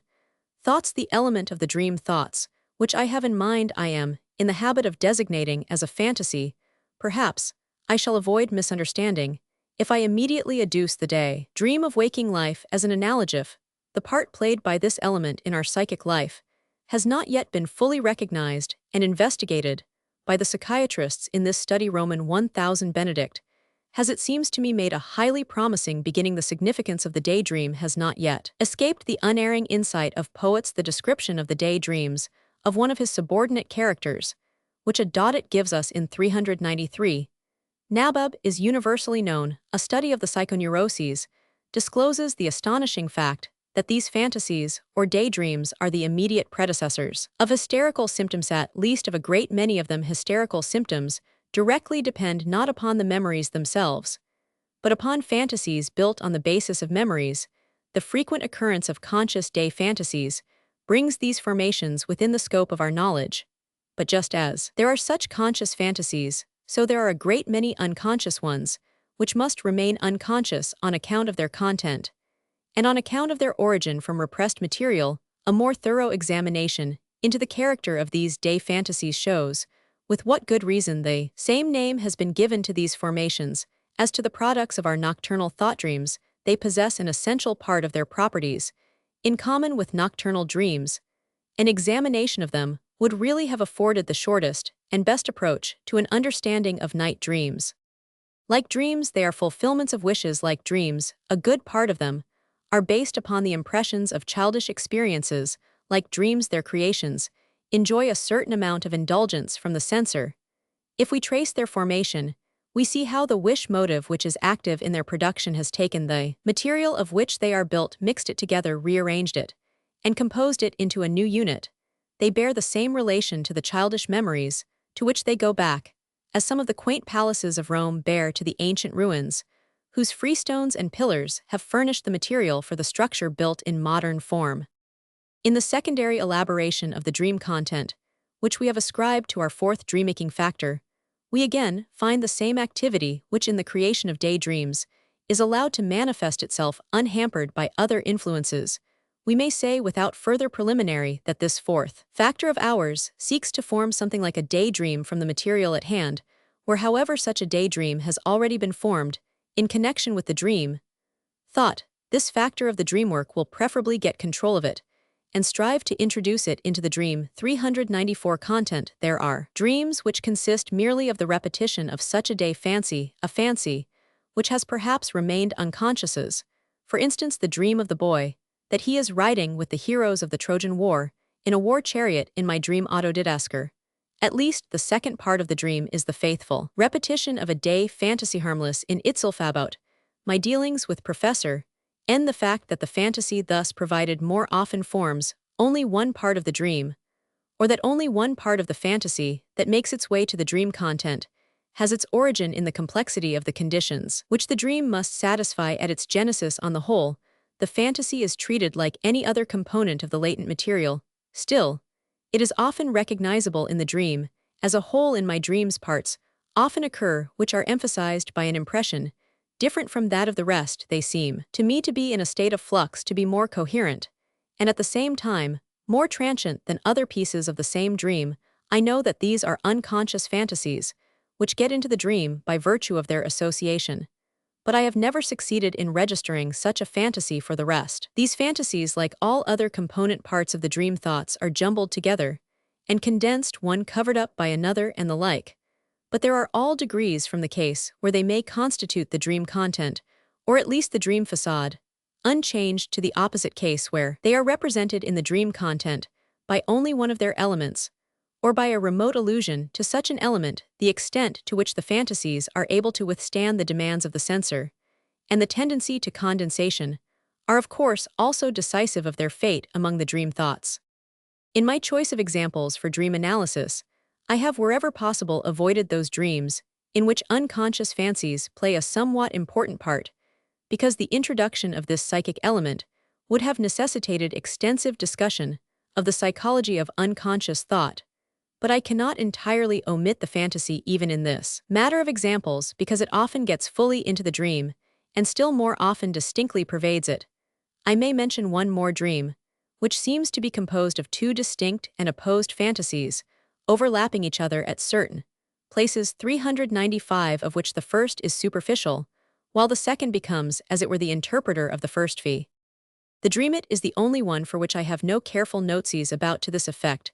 The dreamerin unmarried young manis, sitting in an inn, which is seen correctly, several persons come to get him, among them someone who wants to arrest him. He says to his table companions, "I will pay later, I am coming back." But they call to him laughing scornfully, "We know all about that, that's what everybody says." One guest calls after him, "There goes another one." He is then led to a narrow hall where he finds a woman with a child in her arms. One of his escorts says that is Mr. Muller, a commissioner or some other official, is running through a bundle of tickets or papers repeating Muller, Muller, Muller. At last, the commissioner asks him a question which he answers with yes. He then takes a look at the woman and notices that she has grown a large beard. The two component parts are here easily separated. What is superficial is the fantasy of being arrested. It seems to be newly created by the dreamwork. But behind it appears the fantasy of marriage, and this material, on the contrary, has undergone but slight change at the hands of the dream activity. The features which are common to both fantasies come into distinct prominence, as in a Galton's composite photograph. The promise of the bachelor to come back to his place at the club table, the skepticism of the drinking companions, sophisticated in their many experiences, the calling after their goes marries another one. All these features can easily be capable of the other interpretation. Likewise, the affirmative answer given to the official running through the bundle of papers, with the repetition of the name, corresponds 396 to a subordinate but well-recognized feature of the marriage, ceremonious reading aloud of the congratulatory telegrams which have arrived irregularly, and which of course are all addressed to the same name in the matter of the bride's personal appearance. In this dream, the marriage fantasy has even got the better of the arrest fantasy, which conceals it the fact that this bride finally displays a beard. I can explain from an inquiry I had no chance to make an analysis. The dreamer had on the previous day crossed the street with a friend who was just as hostile to marriage as himself, and had called his friend's attention to a beautiful brunette who was coming towards them. The friend had remarked, yes, if only these women wouldn't get beards as they grow older like their fathers. Of course, there is no lack of elements in this dream on which the dream disfigurement has done more thorough work. Thus the speech "I will pay later" may have reference to the conduct of the father-in-law in the matter of dowry, which is uncertain. Obviously, all kinds of scruples are preventing the dreamer from surrendering himself with pleasure to the fantasy of marrying one of these apprehensionless ones. Freedom be lost when one marriages embodied itself in the transformation to a scene of arrest. Let us return to the thesis that the dream activity likes to make use of a fantasy which is finished and at hand, instead of creating one afresh from the material of the dream thoughts. We shall perhaps solve one of the most interesting riddles of the dream if we keep this fact in mind. I have on page 21 related the dream of Maury, who is struck on the back of the neck with a stick, and who awakes in the possession of a long dream, a complete romance from the time of the French Revolution. Since the dream is represented as coherent and as explicable by reference to the disturbing stimulus alone, about the occurrence of which stimulus the sleeper could suspect nothing, only one assumption seems to be left, namely, that the whole richly elaborated dream must have been composed and must have taken place in the short space of time between the falling of the stick on Maury's cervical vertebra and the awakening induced by the blow. We should not feel justified in ascribing such rapidity to the waking mental 397 activity, and so are inclined to credit the dream activity with a remarkable acceleration of thought as one of its characteristics. Against this inference, which rapidly becomes popular, more recent authors, Lorraine Egger and others, have made emphatic objection. They partly doubt the correctness with which the dream was reported by Maury, and partly try to show that the rapidity of our waking mental capacity is quite as great as that which we may concede without reservation to the dream activity. The discussion raises fundamental questions, the settlement of which I do not think concerns me closely, but I must admit that the argument, for instance, of Egger has not impressed me as convincing against the guillotine dream of Maury. I would suggest the following explanation of this dream. Would it be very improbable that the dream of Maury exhibits a fantasy which had been preserved in his memory in a finished state for years, and which was awakened, I should rather say eluded, tot the moment when he became aware of the disturbing stimulus? The difficulty of composing such a long story with all its details, in the exceedingly short space of time, which is here at the disposal of the dreamer. Then disappears. The story is already composed. If the stick had struck Maury's neck when he was awake, there would perhaps have been time for the thought, why, that's like being guillotined. But as he is struck by the stick, while asleep, the dream activity quickly finds occasion in the incoming stimulus to construct a wish fulfillment, as though it thought this is to be taken entirely figuratively. Here is a good opportunity to realize the wish fantasy which I formed at such and such a time, while I was reading that this dream romance is just such a one as a youth would be likely to fashion under the influence of powerful impressions, does not seem questionable to me, who would not have been carried away, especially a Frenchman and a student of the history of civilization. Be descriptions of the reign of terror in which the aristocracy, men and women, the flower of the nation, showed that it was possible to die with a light heart, and preserved their quick wit and refinement of life, until the fatal summons. How tempting to fancy one's self in the midst of all this, as one of the young men who parts from his lady, with a kiss of the hand, to climb 398 fearlessly upon the scaffold. Or perhaps ambition is the ruling motive of the fantasized ambition to put one's self in the place of one of those powerful individuals, who merely by the force of their thinking and their fiery eloquence rule the city in which the heart of mankind is beating so convulsively, who are impelled by conviction to send thousands of human beings to their death, and who pave the way for the transformation of Europe, who meanwhile are not sure of their own heads, and may one day lay them under the knife of the guillotine, perhaps in the role of one of the Girondists, or of the hero Danton, the feature accompanied by an innumerable multitude, which is preserved in the memory, seems to show that Maury's fantasy is an ambitious one of this sort. But this fantasy, which has for a long time been ready, need not be experienced again in sleep. It suffices, if it is so to speak, touched off. What I mean is this: if a few notes are struck, and someone says, as in Don Juan, that is from Figaro's Wedding, by Mozart, memories suddenly surge up within me, none of which I can in the next moment recall to consciousness. The characteristic phrase serves as an entrance station from which a complete whole is simultaneously put in motion. It need not be different in the case of unconscious thought. The psychic station, which opens the way to the whole guillotine fantasy, is set in motion by the waking stimulus. This fantasy, however, is not passed in review during sleep, but only afterwards in waking memory. Upon awakening, one remembers the details of the fantasy, which in the dream was regarded as a whole. There is withal no means of making sure that one really has remembered anything which has been dreamed. The same explanation, namely, that one is dealing with finished fantasies, which have been set in motion as wholes by the waking stimulus, may be applied to still other dreams, which proceed from a waking stimulus. For instance, to the battle dream of Napoleon, at the explosion of the bomb. I do not mean to assert that all waking dreams admit of this explanation, or that the problem of the accelerated discharge of ideas in dreams is to be altogether solved in this manner. We must not neglect the relation of this secondary elaboration, 399, of the dream content to the other factors in the dream activity. Might the procedure be as follows: the dream-creating factors, the impulse to condense, the necessity of evading the censor, and the regard for dramatic fitness in the psychic resources of the dream. These, first of all, create a provisional dream content, and this is then subsequently modified until it satisfies the exactions of a second instance.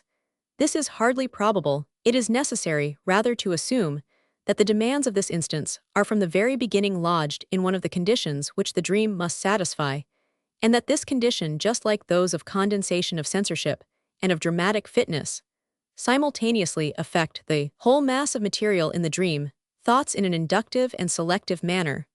But of the four conditions necessary for the dream formation, the one last recognized is the one whose exactions appear to be least binding upon the dream, that this psychic function, which undertakes the so-called secondary elaboration of the dream content, is identical with the work of our waking thought, may be inferred with great probability from the following consideration: our waking for conscious thought behaves towards a given object of perception, just exactly as the function in question behaves towards the dream content.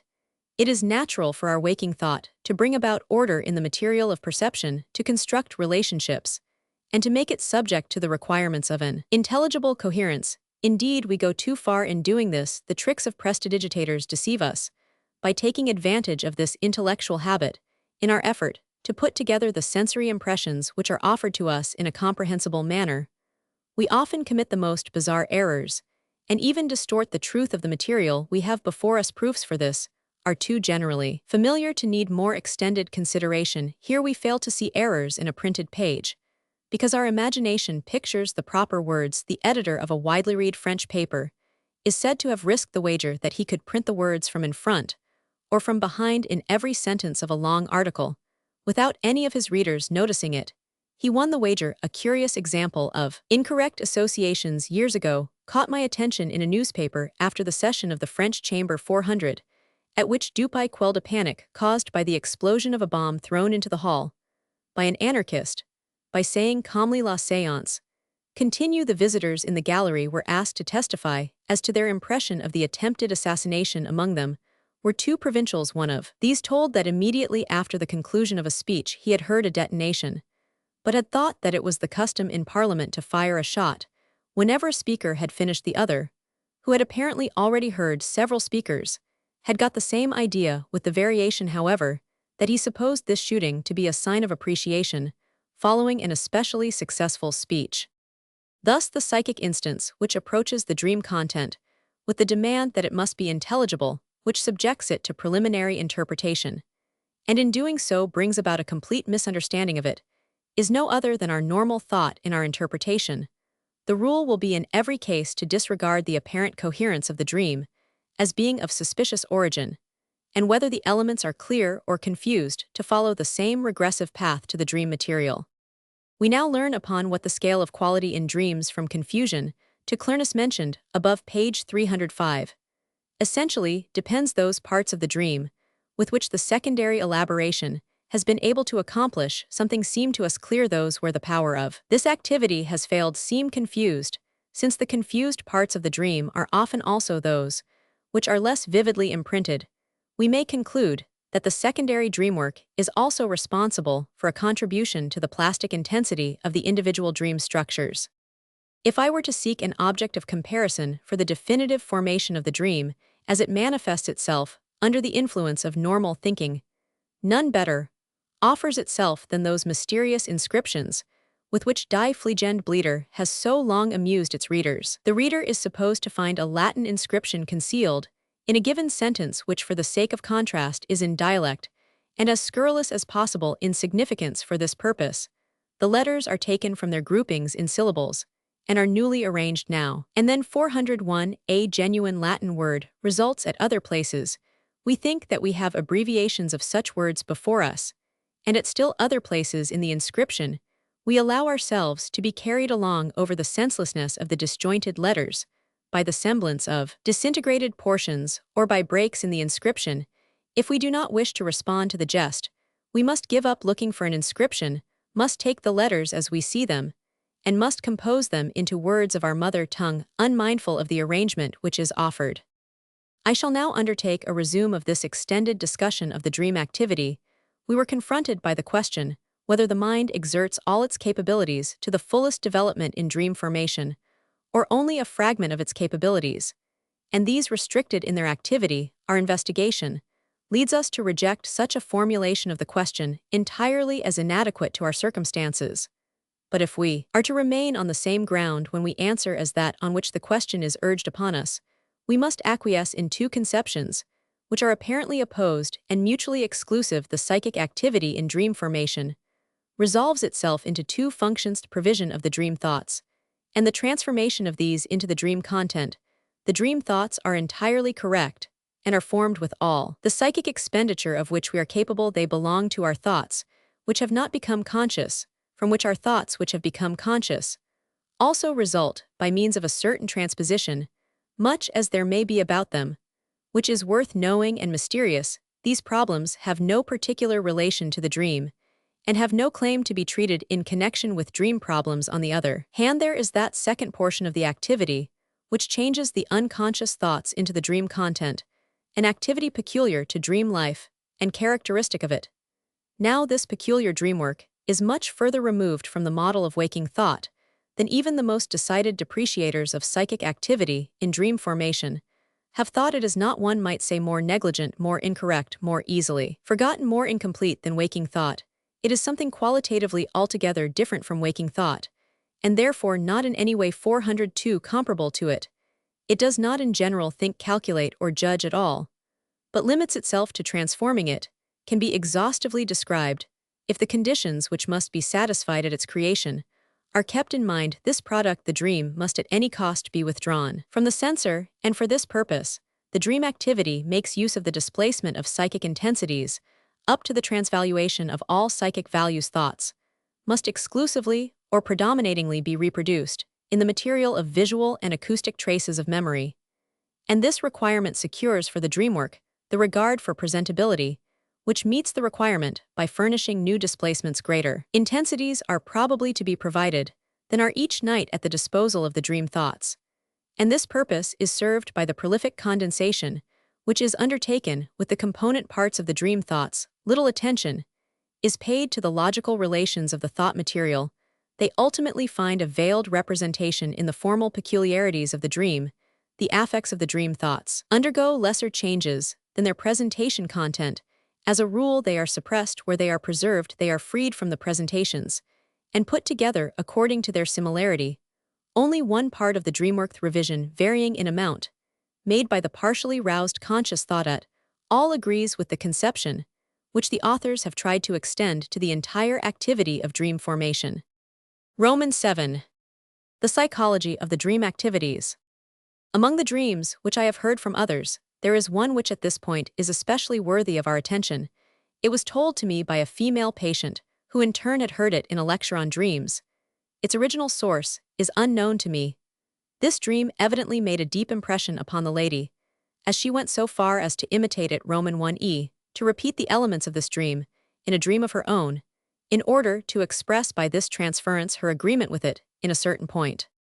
The essential facts of this illustrative dream are as follows. For days and nights, a father had watched at the sickbed of his child. After the child died, he retired to rest in an adjoining room, leaving the door ajar, however, so as to enable him to look from his room into the other, where the corpse lay surrounded by burning candles. An old man, who was left as a watch, sat near the corpse murmuring prayers. After sleeping a few hours, the father dreamed that the child stood near his bed, clasping his arms and calling out reproachfully, "Father, don't you see that I am burning?" The father woke and noticed a bright light coming from the adjoining room. Rushing in, he found the old man asleep, and the covers and one arm of the beloved body burned by the fallen candle. The meaning of this affecting dream is simple enough, and the explanation given by the lecturer, as my patient reported it, was correct. The bright light coming through the open door into the eyes of the sleeper produced the same impression on him as if he had been awake, namely that a fire had been started near the corpse by a falling candle.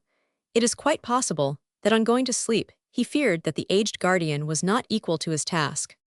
We can find nothing to change in this interpretation.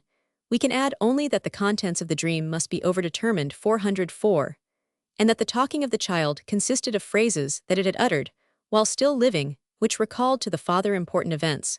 Perhaps the complaint, "I am burning," recalled the fever from which the child died, and the words quoted, "Father, don't you see," recalled an emotional occurrence unknown to us. But after we have recognized the dream as a senseful occurrence, which can be correlated with our psychic existence, it may be surprising that a dream should have taken place under circumstances which necessitated such immediate awakening. We also notice that the dream does not lack the wish fulfillment. The child acts as if living. It warns the father itself. It comes to his bed and clasps his arms, as it probably did on the occasion which gave origin to the first part of the speech in the dream. It was for the sake of this wish fulfillment that the father slept a moment longer. The dream triumphed over the conscious reflection, because it could show the child once more alive. If the father had awakened first, and had then drawn the conclusion which led him into the adjoining room, he would have shortened the child's life by this one moment. The peculiar feature in this brief dream which engages our interest is quite plain. So far we have mainly endeavored to ascertain wherein the secret meaning of the dream consists. In what way this is to be discovered, and what means the dreamwork uses to conceal it. In other words, our greatest interest has hitherto centered on the problems of interpretation. We now encounter a dream, however, which can be easily explained, the sense of which is plainly presented, and we notice that in spite of this fact, the dream still preserves the essential features which plainly differentiate our dreaming from our conscious thinking, and thus clearly demands an explanation, after clearing up all the problems of interpretation, we can still feel how imperfect our psychology of the dream is.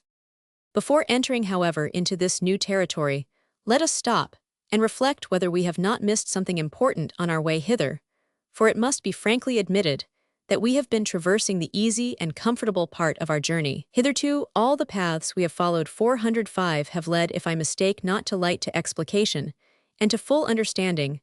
But from the moment that we wish to penetrate deeper into the psychic processes of the dream, all paths lead into darkness. It is quite impossible to explain the dream as a psychic process, for to explain means to trace to the known, and as yet we do not possess any psychological knowledge under which we can range what may be inferred from our psychological investigation of dreams as their fundamental explanation. On the contrary, we shall be compelled to build a series of new assumptions concerning the structure of the psychic apparatus and its active forces, and this we shall have to be careful not to carry beyond the simplest logical concatenation, as its value may otherwise merge into uncertainty. And even if we should make no mistake in our conclusions, and take cognizance of all the logical possibilities involved, we shall still be threatened with complete failure in our solution. Through the probable incompleteness of our elemental data, it will also be impossible to gain, or at least to establish an explanation for the construction and workings of the psychic instrument, even through a most careful investigation of the dream, or any other single activity. On the contrary, it will be necessary for this end to bring together whatever appears decisively as constant after a comparative study of a whole series of psychic activities. Thus the psychological conceptions, which we shall gain from an analysis of the dream process, will have to wait, as it were, at the junction point, until they can be connected with the results of other investigations, which may have advanced to the nucleus of the same problem from another starting point. A forgetting in dreams. I propose then first to turn to a subject which has given rise to an objection hitherto unnoticed, threatening to undermine the foundation of our work in dream interpretation. It has been objected in more than one quarter that the dream which we wish to interpret is really unknown to us, or to be more precise, that we have no assurance of knowing it, as it has really occurred. CP 37, what we recollect of the dream, and what we subject to our methods of interpretation, is in the first place disfigured through our treacherous memory, which 406 seems particularly unfitted to retain the dream, and which may have omitted precisely the most important part of the dream content. For when we pay attention to our dreams, we often find cause to complain that we have dreamed much more than we remember, that unfortunately, we know nothing more than this one fragment, and that even this seems to us peculiarly uncertain. On the other hand, everything assures us that our memory reproduces the dream, not only fragmentarily, but also delusively and falsely, just as on the one hand we may doubt whether the material dreamt was really as disconnected and confused as we remember it, so on the other hand, may we doubt whether a dream was as connected as we relate it, whether in the attempt at reproduction we have not filled in the gaps existing or caused by forgetfulness with new material arbitrarily chosen, whether we have not embellished, rounded off, and prepared the dream so that all judgment as to its real content becomes impossible. Indeed, one author, Spitta, has expressed his belief that all that is orderly and connected is really first put into the dream during our attempt to recall it. Thus, we are in danger of having wrested from our hands the very subject whose value we have undertaken to determine. In our dream interpretations, we have thus far ignored these warnings. Indeed, the demand for interpretation was, on the contrary, found to be no less perceptible in the smallest, most insignificant, and most uncertain ingredients of the dream content than in those containing the distinct and definite parts. In the dream of Irma's injection, we read, I quickly called in Dr. Roman 1000, and we assumed that even this small addendum would not have gotten into the dream if it had not had a special derivation. Thus we reach the history of that unfortunate patient to whose bed I quickly called in the older colleague in the apparently absurd dream, which treated the difference between 51 and 56 as quantite neglige. The number 51 was repeatedly mentioned instead. Of finding this self-evident or indifferent, we inferred from it a second train of thought in the latent content of the dream, which led to the number 51. By following up this clue, we came to the fears, which placed 51 years as a limit of life, this being in most marked contrast to a dominant train of thought 407, which boastfully knew no limit to life in the dream non-vixit. I found as an insignificant interposition that I at first overlooked the sentence, as P does not understand him, FL asks me Roman 100 the interpretation, then coming to a standstill, I returned to these words, and found through them the way to the infantile fantasy, which appeared in the dream thoughts as an intermediary point of junction. This came about by means of the poet's verses. Seldom have you understood me. Seldom have I understood you. But when we got into the mire, we at once understood each other. Every analysis will demonstrate by examples how the most insignificant features of the dream are indispensable to the analysis, and how the finishing of the task is delayed by the fact that attention is not at first directed to them, in the same way we have in the interpretation of dreams, respected every nuance of verbal expression found in the dream. Indeed, if we were confronted by a senseless or insufficient wording, betraying an unsuccessful effort to translate the dream in the proper style, we have even respected these defects of expression in brief, what the authorities have considered arbitrary improvisation, concocted hastily to suit the occasion we have treated like a sacred text. This contradiction requires an explanation. It is in our favor without disparagement to the authorities from the viewpoint of our newly acquired understanding concerning the origin of the dream. The contradictions fall into perfect agreement.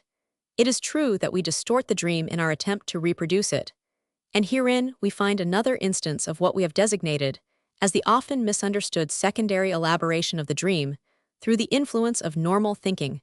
But this distortion is itself only a part of the elaboration to which the dream thoughts are regularly subjected by virtue of the dream censor. The authorities have here divined or observed that part of the dream distortion most obviously at work to us.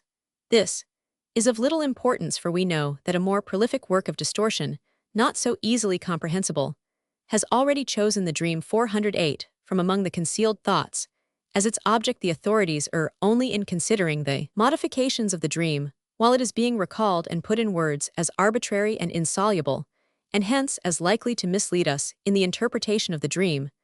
We overestimate the determination of the psychic. There is nothing arbitrary in this field. It can quite generally be shown that a second train of thought immediately undertakes the determination of the elements, which have been left undetermined by the first. I wish, for example, to think quite voluntarily. Number this, however, is impossible. The number that occurs to me is definitely and necessarily determined by thoughts within me, which may be far from my momentary intention, just as far from arbitrary are the modifications which the dream experiences through the revision of the waking state. They remain in associative connection with the content, the place of which they take, and serve to show us the way to this content, which may itself be the substitute for another. In the analysis of dreams with patients, I am accustomed to institute the following proof of this assertion, which has never proved unsuccessful. If the report of a dream appears to me at first difficult to understand, I request the dreamer to repeat it. This he rarely does in the same words. The passages wherein the expression is changed have become known to me as the weak points of the dream's disguise, which are of the same service to me as the embroidered mark on Siegfried's raiment was to Hagen. The analysis may start from these points. The narrator has been admonished by my announcement that I mean to take special pains to solve the dream, and immediately under the impulse of resistance, he protects the weak points of the dream's disguise, replacing the treacherous expressions by remoter ones. He thus calls my attention to the expressions he has dropped from the efforts made to guard against the solution of the dream. I can also draw conclusions as to the care with which the dream's raiment was woven. The authors are, however, less justified in giving so much importance to the doubt which our judgment encounters in 409. Relating the dream, it is true that this doubt betrays the lack of an intellectual assurance, but our memory really knows no guarantees.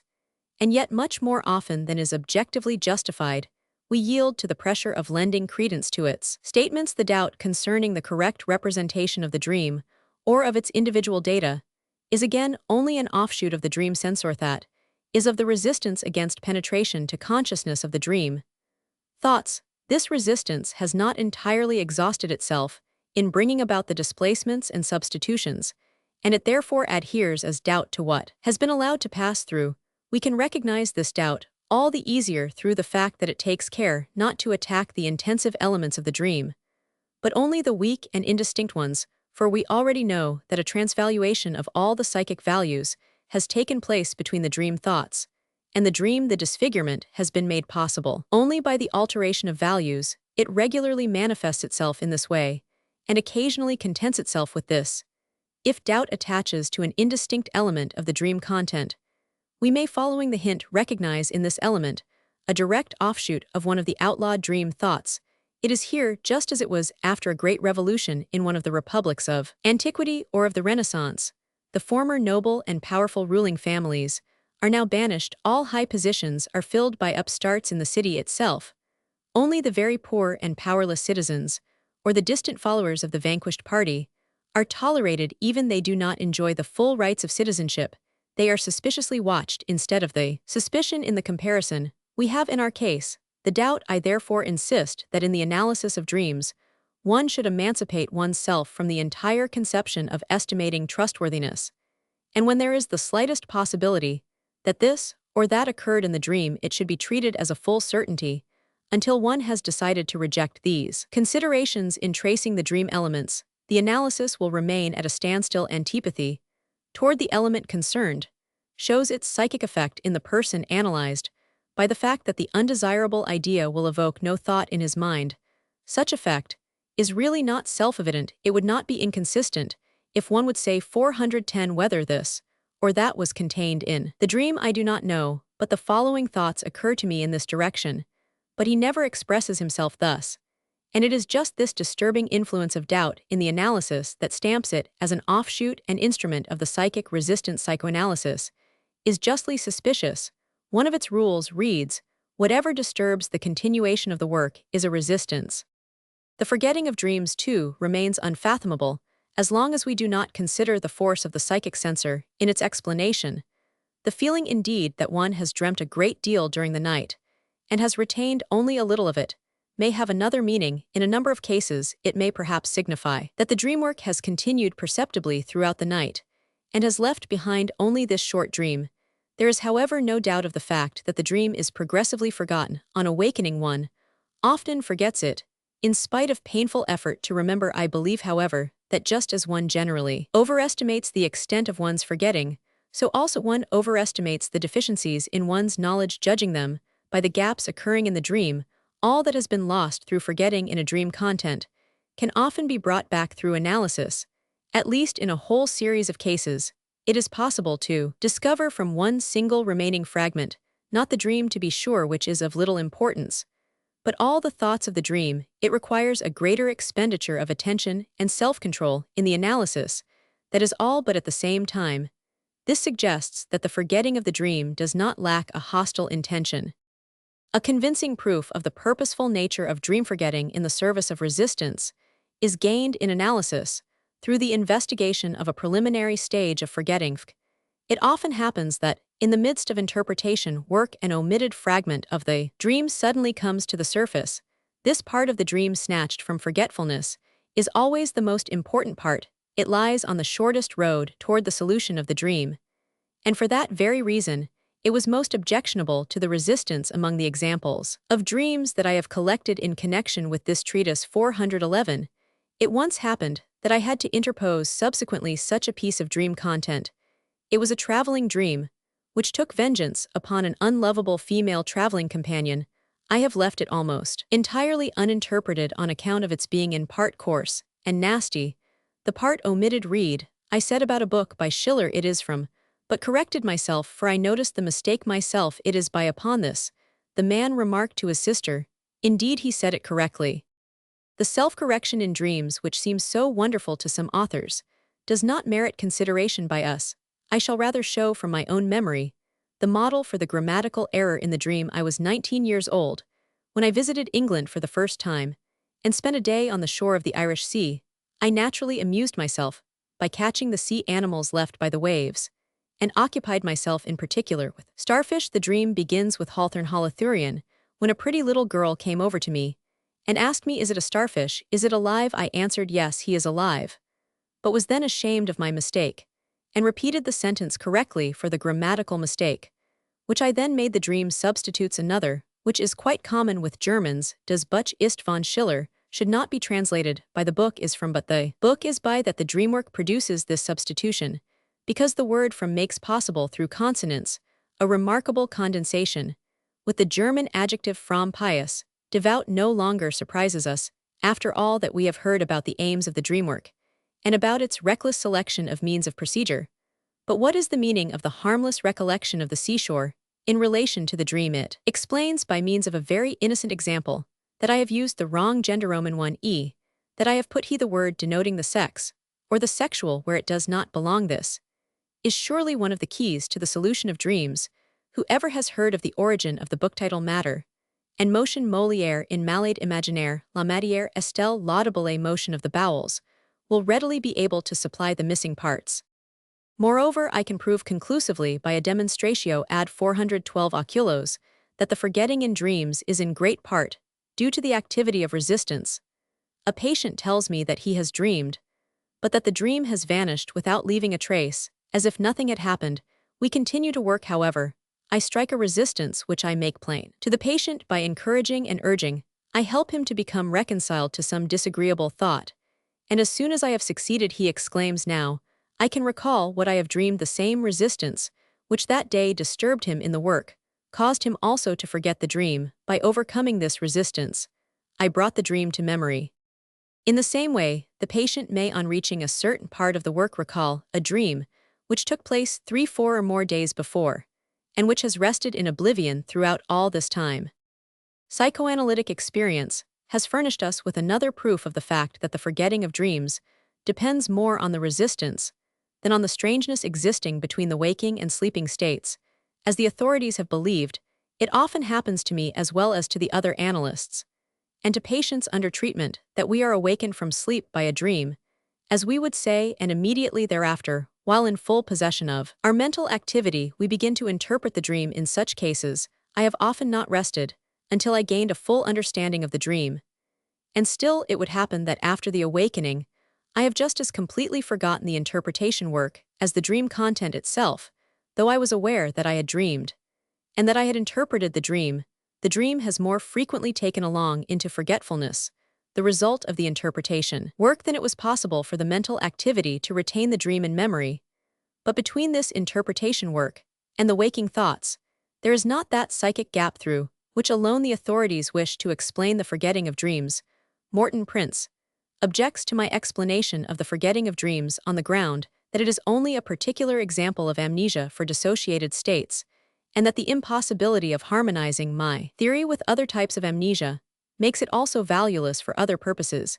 He thus makes the reader suspect that in all his description of such 413 dissociated states, he has never made the attempt to find the dynamic explanation for these phenomena, for had he done so, he surely would have discovered that the repression and the resistance produced thereby is quite as well the cause of this dissociation as of the amnesia for its psychic content, that the dream is as little forgotten as the other psychic acts, and that it clings to memory just as firmly as the other psychic activities, was demonstrated to me by an experiment which I was able to make while compiling this manuscript I have kept in my notes. Many dreams of my own which for some reason at the time I could analyze only imperfectly, or not at all in order to get material to illustrate my assertions, I attempted to subject some of them to analysis. From 1 to 2 years later, I succeeded in this attempt. Without any exception, indeed, I may even state that the interpretation went more easily at this later time than at the time when the dreams were recent occurrences. As a possible explanation for this fact, I would say that I had gotten over some of the resistances which disturbed me at the time of dreaming in such subsequent interpretations. I have compared the past results in dream thoughts with the present, which have usually been more abundant, and have invariably found the past results falling under the present without change. I have, however, soon put an end to my surprise by recalling that I have long been accustomed to interpret dreams from former years, which have occasionally been related to me by patients as if they were dreams of the night before, with the same method and the same success. I shall report 2 examples of such delayed dream interpretations in the discussion of anxiety dreams. When I instituted this experiment for the first time, I justly expected that the dream would behave in this respect like a neurotic symptom, for when I treat a neurotic, perhaps an hysteric, by psychoanalysis, I am compelled to find explanations for the first symptoms of the disease, which have long been forgotten, just as for those still existing which have brought the patient to me, and I find the former problem easier to solve than the more exigent one of today. In the Studien über History, published as early as 1895, I was able to report the explanation of a first 414 hysterical attack of anxiety, which the patient, a woman over 40 years of age, had experienced in her 15th year full. I may now proceed in an informal way to some further observations on the interpretation of dreams, which will perhaps be of service to the reader who wishes to test my assertion by the analysis of his own dreams. No one must expect that the interpretations of his dreams will come to him overnight without any exertion. Practice is required even for the perception of endoptic phenomena and other sensations usually withdrawn from attention. Although this group of perceptions is not opposed by any psychic motive, it is considerably more difficult to become master of the undesirable presentations. He who wishes to do this will have to fulfill the requirements laid down in this treatise. Obeying the rules here given, he will strive during the work to curb in himself every critique, every prejudice, and every affective or intellectual one-sidedness. We will always be mindful of the precept of Claude Bernard, for the experimenter in the physiological laboratory travailer, comme une bétamining, he should be just as persistent, but also just as unconcerned about the results. He who will follow these counsels will surely no longer find the task difficult. The interpretation of a dream cannot always be accomplished in one session. You often feel, after following up a concatenation of thoughts, that your working capacity is exhausted. The dream will not tell you anything more on that day. It is then best to break off and return to the work the following day. Another portion of the dream content then solicits your attention, and you thus find an opening to a new stratum of the dream thoughts. We may call this the fractionary interpretation of dreams. It is most difficult to induce the beginner in the interpretation of dreams to recognize the fact that his task is not finished, though he is in possession of a complete interpretation of the dream, which is ingenious and connected, and which explains all the elements of the dream. Besides this, another superimposed interpretation of the same dream may be possible which has escaped him. It is really not simple to form 415 an idea of the abundant unconscious streams of thought striving for expression in our minds, and to believe in the skillfulness displayed by the dreamwork in hitting so, to speak with its ambiguous manner of expression. 7 flies with one stroke, like the journeyman tailor in the fairy tale. The reader will constantly be inclined to reproach the author for uselessly squandering his ingenuity, but anyone who has had experience of his own will learn to know better. The question whether every dream can be interpreted may be answered in the negative. One must not forget that in the work of interpretation, one must cope with the psychic forces, which are responsible for the distortion of the dream. Whether one can become master of the inner resistances through his intellectual interest, his capacity for self-control, his psychological knowledge, and his practice in dream interpretation, becomes a question of the preponderance of forces.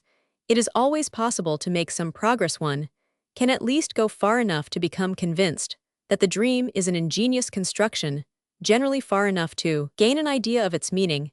It happens very often that a second dream confirms and continues the interpretation assumed for the first. A whole series of dreams, running for weeks or months, rests on a common basis, and is therefore to be interpreted in connection. In dreams following each other, it may be often observed how one takes as its central point what is indicated only as the periphery of the next, or it is just the other way, so that the two supplement each other in interpretation, that the different dreams of the same night are quite regularly, in the interpretation, to be treated as a whole. I have already shown by examples.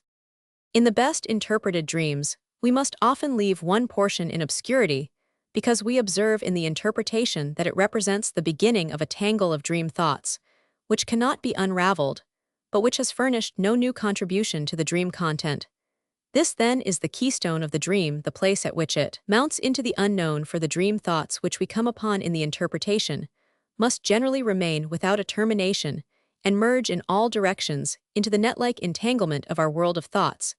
It is from some denser portion of this texture, 416, that the dream wish then arises like the mushroom from its mycelium. Let us now return to the facts of dream forgetting, as we have really neglected to draw an important conclusion from them. If the waking life shows an unmistakable intention to forget the dream formed at night, either as a whole, immediately after awakening, or in fragments during the course of the day, and if we recognize as the chief participator in this forgetting the psychic resistance against the dream which has already performed its part in opposing the dream at night, then the question arises What has the dream formation actually accomplished against this resistance? Let us consider the most striking case in which the waking life has done away with the dream, as though it had never happened. If we take into consideration the play of the psychic forces, we are forced to assert that the dream would have never come into existence had the resistance held sway during the night. As during the day, we conclude then that the resistance loses a part of its force. During the night, we know that it has not been extinguished, as we have demonstrated its interest in the dream formation. In the production of the distortion, we have then forced upon us the possibility that it abates at night, that the dream formation has become possible with this diminution of the resistance, and we thus readily understand that having regained its full power with the awakening, it immediately sets aside what it was forced to admit as long as it was in abeyance. Descriptive psychology teaches us that the chief determinant in dream formation is the dormant state of the mind.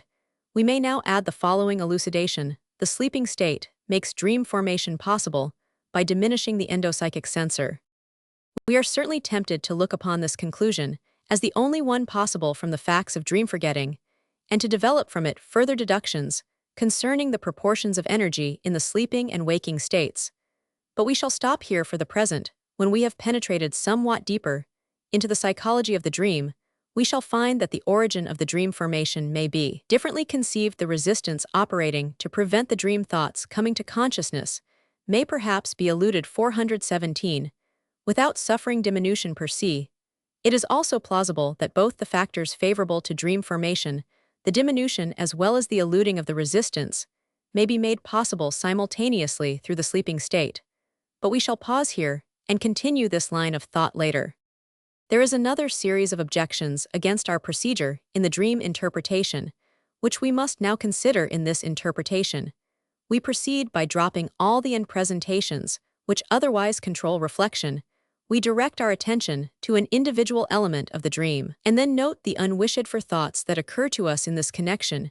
We then take up the next component of the dream content and repeat the operation with it. And without caring in what direction the thoughts take us, we allow ourselves to be led on by them, until we end by rambling from one subject to another at the same time. We harbor the confident hope that we may in the end, without effort, come upon the dream thoughts from which our dream originated. Against this, the critic brings the following objection: that one can arrive somewhere starting from a single element in the dream is nothing wonderful. Something can be associatively connected with every idea. It is remarkable only that one should succeed in hitting the dream thoughts. In this aimless and arbitrary excursion of thought, it is probably a self-deception. The investigator follows the chain of association from one element until for some reason it is seen to break when a second element is taken up. It is thus but natural that the association originally unbounded should now experience a narrowing. He keeps in mind the former chain of associations, and he will therefore, in analysis, more easily hit upon certain thoughts which have something in common with the thoughts from the first chain. He then imagines that he has found a thought which represents a point of junction between two elements of the dream, as he moreover allows himself every freedom of thought connection, accepting only the transitions from one idea to another which are made in normal thinking. It is not finally difficult for him to concoct something which he calls the dream thought out of a series of intermediary thoughts, and without any guarantee as they are otherwise unknown, he palms these off as the psychic 418 equivalent of the dream. But all this is accompanied by arbitrary procedure and over-ingenious exploitation of coincidence. Anyone who will go to this useless trouble can in this way work out any desired interpretation for any dream whatever.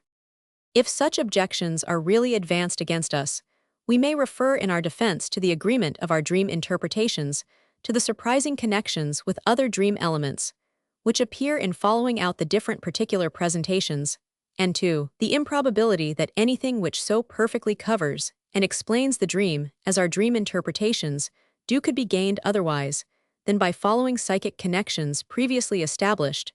We can also justify ourselves by the fact that the method of dream analysis is identical with the method used in the solution of hysterical symptoms, where the correctness of the method is attested through the emergence and fading away of the symptoms. That is where the elucidation of the text by the interposed illustrations finds corroboration.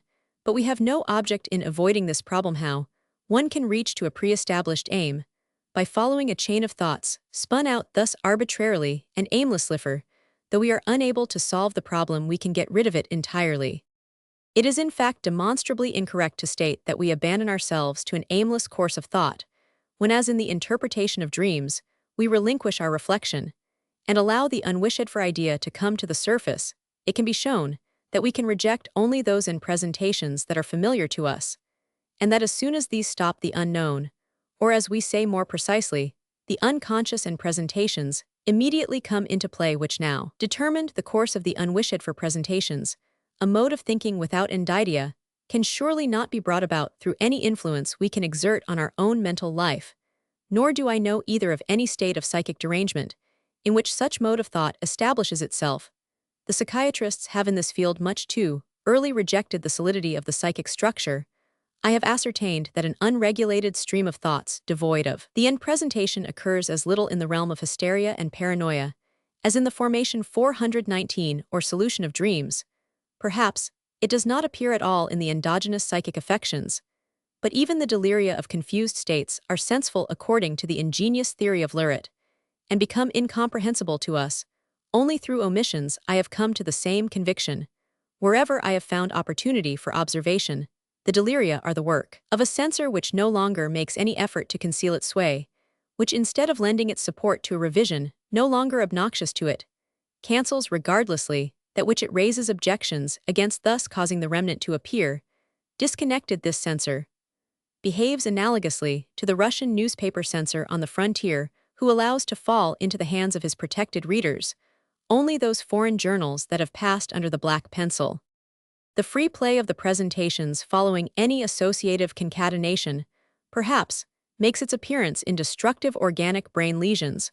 What, however, is taken as such in the psychoneuroses can always be explained as the influence of the censor on a series of thoughts, which have been pushed into the foreground by the concealed and presentation from. It has been considered an unmistakable sign of association free from the end presentations when the emerging presentations or pictures were connected with one another by means of the so-called superficial associations, that is, by assonance, word ambiguity, and causal connection without inner sense relationship. In other words, when they were connected through all those associations which we allow ourselves to make use of in wit and play upon words. This distinguishing mark proves true for the connections of thought which lead us from the elements of the dream content to the collaterals, and from these to the thoughts of the dream proper. Of this, we have in our dream analysis found many surprising examples. No connection was there too loose, and no wit too objectionable to serve as a bridge from one thought to another. But the correct understanding of such tolerance is not remote whenever one psychic element is connected with another through an obnoxious or superficial association. There also exists a correct 420 and more profound connection between the two, which succumbs to the resistance of the censor. The correct explanation for the predominance of the superficial associations is the pressure of the censor, and not the suppression of the end presentations. The superficial associations supplant the deep ones in the presentation. Whenever the censor renders the normal connective paths impassable, it is as if in a mountainous region a general interruption of traffic, for example, an inundation, should render impassable the long and broad thoroughfares. Traffic would then have to be maintained through inconvenient and steep footpaths, otherwise used only by the hunter. We can here distinguish two cases, which however are essentially one. In the first case, the censor is directed only against the connection of the two thoughts, which having been detached from each other escape the opposition. The two thoughts then enter successively into consciousness. Their connection remains concealed, but in its place, there occurs to us a superficial connection between the two which we would not otherwise have thought of, and which as a rule connects with another angle of the presentation complex, instead of with the one giving rise to the suppressed but essential connection. Or in the second case, both thoughts on account of their content succumb to the censor. Both then appear not in their correct, but in a modified substituted form, and both substituted thoughts are so selected that they represent, through a superficial association, the essential relation which existed between those which have been replaced by them under the pressure of the censor.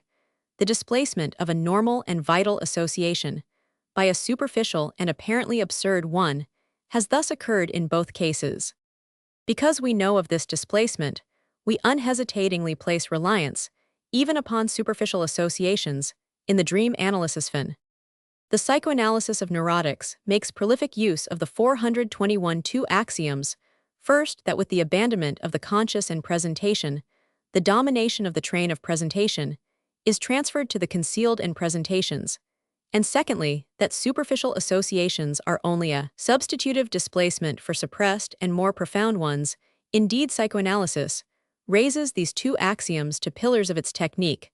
When I request a patient to dismiss all reflection and to report to me whatever comes into his mind, I firmly cling to the presupposition that he will not be able to drop the indicia of the treatment, and I feel justified in concluding that what he reports, even though seemingly most harmless and arbitrary, has connection with this morbid state, my own personality, is another and presentation concerning which the patient has no inkling. The full appreciation, as well as the detailed proof of both these explanations, belongs accordingly to the description of the psychoanalytic technique as a therapeutic method. We have here reached one of the allied subjects, with which we propose to leave the subject of the interpretation of dreams. Of all the objections, only one is correct and still remains, namely, that we ought not to ascribe all mental occurrences of the interpretation work to the nocturnal dream work, in the interpretation in the waking state. We are making a road running from the dream elements back to the dream thoughts. The dream work has made its way in the opposite direction, and it is not at all probable that these roads are equally passable in the opposite directions. It has on the contrary been shown that during the day, by means of new thought connections, we make paths which strike the intermediate thoughts and the dream thoughts in different places. We can see how the recent thought material of the day takes its place in the groups of the interpretation, and probably also forces the additional resistance appearing through the night to make new and further detours. But the number and form of the collaterals which we thus spin during the day is psychologically perfectly negligible if it only leads the way to the desired dream thoughts. B. Regression. Now that we have guarded against objection, or at least indicated where our weapons for defense rest, we need no longer delay entering upon the psychological investigations, for which we have so long prepared. Let us bring together the main results of our investigations. Up to this point, the dream is a momentous psychic act. Its motive power is at all times to fulfill a wish, its indiscernibleness as a wish, and its many peculiarities and absurdities are due to the influence of the psychic censor to which it has been subjected during its formation. Apart from the pressure to withdraw itself from this censor, the following have played a part in its formation: a strong tendency to the condensation of psychic material, a consideration for dramatization into mental pictures, and though not regularly, a consideration for a rational and intelligible exterior in the dream structure. From every one of these propositions, the road leads further to psychological postulates and assumptions. Thus the reciprocal relation of the wish motives and the four conditions, as well as the relations of these conditions to one another, will have to be investigated, and the dream will have to be brought into association with the psychic life. At the beginning of this chapter, we cited a dream in order to remind us of the riddles that are still unsolved. The interpretation of this dream of the burning child afforded us no difficulties. Although it was not perfectly given in our present sense, we asked ourselves why it was necessary, after all, that the father should dream instead of awakening, and we recognized the wish to represent the child as living as the single motive of the dream, that there was still another wish playing a part in this connection. We shall be able to show after later discussions. For the present, therefore, we may say that for the sake of the wish fulfillment, the mental process of sleep was transformed into a dream. If the wish realization is made retrogressive, only one quality still remains which separates the two forms of psychic occurrences from each other. The dream thought might have read, "I see a glimmer coming from the room in which the corpse reposes, perhaps a candle has been upset, and the child 423 is burning." The dream reports the result of this reflection unchanged, but represents it in a situation which takes place in the present, and which is conceivable by the senses like an experience in the waking state. This, however, is the most common and the most striking psychological character of the dream. A thought, usually the one wished for, is in the dream made objective and represented as a scene or according to our belief as experienced. But how are we now to explain this characteristic peculiarity of the dream work? Or to speak more modestly, how are we to bring it into relation with the psychic processes? On closer examination, it is plainly seen that there are two pronounced characters in the manifestations of the dream.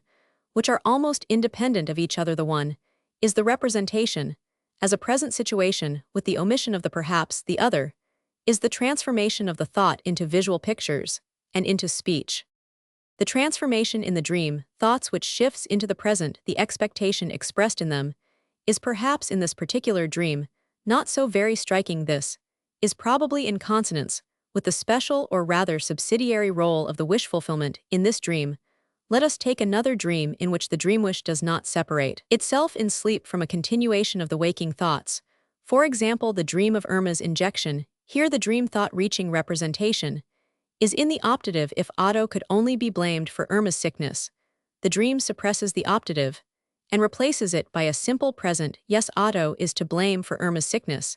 This is therefore the first of the changes which even the undistorted dream undertakes with the dream thought. But we shall not stop long at this first peculiarity of the dream. We elucidate it by a reference to the conscious fantasy, the daydream, which behaves similarly with its presentation content. When Daudet's Mr. Joyeuse wanders through the streets of Paris unemployed while his daughter is led to believe that he has a position and is in his office, he likewise dreams in the present of circumstances that might help him to obtain protection, and a position. The dream therefore employs the present in the same manner, and with the same 424 right as the daydream. The present is the tense in which the wish is represented as fulfilled.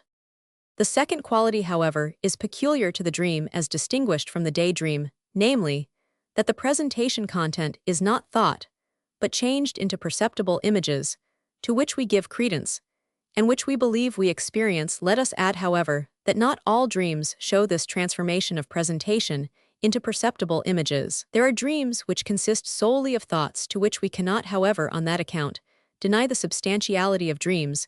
My dream Otto Dideskerth, waking fantasy, with Professor Niss of that nature, it contains hardly more perceptible elements than if I had thought its content during the day. Moreover, every long dream contains elements which have not experienced the transformation into the perceptible, and which are simply thought or known, as we are wont to think or know in our waking state.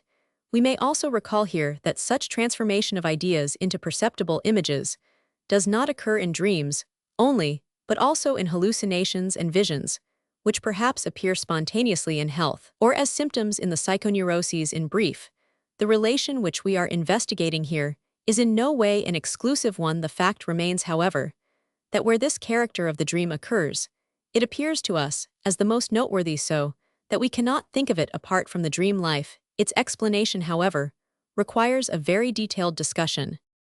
Among all the observations on the theory of dreams to be found in authorities on the subject, I should like to lay stress upon one as being worth mentioning. The great G.T. Fechner expresses his belief, Psychophysic Part 2, p. 520, in connection with some discussion devoted to the dream, that the seat of the dream is elsewhere than in the waking ideation.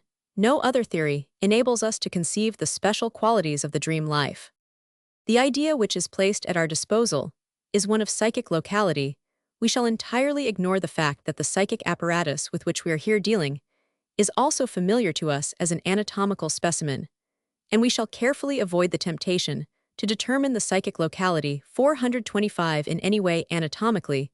We shall remain on psychological ground, and we shall think ourselves called upon only to conceive the instrument which serves the psychic activities somewhat after the manner of a compound microscope, a photographic or other similar apparatus.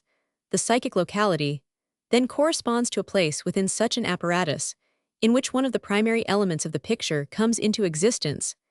As is well known, there are in the microscope and telescope partly fanciful locations or regions in which no tangible portion of the apparatus is located. I think it superfluous to apologize for the imperfections of this and all similar figures.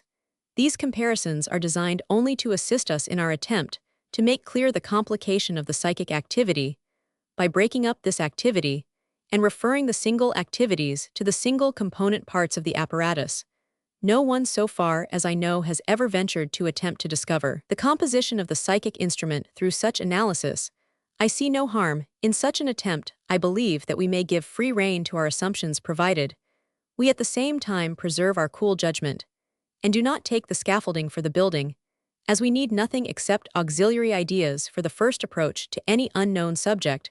we shall prefer the crudest and most tangible hypothesis to all others.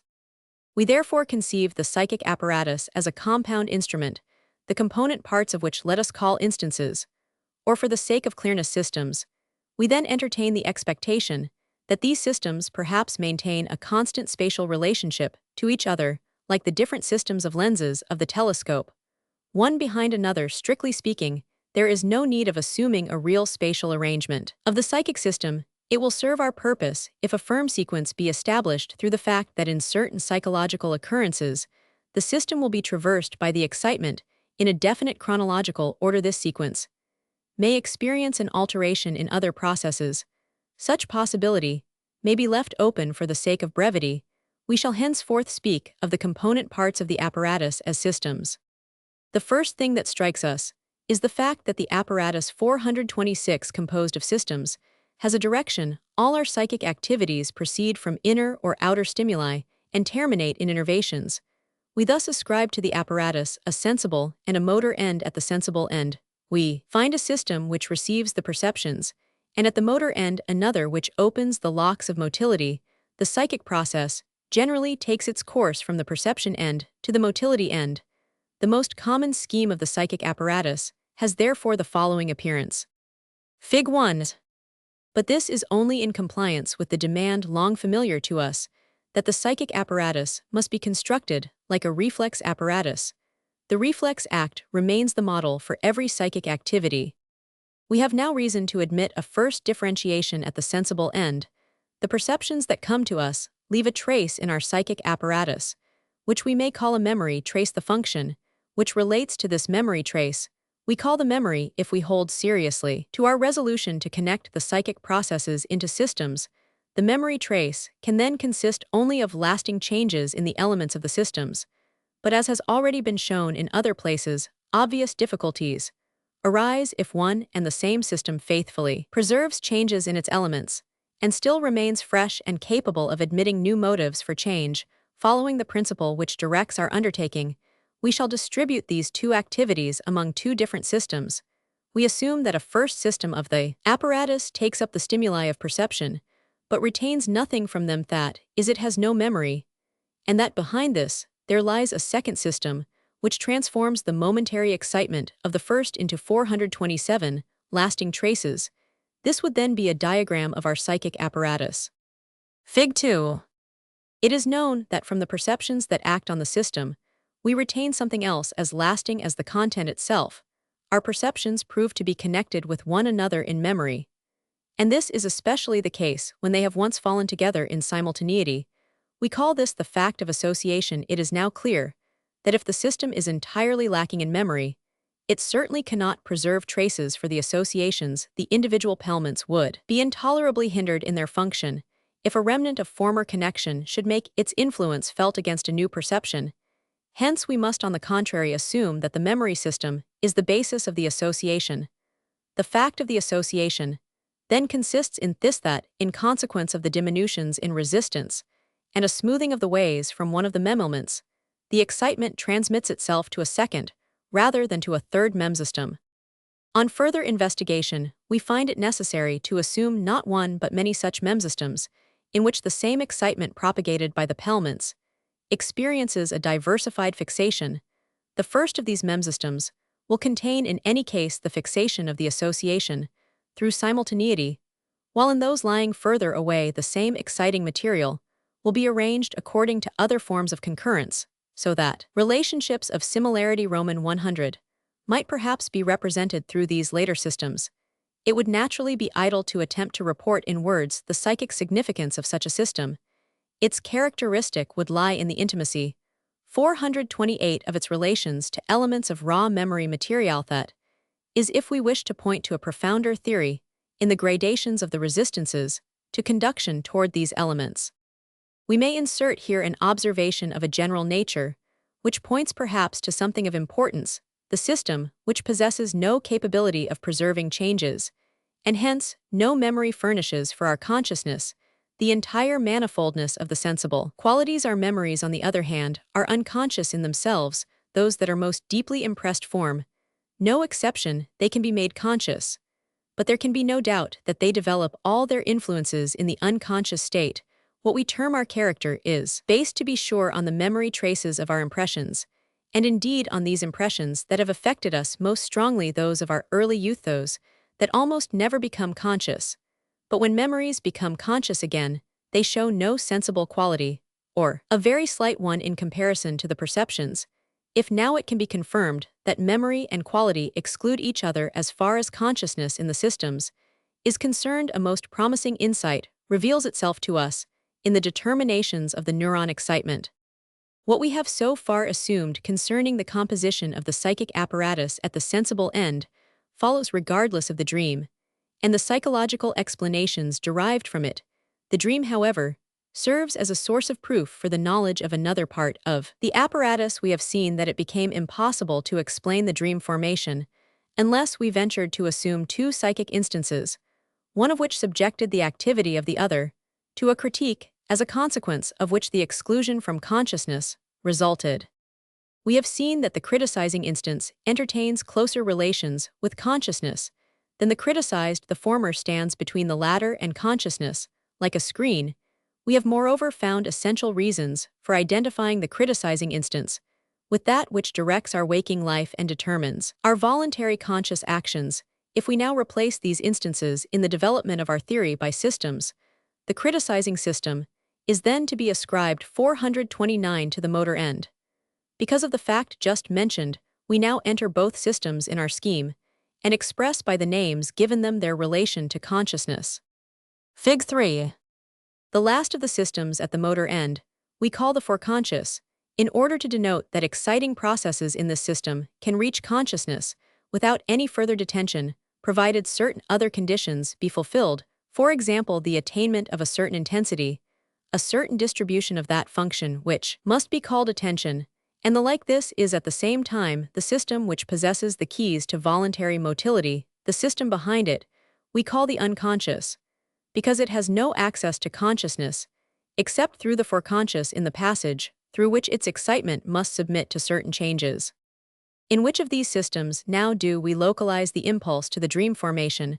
For the sake of simplicity, let us say in the system UNC. To be sure, we shall find in later discussions that this is not quite correct, that the dream formation is forced to connect with dream thoughts, which belong to the system of the foreconscious. But we shall learn later, when we come to deal with the dream wish, that the motive power for the dream is furnished by the UNC, and owing to this latter movement, we shall assume the unconscious system as the starting point of the dream formation.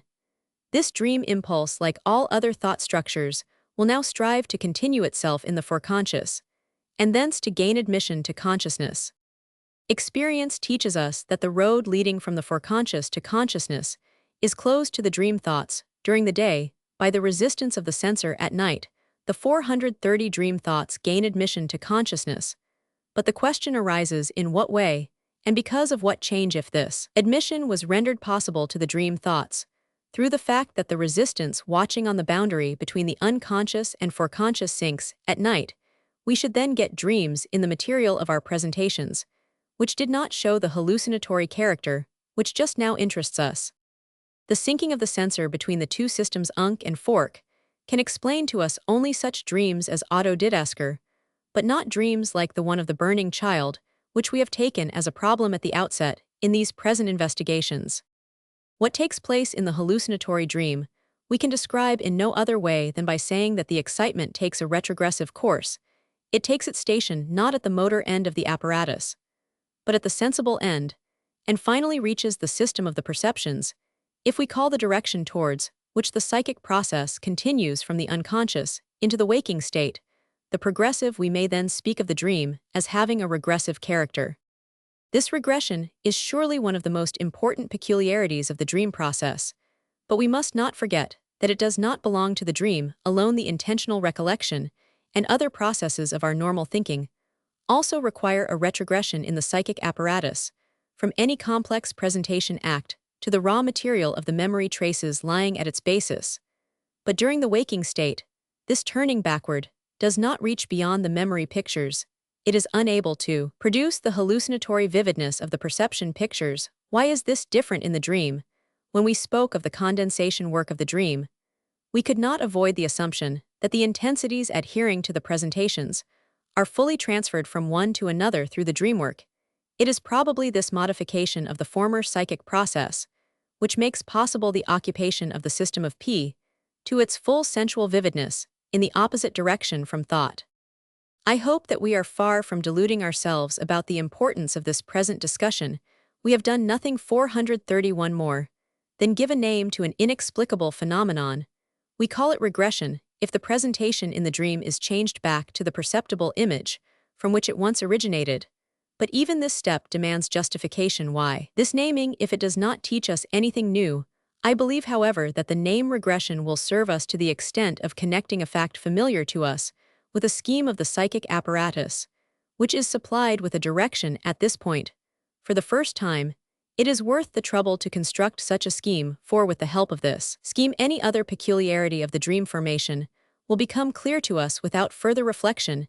If we look upon the dream as a process of regression in the assumed psychic apparatus, we can readily understand the empirically proven fact that all mental relation of the dream thoughts either is lost in the dream work or can come to expression only with difficulty. According to our scheme, these mental relations are contained not in the first memsystems, but in those lying further to the front, and in the regression, they must forfeit their expression in favor of the perception. Pictures the structure of the dream thoughts is in the regression broken up into its raw material. But what change renders possible this regression which is impossible during the day? Let us here be content with assumption. There must evidently be some alterations in the charge of energy belonging to the single systems, causing the latter to become accessible or inaccessible to the discharge of the excitement. But in any such apparatus, the same effect upon the course of excitement might be brought about through more than one form of such changes. This naturally reminds us of the state of sleep, and of the many changes of energy this state produces at the sensible end of the apparatus. During the day, there is a continuous coursing stream from the system of the P toward the motility. This current ceases at night, and no longer hinders a streaming of the current of excitement in the opposite direction. This would appear to be that seclusion from the outer world, which according to the theory of some authors, is supposed to explain the psychological character of the dream VDP 30. In the explanation of the regression of the dream, we shall however have to consider those other regressions, which originate during morbid 432 waking states. In these other forms, the explanation just given plainly leaves us in the lurch. Regression takes place in spite of the uninterrupted sensible current in a progressive direction. The hallucinations of hysteria and paranoia, as well as the visions of mentally normal persons, I can explain as actually corresponding to regressions being in fact thoughts transformed into images, and only such thoughts are subjected to this transformation as are in intimate connection with suppressed or unconscious recollections. As an example, I shall cite one of my youngest hysterical patients, a boy 12 years old, who was prevented from falling asleep by green faces with red eyes, which terrified him. The source of this manifestation was the suppressed, but once conscious memory of a boy whom he had often seen during 4 years, and who offered him a deterring example of many childish bad habits, including onanism, which now formed the subject of his own reproach. His mother had noticed at the time that the complexion of the ill-bred boy was greenish, and that he had red Roman, 1e red bordered eyes, hence the terrible vision, which constantly served to remind him of his mother's warning that such boys become demented, that they are unable to make progress at school, and are doomed to an early death. A part of this prediction came true. In the case of the little patient, he could not successfully pursue his high school studies, and as appeared on examination of his involuntary fancies, he stood in great dread of the remainder of the prophecy. However, after a brief period of successful treatment, his sleep was restored, he lost his fears, and finished his scholastic year with an excellent record. I may also add here the interpretation of a vision, related to me, by an hysteric 40 years of age, as having occurred in her normal life. On opening her eyes one morning, she beheld in the room her brother, whom she knew to be confined in an insane asylum. Her little son was asleep by her side. Lest the child should be frightened on seeing his uncle and fall into convulsions, she pulled the sheet over the little one. This done, the phantom disappeared. This vision is the recasting of one of her infantile reminiscences, which, although conscious, is most intimately connected with all the 433 unconscious material in her mind. Her nursemaid told her that her mother, who had died young, the patient, was then only a year and a half old, had suffered from epileptic or hysterical convulsions, which dated back to a fright caused by her brother, the patient's uncle, who appeared to her, disguised as a specter with a sheet over his head. The vision contains the same elements as the reminiscence, viz. The appearance of the brother, the sheet, the fright, and its effect. These elements, however, are ranged in different relations and are transferred to other persons. The obvious motive of the vision, which replaces the idea, is her solicitude lest her little son, who bore a striking resemblance to his uncle, should share the latter's fate. Both examples here cited are not entirely unrelated to sleep, and may therefore be unsuitable as proof for my assertion. I may therefore refer to my analysis of an hallucinatory paranoia and to the results of my hitherto unpublished studies on the psychology of the psychoneuroses, in order to emphasize the fact that in these cases of regressive thought transformation, one must not overlook the influence of a suppressed or unconscious reminiscence, this being in most cases of an infantile character.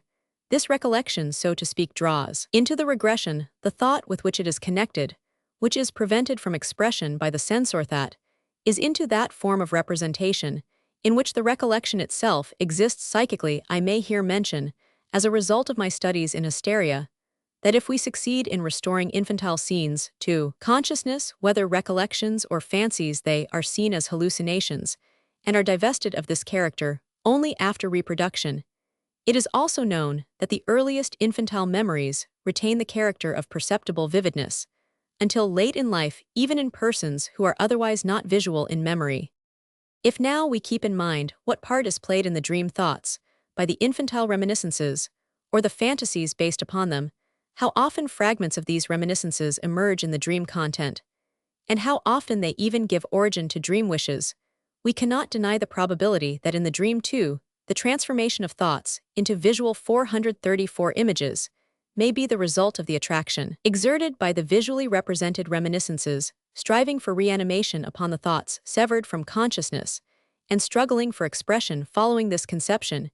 We may further describe the dream as a modified substitute for the infantile scene produced by transference to recent material. The infantile cannot enforce its renewal, and must therefore be satisfied to return as a dream. This reference to the significance of the infantile scenes, or of their fantastic repetitions, as in a manner furnishing the pattern for the dream content, renders superfluous the assumption made by Scherner and his pupils of an inner source of excitement. Scherner assumes a state of visual excitation, of internal excitement, in the organ of sight when the dreams manifest a particular vividness or a special abundance of visual elements. We need not object to this assumption, but may be satisfied with establishing such state of excitation for the psychic perceptive system of the organs of vision. Only we shall, however, assert that this state of excitation is formed through the memory, and is merely a refreshing of the former actual visual excitation. I cannot from my own experience give a good example showing such an influence of infantile reminiscence. My own dreams are surely less rich in perceptible elements than I must fancy those of others. But in my most beautiful and most vivid dream of late years, I can easily trace the hallucinatory distinctness of the dream contents to the sensuous nature of recently received impressions. On page 368, I mentioned a dream in which the dark blue color of the water, the brown color of the smoke issuing from the ship's funnels, and the somber brown and red of the buildings which I had seen made a profound and lasting impression on my mind. This dream, if any, must be attributed to visual excitation. But what has brought my visual organ into this excitable state? It was a recent impression uniting itself with a series of former ones. The colors I beheld were those of the toy blocks with which my children erected a grand structure for my admiration on the day preceding the dream. The same somber red color covered the large blocks, and the same blue and brown the small ones. Connected with these were the color 435 impression of my last journey in Italy, the charming blue of the Isons, and the lagoon, the brown hue of the Alpine region. The beautiful colors seen in the dream were but a repetition of those seen in the memory. Let us review what we have learned about this peculiarity, which the dream has of transforming its content of ideas into plastic images. We have neither explained this character of the dreamwork, nor traced it to known laws of psychology, but we have singled it out as pointing to unknown connections, and designated it by the name of the regredient character. Wherever this regression has occurred, we have regarded it as an effect of the resistance, which opposes the progress of the thought on its normal way to consciousness, as well as a result of the simultaneous attraction exerted upon it by the vivid memory's present regression, is perhaps facilitated in the dream by the cessation of the progressive stream running from the sense organs during the day. For this auxiliary moment, there must be compensation in the other forms of regression. Through a fortifying of the other motives of regression, we must also bear in mind that in pathological cases of regression, as in the dream, the process of transference of energy must be different from that of the regressions of normal psychic life, as it renders possible a full hallucinatory occupation of the perception systems, what we have described in the analysis of the dreamwork, as regard for dramatic fitness, may be referred to the selective attraction of visually recollected scenes touched by the dream thoughts. It is quite possible that this first part of our psychological utilization of the dream does not entirely satisfy even us. We must, however, console ourselves with the fact that we are compelled to build in the dark. If we have not altogether strayed from the right path, we shall be sure to reach about the same ground from another starting point, and thereafter perhaps be better able to see our way. See the wish fulfillment. The dream of the burning child cited above affords us a welcome opportunity for appreciating the difficulties confronting the theory of wish fulfillment, that the dream should be nothing but a wish fulfillment surely seemed strange. 436 to us Allen, that not alone because of the contradictions offered by the anxiety dream.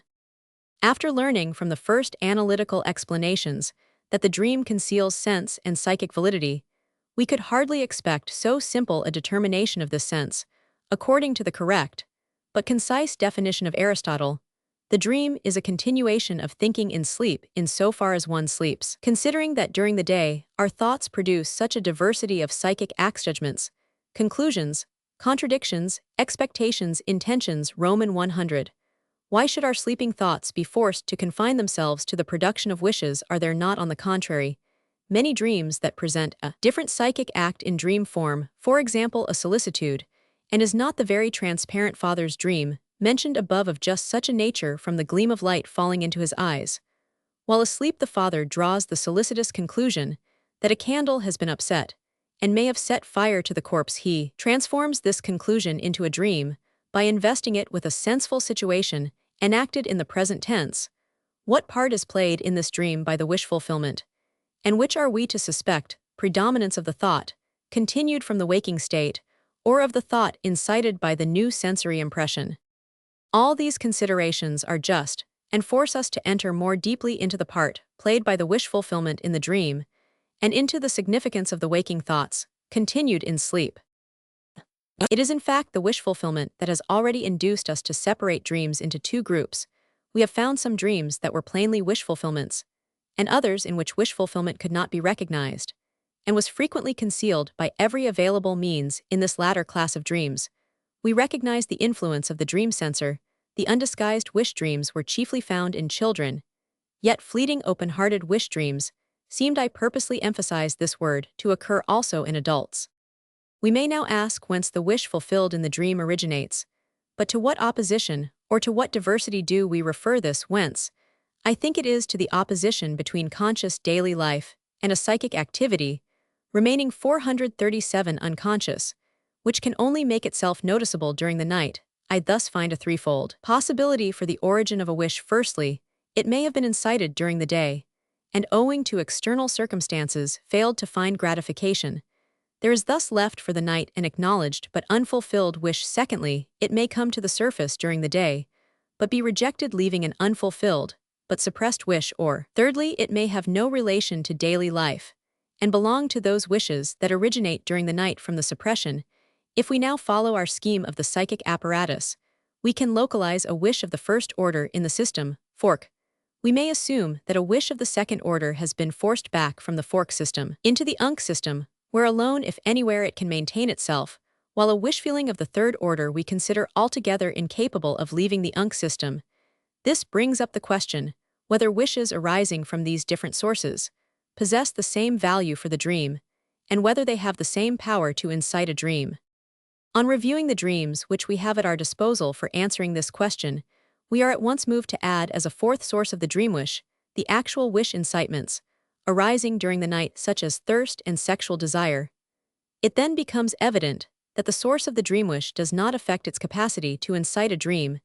This view is supported by the dream of the little girl who continued the sea trip interrupted during the day, and by the other children's dreams referred to. They are explained by an unfulfilled but not suppressed wish from the daytime. That a wish suppressed during the day asserts itself in the dream can be shown by a great many examples. I shall mention a very simple example of this class. A somewhat sarcastic young lady whose younger friend has become engaged to be married is asked throughout the day by her acquaintances whether she knows and what she thinks of the fiancé. She answers with unqualified praise, thereby silencing her own judgment, as she would prefer to tell the truth, namely, that he is an ordinary person. Dutzenmensch 438. The following night she dreams that the same question is put to her, and that she replies with the formula in case of subsequent orders. It will suffice to mention the number. Finally, we have learned from numerous analyses that the wish in all dreams that have been subject to distortion has been derived from the unconscious, and has been unable to come to perception in the waking state. Thus, it would appear that all wishes are of the same value and force for the dream formation. I am at present unable to prove that the state of affairs is really different, but I am strongly inclined to assume a more stringent determination of the dream wish. Children's dreams leave no doubt that an unfulfilled wish of the day may be the instigator of the dream, but we must not forget that it is after all the wish of a child, that it is a wish feeling of infantile strength. Only I have a strong doubt whether an unfulfilled wish from the day would suffice to create a dream in an adult. It would rather seem that as we learn to control our impulses by intellectual activity, we more and more reject as vain the formation or retention of such intense wishes as are natural to childhood. In this, indeed, there may be individual variations. Some retain the infantile type of psychic processes longer than others. The differences are here the same as those found in the gradual decline of the originally distinct visual imagination. In general, however, I am of the opinion that unfulfilled wishes of the day are insufficient to produce a dream in adults. I readily admit that the wish instigators originating in conscious life contribute towards the incitement of dreams, but that is probably all. The dream would not originate if the foreconscious wish were not reinforced from another source. That source is the unconscious. I believe that the conscious wish is a dream inciter only if it succeeds in arousing a similar unconscious wish, which reinforces it, following the suggestions obtained through the psychoanalysis of the neuroses. I believe that these unconscious wishes are always active and ready for expression whenever they find an opportunity to unite themselves with an emotion from conscious life, and that they transfer their greater intensity to the lesser intensity of 439. The latter. For it may therefore seem that the conscious wish alone has been realized in a dream, but a slight peculiarity in the formation of this dream will put us on the track of the powerful helper from the unconscious. These ever active, and as it were immortal wishes from the unconscious recall the legendary Titans, who from time immemorial have borne the ponderous mountains, which were once rolled upon them by the victorious gods, and which even now quiver from time to time from the convulsions of their mighty limbs. I say that these wishes found in the repression are of themselves of an infantile origin, as we have learned from the psychological investigation of the neuroses. I should like therefore to withdraw the opinion, previously expressed, that it is unimportant whence the dream wish originates, and replace it by another as follows. The wish manifested in the dream must be an infantile one. In the adult, it originates in the unk, while in the child, where no separation and censor as yet exist between fork and unk, or where these are only in the process of formation, it is an unfulfilled and unrepressed wish from the waking state. I am aware that this conception cannot be generally demonstrated, but I maintain nevertheless that it can be frequently demonstrated even where it was not suspected, and that it cannot be generally refuted. The wish feelings which remain from the conscious waking state are therefore relegated to the background in the dream formation. In the dream content, I shall attribute to them only the part attributed to the material of actual sensations during sleep. CP 185. If I now take into account those other psychic instigations remaining from the waking state, which are not wishes, I shall only adhere to the line mapped out for me by this train of thought. We may succeed in provisionally terminating the sum of energy of our waking 440 thoughts by deciding to go to sleep. He is a good sleeper Who can do this? Napoleon Roman I is reputed to have been a model of this sort, but we do not always succeed in accomplishing it, or in accomplishing it perfectly. Unsolved problems, harassing cares, overwhelming impressions continue the thinking activity even during sleep, maintaining psychic processes. In the system, which we have termed the foreconscious, these mental processes continuing into sleep may be divided into the following groups: 1. That which has not been terminated during the day owing to casual prevention. 2. That which has been left unfinished by temporary paralysis of our mental power. Roman I, the unsolved. 3. That which has been rejected and suppressed during the day. This unites with a powerful group 4 formed by that which has been excited in our UNC during the day, by the work of the foreconscious. Finally, we may add group 5, consisting of the indifferent and hence unsettled impressions of the day. We should not underrate the psychic intensities introduced into sleep by these remnants of waking life, especially those emanating from the group of the unsolved. These excitations surely continue to strive for expression during the night, and we may assume with equal certainty that the sleeping state renders impossible the usual continuation of the excitement in the foreconscious and the termination of the excitement by its becoming conscious as far as we can normally become conscious of our mental processes even during the night. In so far we are not asleep, I shall not venture to state what change is produced in the fork system by the sleeping state, but there is no doubt that the psychological character of sleep is essentially due to the change of energy in this very system, which also dominates the approach to motility, which is paralyzed during sleep. In contradistinction to this, there seems to be nothing in the psychology of the dream to warrant the assumption that sleep produces any but secondary changes in the conditions of the UNC system. Hence, for the nocturnal excitation in the fork, there remains no other path than that followed by the wish excitements from the UNC. This excitation must seek reinforcement from the UNC and follow the detours of the unconscious excitations. But what is the relation of the foreconscious day remnants to the dream? 441. There is no doubt that they penetrate abundantly into the dream, that they utilize the dream content to obtrude themselves upon consciousness, even during the night. Indeed, they occasionally even dominate the dream content and impel it to continue the work of the day. It is also certain that the day remnants may just as well have any other character as that of wishes, but it is highly instructive and even decisive for the theory of wish fulfillment to see what conditions they must comply with in order to be received into the dream. Let us pick out one of the dreams cited above as examples. For example, the dream in which my friend Otto seems to show the symptoms of Bestow's disease. P. 228. My friend Otto's appearance occasioned me some concern during the day, and this worry, like everything else referring to this person, affected me. I may also assume that these feelings followed me into sleep. I was probably bent on finding out what was the matter with him in the night. My worry found expression in the dream, which I have reported the content of which was not only senseless, but failed to show any wish fulfillment. But I began to investigate for the source of this incongruous expression of the solicitude felt during the day, and analysis revealed the connection. I identified my friend Otto with a certain Baron Roman 50, and myself with a Professor R. There was only one explanation for my being impelled to select just this substitution for the day. Thought I must have always been prepared in the UNC to identify myself with Professor R, as it meant the realization of one of the immortal infantile wishes, viz. That of becoming great repulsive ideas respecting my friend, that would certainly have been repudiated in a waking state, took advantage of the opportunity to creep into the dream. But the worry of the day likewise found some form of expression through a substitution in the dream content. The day thought which was no wish in itself, but rather a worry had in some way to find a connection with the infantile, now unconscious, and suppressed wish, which then allowed it, though already properly prepared, to originate for consciousness. The more dominating this worry, the stronger must be the connection to be established between the contents of the wish and that of the worry. There need be no connection, nor was there one in any of our examples. We can now sharply define the significance of the unconscious wish for the dream. It may be admitted that there is a whole class of dreams in which the incitement originates preponderatingly or even exclusively from the remnants of daily life, and I believe that even my cherished desire to become at some future time a professor extraordinarius would have allowed me to slumber undisturbed that night had not my worry about my friend's health been still active.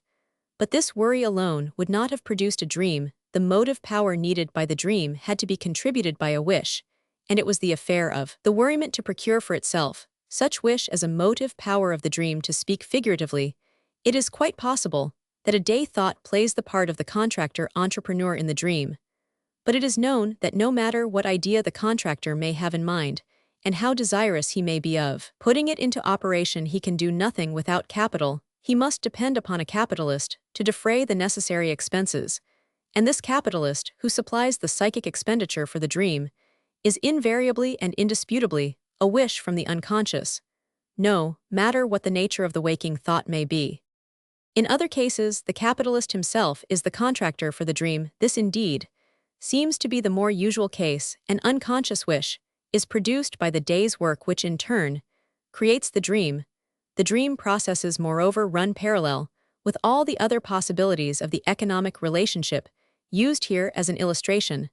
Thus, the entrepreneur may contribute some capital himself, or several entrepreneurs may seek the aid of the same capitalist, or several capitalists may jointly supply the capital required by the entrepreneur. Thus, there are dreams produced by more than one dream wish, and many similar variations, which may readily be passed over, and are of no further interest to us. What we have left unfinished in this discussion of the dream wish we shall be able to develop later. The tertium comparationis in the comparisons just employed. Roman 1. The sum placed at our free disposal, in proper allotment, admits of still finer application for the illustration of the dream structure. As shown on p. 285, we can recognize in most dreams a center especially supplied with 443 perceptible intensity.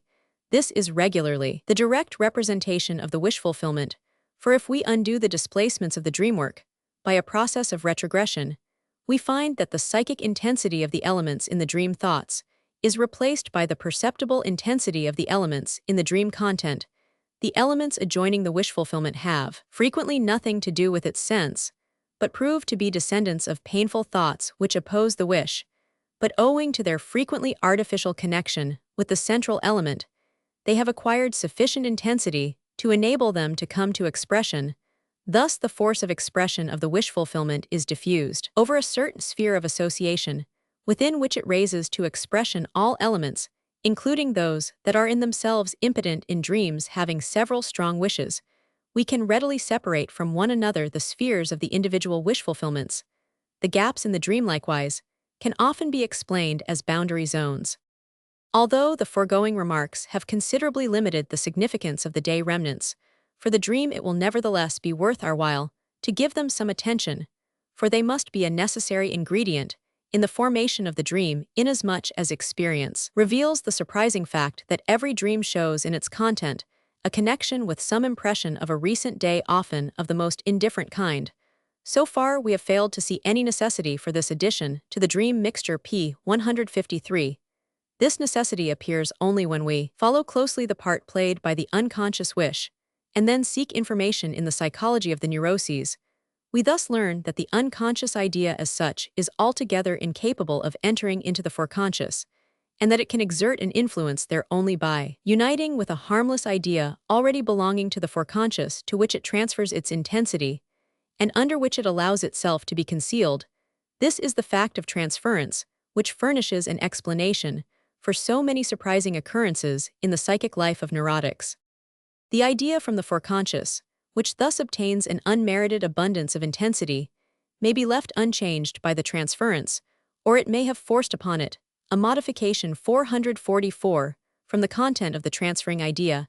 I trust the reader will pardon my fondness for comparisons from daily life, but I feel tempted to say that the relations existing for the repressed idea are similar to the situations existing in Austria for the American dentist who is forbidden to practice unless he gets permission from a regular physician to use his name on the public signboard, and thus cover the legal requirements. Moreover, just as it is naturally not the busiest physicians who form such alliances with dental practitioners, so in the psychic life only such foreconscious or conscious ideas are chosen to cover a repressed idea as have not themselves attracted much of the attention which is operative in the foreconscious. The unconscious entangles with its connections, preferentially, either those impressions and ideas of the foreconscious, which have been left unnoticed as indifferent, or those that have soon been deprived of this attention through rejection.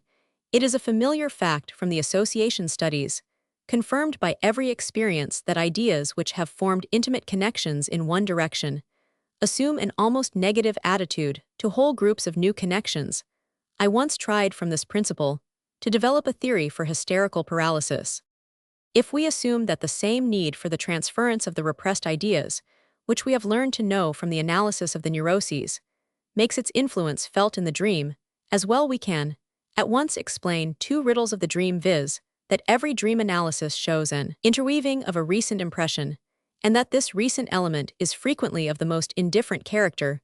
We may add what we have already learned elsewhere, that these recent and indifferent elements come so frequently into the dream content as a substitute for the most deeplying of the dream thoughts for the further reason that they have least to fear from the resisting censor.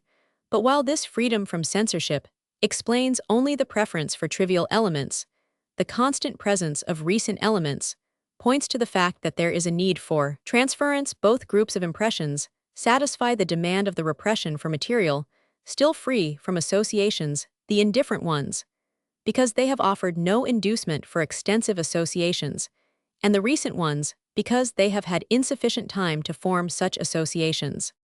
We thus see that the day remnants, among which we may now include the indifferent impressions when they participate in the dream formation, not only borrow from the UNC the motive power at the disposal of the repressed wish, but also offer to the unconscious something indispensable, namely, the attachment necessary to the transference. If we here attempted to penetrate more deeply into the psychic processes, we should first have to throw more light on the play of emotions between the foreconscious and the unconscious, to which indeed we are urged by the study of the psychoneuroses, whereas the dream itself offers no assistance in this respect. Just one further remark about the day remnants: there is no doubt that they are the actual disturbers of sleep, and not the dream which on the contrary strives to guard sleep, but we shall return to this point later. We have so far discussed the dream wish we have traced it to the sphere of the UNC, and analyzed its relations to the day remnants, which in turn may be either wishes, psychic emotions of any other kind, or simply recent impressions. We have thus made room for any claims that may be made for the importance of conscious thought activity in dream formations, in all its variations relying upon our thought series. It would not be at all impossible for us to explain even those extreme cases in which the dream as a continuer of the day work brings to a happy conclusion an unsolved problem of the waking state. We do not, however, possess an example, the analysis of which might reveal the infantile or repressed wish source, furnishing such alliance and successful strengthening of the efforts of the foreconscious activity, but we have not come one step nearer a solution of the riddle: why can the unconscious furnish the motive power for the wish fulfillment only during sleep? The answer to this question must throw light on the psychic nature of wishes, and it will be given with the aid of the diagram of the psychic apparatus. We do not doubt that even this apparatus attained its present perfection through a long course of development. Let us attempt to restore it, as it existed in an early phase of its activity from assumptions, to be confirmed elsewhere. We know that at first the apparatus strove to keep as free from excitement as possible, and in its first formation, therefore 446, the scheme took the form of a reflex apparatus, which enabled it promptly to discharge through the motor tracks any sensible stimulus reaching it from without. But this simple function was disturbed by the wants of life, which likewise furnished the impulse for the further development of the apparatus.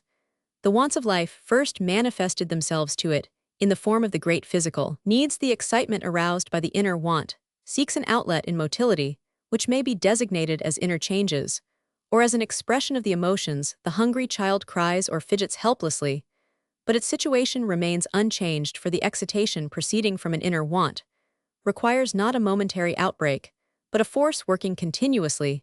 A change can occur only if in some way a feeling of gratification is experienced, which, in the case of the child, must be through outside help. In order to remove the inner excitement, an essential constituent of this experience is the appearance of a certain perception of food, in our example, the memory picture of which thereafter remains associated with the memory trace of the excitation of want.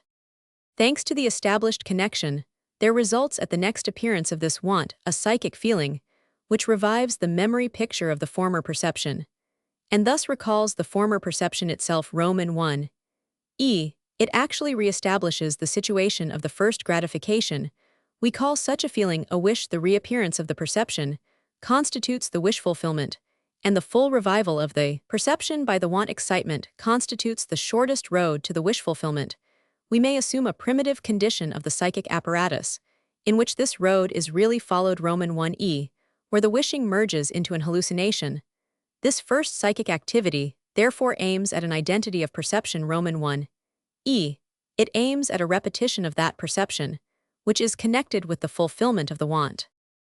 This primitive mental activity must have been modified by bitter practical experience into a more expedient secondary activity, the establishment of the identity perception on the short regressive road within the apparatus does not in another respect carry with it the result which inevitably follows the revival of the same perception from without. The 447 gratification does not take place, and the want continues in order to equalize the internal with the external sum of energy.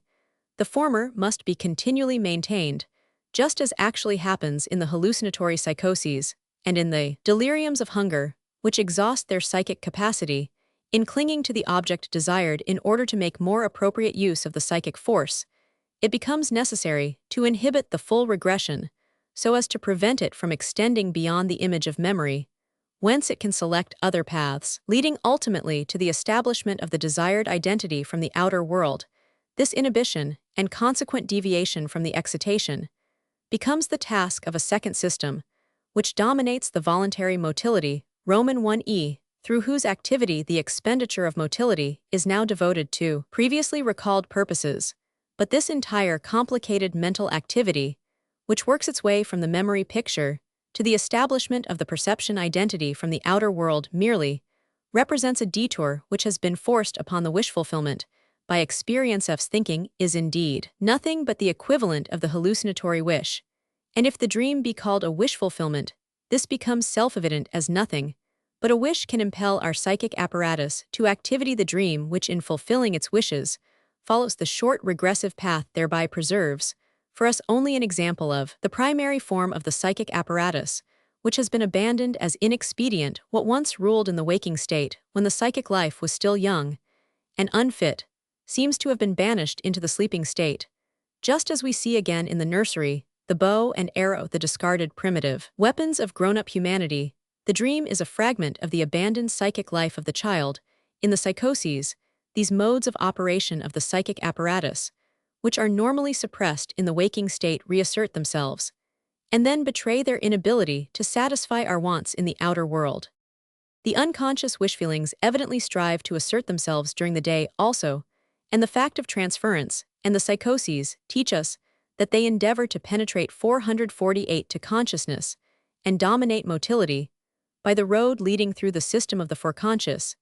It is therefore the censor lying between the unk and the fork, the assumption of which is forced upon us by the dream, that we have to recognize and honor as the guardian of our psychic health. But is it not carelessness on the part of this guardian to diminish its vigilance during the night, and to allow the suppressed emotions of the unk to come to expression, thus again making possible the hallucinatory regression? I think not, for when the critical guardian goes to restand, we have proof that his slumber is not profound, takes care to close the gate to motility, no matter what feelings from the otherwise inhibited unk may roam about on the scene. They need not be interfered with, they remain harmless, because they are unable to put in motion the motor apparatus, which alone can exert a modifying influence upon the outer world. Sleep guarantees the security of the fortress, which is under guard. Conditions are less harmless when a displacement of forces is produced not through a nocturnal diminution in the operation of the critical censor, but through pathological enfeeblement of the latter, or through pathological reinforcement of the unconscious excitations, and this while the foreconscious is charged with energy, and the avenues to motility are open. The guardian is then overpowered. The unconscious excitations subdue the fork through it. They dominate our speech and actions, or they enforce the hallucinatory regression, thus governing an apparatus not designed for them, by virtue of the attraction exerted by the perceptions on the distribution of our psychic energy. We call this condition a psychosis. We are now in the best position to complete our psychological construction, which has been interrupted by the introduction of the two systems unk and fork. We have still, however, ample reason for giving further consideration to the wish, as the sole psychic motive power in the dream we have. Explain that the reason why the dream is in every case a wish realization is because it is a product of the Ankh which knows no other aim in its activity but the fulfillment of wishes, and which has no other forces at its disposal. But wish feelings, if we avail ourselves for a moment longer of them. To elaborate from the dream interpretation, such 449 far-reaching psychological speculations, we are in duty bound to demonstrate that we are thereby bringing the dream into a relationship, which may also comprise other psychic structures, if there exists a system of the uncore something sufficiently analogous to it for the purpose of our discussion. Dream cannot be its sole manifestation. Every dream may be a wish fulfillment, but there must be other forms of abnormal wish fulfillment, besides this of dreams. Indeed, the theory of all psychoneurotic symptoms culminates in the proposition that they, too, must be taken as wish fulfillments of the unconscious. Our explanation makes the dream only the first member of a group, most important for the psychiatrist, and understanding of which means the solution of the purely psychological part of the psychiatric problem. But other members of this group of wish fulfillments, for example the hysterical symptoms, evince one essential quality, which I have so far failed to find in the dream. Thus, from the investigations frequently referred to in this treatise, I know that the formation of an hysterical symptom necessitates the combination of both streams of our psychic life. The symptom is not merely the expression of a realized unconscious wish, but it must be joined by another wish from the foreconscious, which is fulfilled by the same symptom, so that the symptom is at least doubly determined once by each one of the conflicting systems. Just as in the dream there is no limit to further overdetermination, the determination not derived from the Ankh is, as far as I can see, invariably a stream of thought in reaction against the unconscious wish. For example, a self-punishment. Hence I may say in general that an hysterical symptom originates only where two contrasting wish fulfillments having their source in different psychic systems are able to combine in one expression. Compare my latest formulation of the origin of the hysterical symptoms in a treatise published by the Zeitschrift für Sexualwissenschaft by Hirschfeld and others. 1908 examples on this point would prove of little value, as nothing but a complete unveiling of the complication in question would carry conviction. I therefore content myself with the mere assertion, and will cite an example not for conviction, but for explication. The hysterical vomiting of a female patient proved on the one hand to be the realization of an 450 unconscious fancy from the time of puberty that she might be continuously pregnant and have a multitude of children, and this was subsequently united with the wish that she might have them from as many men as possible. Against this immoderate wish there arose a powerful defensive impulse. But as the vomiting might spoil the patient's figure and beauty, so that she would not find favor in the eyes of mankind, the symptom was therefore in keeping with her punitive trend of thought, and being thus admissible from both sides, it was allowed to become a reality. This is the same manner of consenting to a wish fulfillment, which the queen of the Parthians chose for the triumvir Crassus, believing that he had undertaken the campaign out of greed for gold. She caused molten gold to be poured into the throat of the corpse. Now hast thou what thou hast longed for. As yet, we know of the dream only that it expresses a wish fulfillment of the unconscious, and apparently the dominating foreconscious permits this only after it has subjected the wish to some distortions. We are really in no position to demonstrate regularly a stream of thought antagonistic to the dream wish, which is realized in the dream, as in its counterpart. Only now and then have we found in the dream traces of reaction formations, as for instance the tenderness toward friend R in the uncle dream p. 116, but the contribution from the foreconscious, which is missing here, may be found in another place. While the dominating system has withdrawn on the wish to sleep, the dream may bring to expression with manifold distortions a wish from the Ankh, and realize this wish by producing the necessary changes of energy in the psychic apparatus, and may finally retain it through the entire duration of sleep. This persistent wish to sleep on the part of the foreconscious in general facilitates the formation of the dream. Let us refer to the dream of the father, who by the gleam of light from the death chamber was brought to the conclusion that the body has been set on fire. We have shown that one of the psychic forces decisive in causing the father to form this 451 conclusion, instead of being awakened by the gleam of light, was the wish to prolong the life of the child seen in the dream by one moment. Other wishes proceeding from the repression probably escape us, because we are unable to analyze this dream. But as a second motive power of the dream, we may mention the father's desire to sleep, for like the life of the child, the sleep of the father is prolonged for a moment by the dream. The underlying motive is let the dream go on, otherwise I must wake up, as in this dream. So also in all other dreams the wish to sleep lends its support to the unconscious wish. On page 104, we reported dreams, which were apparently dreams of convenience. But properly speaking, all dreams may claim this designation. The efficacy of the wish to continue to sleep is the most easily recognized in the waking dreams, which so transform the objective sensory stimulus as to render it compatible with the continuance of sleep. They interweave this stimulus with the dream, in order to rob it of any claims it might make as a warning to the outer world. But this wish to continue to sleep must also participate in the formation of all other dreams, which may disturb the sleeping state from within only. Now then, sleep on Wyatt's, but a dream. This is in many cases the suggestion of the fork to consciousness when the dream goes too far, and this also describes in a general way the attitude of our dominating psychic activity toward dreaming. Though the thought remains tacit, I must draw the conclusion that throughout our entire sleeping state, we are just as certain that we are dreaming as we are certain that we are sleeping. We are compelled to disregard the objection urged against this conclusion, that our consciousness is never directed to a knowledge of the former, and that it is directed to a knowledge of the latter. Only on special occasions, when the censor is unexpectedly surprised against this objection, we may say that there are persons who are entirely conscious of their sleeping and dreaming, and who are apparently endowed with the conscious faculty of guiding their dream life. Such a dreamer, when dissatisfied with the course taken by the dream, breaks it off without awakening and begins it anew in order to continue it with a different turn, like the popular author who on request gives a happier ending to his play. Or at another time, if placed by the dream in a sexually exciting 452 situation, he thinks in his sleep, I do not care to continue this dream and exhaust myself by a pollution. I prefer to defer it in favor of a real situation. De-waking caused by the dream. The function of the dream. The anxiety dream.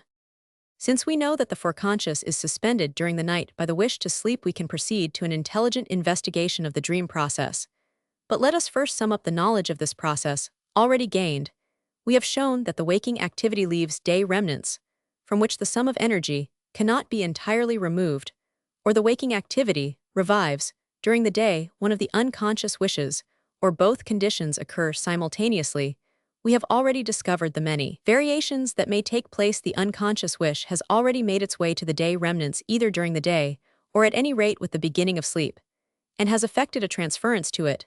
This produces a wish transferred to the recent material, or the suppressed recent wish comes to life again.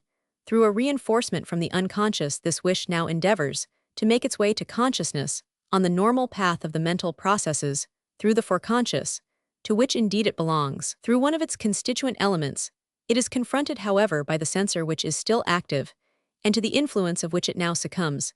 It now takes on the distortion for which the way has already been paved by its transference to the recent material. Thus far it is in the way of becoming something resembling an obsession delusion, or the like. Roman 1e, a thought reinforced by a transference, and distorted in expression by the censor. But its further progress is now checked through the dormant state of the foreconscious.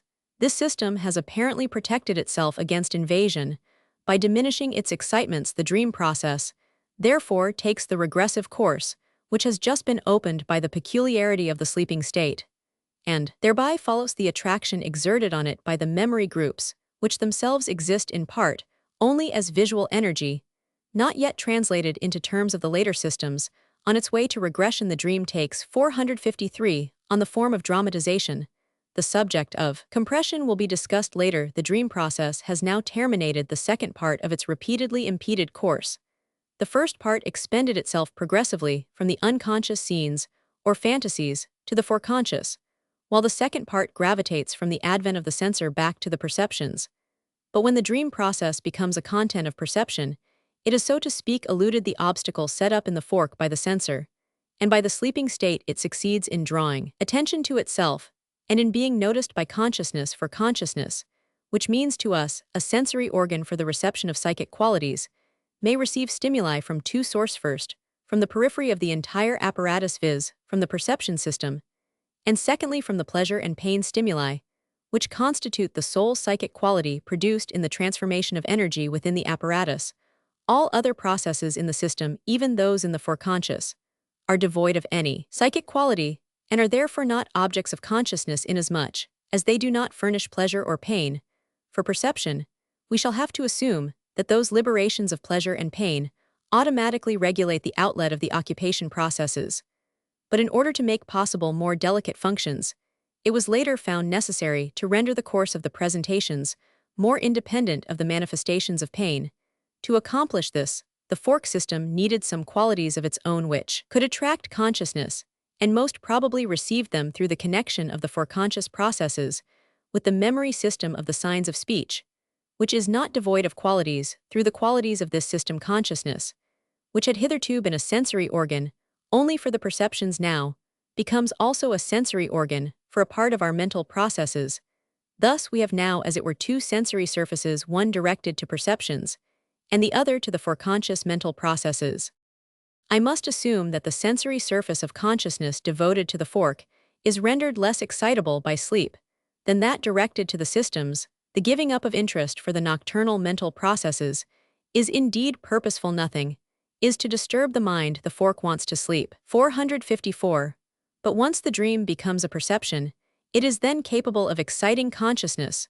Through the qualities thus gained, the sensory stimulus accomplishes what it was really destined for, namely, it directs a part of the energy at the disposal of the fork, in the form of attention upon the stimulant. We must therefore admit that the dream invariably awakens us, that is, it puts into activity a part of the dormant force of the fork.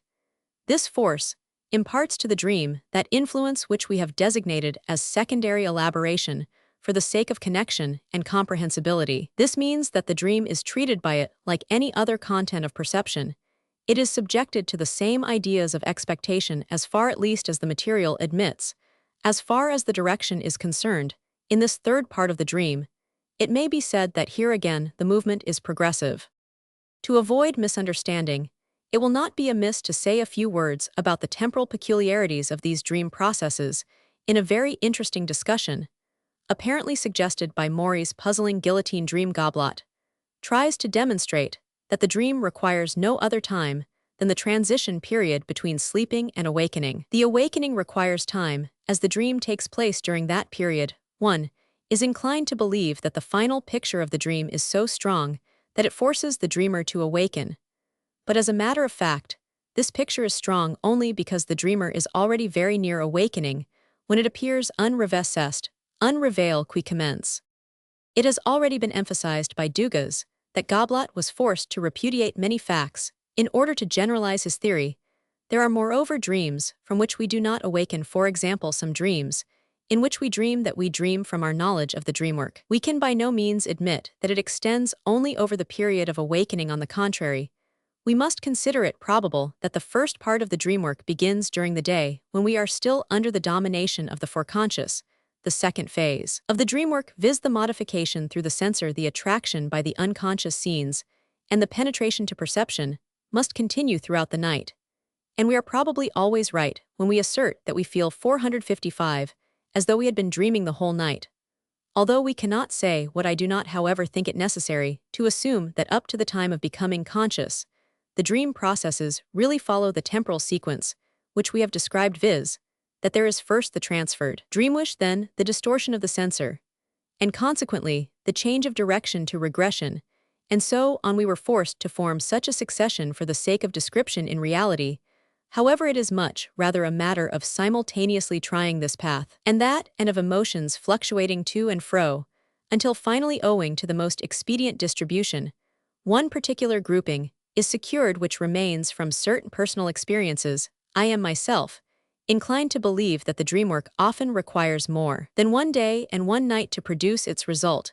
If this be true, the extraordinary art manifested in the construction of the dream loses all its marvels. In my opinion, even the regard for comprehensibility, as an occurrence of perception, may take effect before the dream attracts consciousness to itself.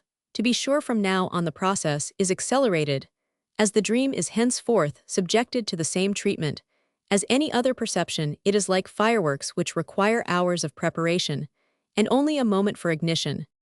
Through the dream work, the dream process now gains either sufficient intensity to attract consciousness to itself and arouse the foreconscious, which is quite independent of the time or profundity of sleep, or its intensity being insufficient, it must wait until it meets the attention which is set in motion immediately before awakening. Most dreams seem to operate with relatively slight psychic intensities, for they wait for the awakening. This, however, explains the fact that we regularly perceive something dreamt on being suddenly aroused from a sound sleep here, as well as in spontaneous awakening. The first glance strikes the perception content created by the dream work, while the next strikes the one produced from without. But of greater theoretical interest are those dreams which are capable of waking us in the midst of sleep. We must bear in mind the expediency elsewhere universally demonstrated, and ask ourselves why the dream or the unconscious wish has 456, the power to disturb sleep. Roman 1, the fulfillment of the foreconscious wish. This is probably due to certain relations of energy into which we have no insight.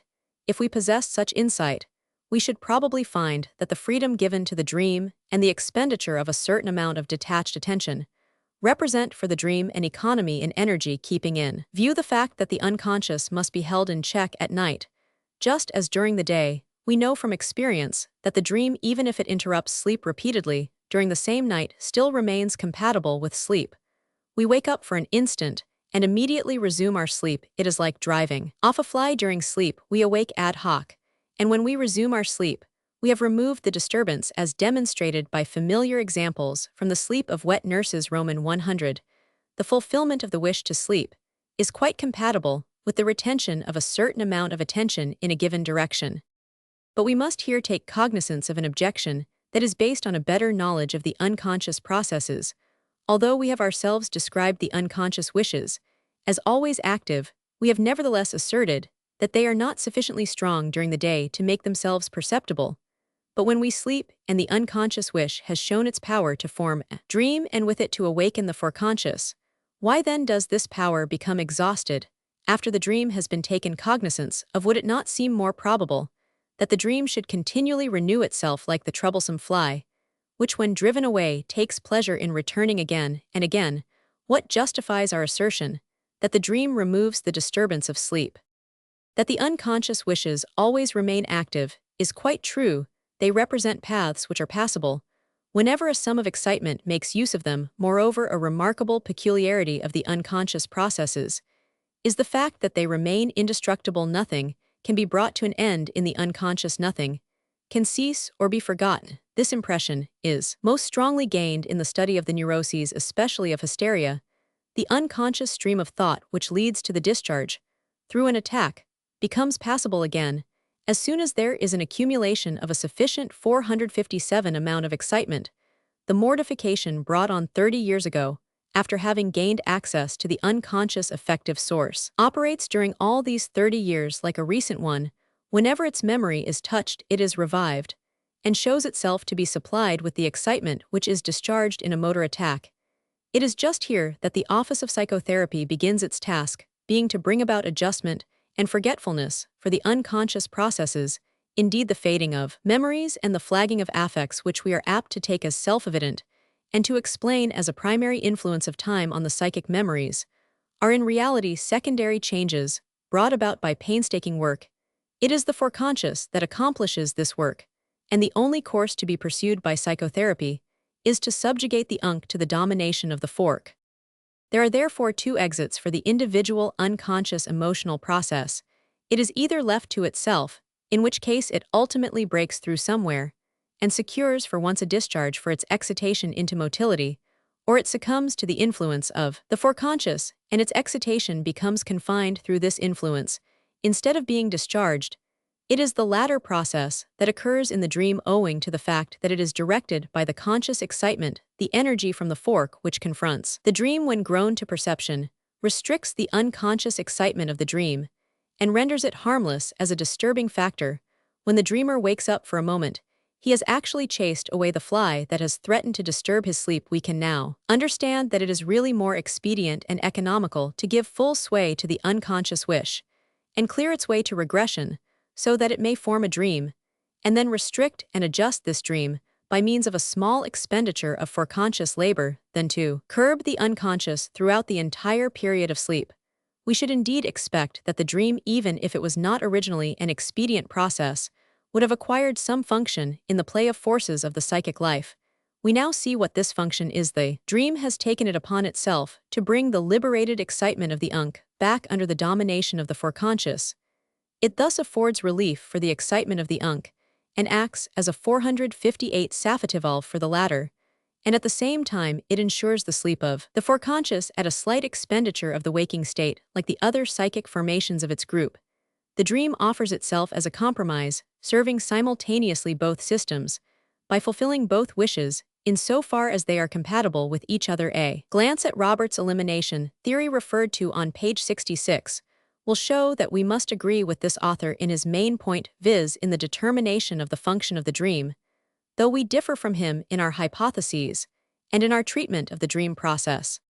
The above qualification in so far as the two wishes are compatible with each other contains a suggestion that there may be cases in which the function of the dream suffers shipwreck. The dream process is in the first instance admitted as a wish fulfillment of the unconscious.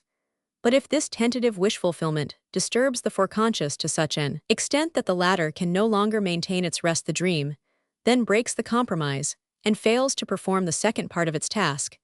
It is then at once broken off and replaced by complete wakefulness. Here too, it is not really the fault of the dream, if while ordinarily the guardian of sleep, it is here compelled to appear as the disturber of sleep. Nor should this cause us to entertain any doubts as to its efficacy. This is not the only case in the organism in which an otherwise efficacious arrangement became inefficacious and disturbing. As soon as some element is changed in the conditions of its origin, the disturbance then serves at least the new purpose of announcing the change and calling into play against it the means of adjustment of the organism. In this connection, I naturally bear in mind the case of the anxiety dream, and in order not to have the appearance of trying to exclude this testimony against the theory of wish fulfillment, wherever I encounter it, I will attempt an explanation of the anxiety dream, at least offering some suggestions. That a psychic process developing anxiety may still be a wish fulfillment has long ceased to impress us. As a contradiction, we may explain this occurrence by the fact that the wish belongs to one system, the unk, while by the other system, the fork, this wish has been rejected and suppressed. 459. The subjection of the unk by the fork is not complete even in perfect psychic health. The amount of this suppression shows the degree of our psychic normality. Neurotic symptoms show that there is a conflict between the two systems. The symptoms are the results of a compromise of this conflict, and they temporarily put an end to it. On the one hand, they afford the unk an outlet for the discharge of its excitement and serve it as a sally port, while on the other hand, they give the fork the capability of dominating the unk to some extent. It is highly instructive to consider, for example, the significance of any hysterical phobia or of an agoraphobia. Suppose a neurotic incapable of crossing the street alone, which we would justly call a symptom. We attempt to remove this symptom by urging him to the action which he deems himself incapable of. The result will be an attack of anxiety, just as an attack of anxiety in the street has often been the cause of establishing an agoraphobia. We thus learn that the symptom has been constituted in order to guard against the outbreak of the anxiety. The phobia is thrown before the anxiety like a fortress on the frontier. Unless we enter into the part played by the affects in these processes, which can be done here only imperfectly, we cannot continue our discussion. Let us therefore advance the proposition that the reason why the suppression of the unconscious becomes absolutely necessary is because if the discharge of presentation should be left to itself, it would develop an affect in the unk, which originally bore the character of pleasure, but which since the appearance of the repression bears the character of pain. The aim, as well as the result of the suppression, is to stop the development of this pain. The suppression extends over the unconscious ideation, because the liberation of pain might emanate from the ideation. The foundation is here laid for a very definite assumption concerning the nature of the affective development. It is regarded as a motor or secondary activity, the key to the innervation of which is located in the presentations of the unk. Through the domination of the fork, these presentations become, as it were, throttled and inhibited at the exit of the emotion developing impulses. The danger which is due to the fact that the fork ceases to occupy the energy, therefore, consists 460 in the fact that the unconscious excitations liberate such an affect as in consequence of the repression that has previously taken place can only be perceived as pain or anxiety. This danger is released through the full sway of the dream process. The determinations for its realization consist in the fact that repressions have taken place, and that the suppressed emotional wishes shall become sufficiently strong. They thus stand entirely without the psychological realm of the dream structure, were it not for the fact that our subject is connected through just one factor, namely the freeing of the UNC during sleep. With the subject of the development of anxiety, I could dispense with discussion of the anxiety dream, and thus avoid all obscurities connected with it. As I have often repeated, the theory of the anxiety belongs to the psychology of the neuroses. I would say that the anxiety in the dream is an anxiety problem, and not a dream problem. We have nothing further to do with it, after having once demonstrated its point of contact with the subject of the dream process. There is only one thing left for me to do, as I have asserted that the neurotic anxiety originates from sexual sources. I can subject anxiety dreams to analysis in order to demonstrate the sexual material in their dream thoughts. For good reasons, I refrain from citing here any of the numerous examples placed at my disposal by neurotic patients, but prefer to give anxiety dreams from young persons. Personally, I have had no real anxiety dream for decades, but I recall one from my 7th or 8th year, which I subjected to interpretation about 30 years later. The dream was very vivid, and showed me my beloved mother with peculiarly calm sleeping countenance, carried into the room, and laid on the bed by 2 or 3 persons with birds' beaks. I awoke crying and screaming, and disturbed my parents. The very tall figures draped, in a peculiar manner with beaks, I had taken from the illustrations of Philipson's Bible. I believe that represented deities with heads of sparrowhawks, from an Egyptian tomb relief. The analysis also introduced the reminiscence of a naughty janitor's boy, who used to play with us children on the meadow in front of the house. I would add that his name was Philip. I feel that I first heard from 461, this boy, the vulgar word signifying sexual intercourse, which is replaced among the educated by the Latin coitus, but to which the dream distinctly alludes by the selection of the bird's headsfu. I must have suspected the sexual significance of the word from the facial expression of my worldly wise teacher. My mother's features in the dream were copied from the countenance of my grandfather, whom I had seen a few days before his death snoring in the state of coma. The interpretation of the secondary elaboration in the dream must therefore have been that my mother was dying. The tomb relief too agrees with this. In this anxiety I awoke, and could not calm myself until I had awakened my parents. I remember that I suddenly became calm on coming face to face with my mother, as if I needed the assurance that my mother was not dead. But this secondary interpretation of the dream had been effected only under the influence of the developed anxiety. I was not frightened, because I dreamed that my mother was dying, but I interpreted the dream in this manner in the foreconscious elaboration, because I was already under the domination of the anxiety. The latter, however, could be traced by means of the repression to an obscure, obviously sexual desire, which had found its satisfying expression in the visual content of the dream. A man 27 years old who had been severely ill for a year had had many terrifying dreams between the ages of 11 and 13. He thought that a man with an axe was running after him. He wished to run, but felt paralyzed, and could not move from the spot. This may be taken as a good example of a very common and apparently sexually indifferent anxiety dream. In the analysis, the dreamer first thought of a story told him by his uncle, which chronologically was later than the dream, viz., that he was attacked at night by a suspicious-looking individual. This occurrence led him to believe that he himself might have already heard of a similar episode at the time of the dream.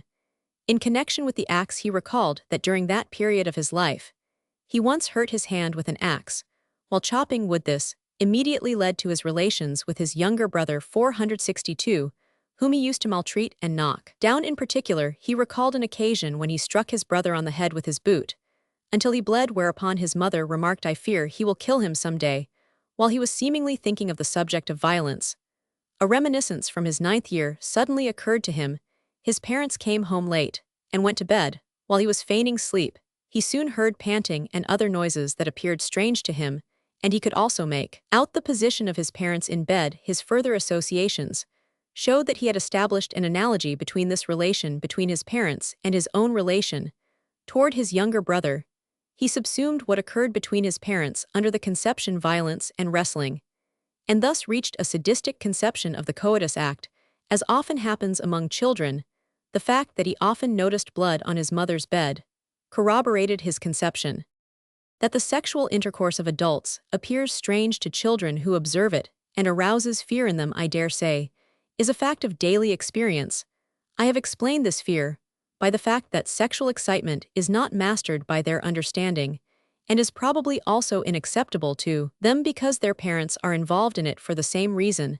This excitement is converted into fear at a still earlier period of life. Sexual emotion directed toward the parent of opposite sex does not meet with repression, but finds free expression, as we have seen above pp. 209,215.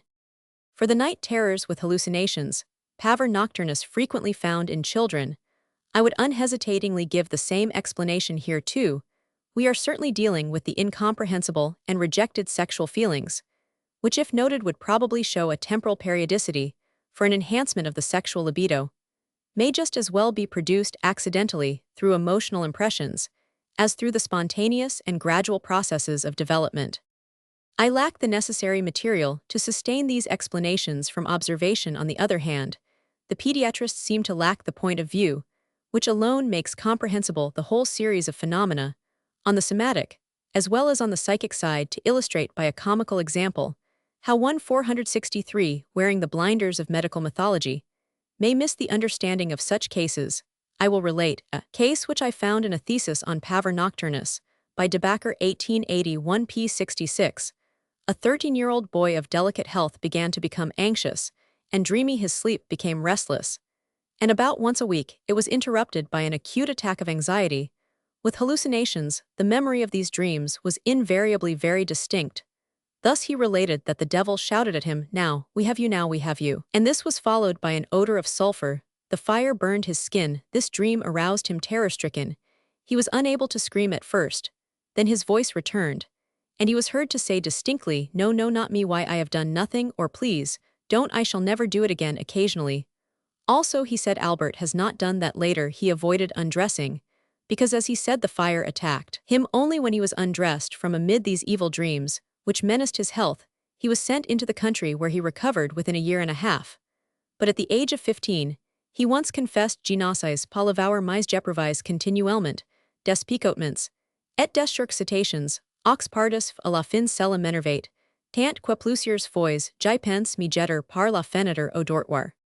It is certainly not difficult to suspect one that the boy had practiced masturbation in former years, that he probably denied it, and was threatened with severe punishment for his wrongdoing. His confession, Genie la Ferrai, plus his denial Albert, ne jamais fait qu'à that under the pressure of puberty the temptation to self-abuse through the tickling of the genitals was reawakened. 3. That now however a struggle of repression arose in him, suppressing the libido, and changing it into fear, which subsequently took the form of the punishments with which he was then threatened. Let us however quote the conclusions drawn by our author p. 69. This observation shows 1. That the influence of puberty may produce in a boy of delicate health a condition of extreme weakness, and that it may lead to a very marked cerebral anemia. This cerebral anemia produces a transformation of character, demonomaniacal hallucinations, and very violent nocturnal, perhaps also diurnal states of anxiety. Demonomania and the self-reproaches of the day can be traced to the influences of religious education, which the subject underwent as a child. All manifestations disappeared as a result of a lengthy sojourn in the country, bodily exercise, and the return of physical strength after the termination of the period of puberty. A predisposing influence for the origin of the cerebral condition of the boy may be attributed to heredity and to the father's chronic syphilitic state. The concluding remarks of the author read Nous avons fait entre cette observation dans le cadre des délires empiriques d'inanition car c'est à l'ischémie cérébrale que nous rattachons cet état particulier. The primary and secondary processes regression. In venturing to attempt to penetrate more deeply into the psychology of the dream processes, I have undertaken a difficult task, to which indeed my power of description is hardly equal to reproduce in description, by a succession of words, the simultaneousness of so complex a chain of events, and in doing so to appear unbiased throughout the exposition, goes fairly beyond my powers. I have now to atone for the fact that I have been unable, in my description of the dream psychology, to follow the historic development of my views. The viewpoints for my conception of the dream were reached through earlier investigations in the psychology of the neuroses, to which I am not supposed to refer here, but to which I am repeatedly forced to refer, whereas I should prefer to proceed in the opposite direction, and starting from the dream, to establish a connection with the psychology of the neuroses. I am well aware of all the inconveniences arising for the reader from this difficulty, but I know of no way to avoid them. As I am dissatisfied with this state of affairs, I am glad to dwell upon another viewpoint, which seems to raise the value of my efforts, as has been shown in the introduction to the 465 first chapter.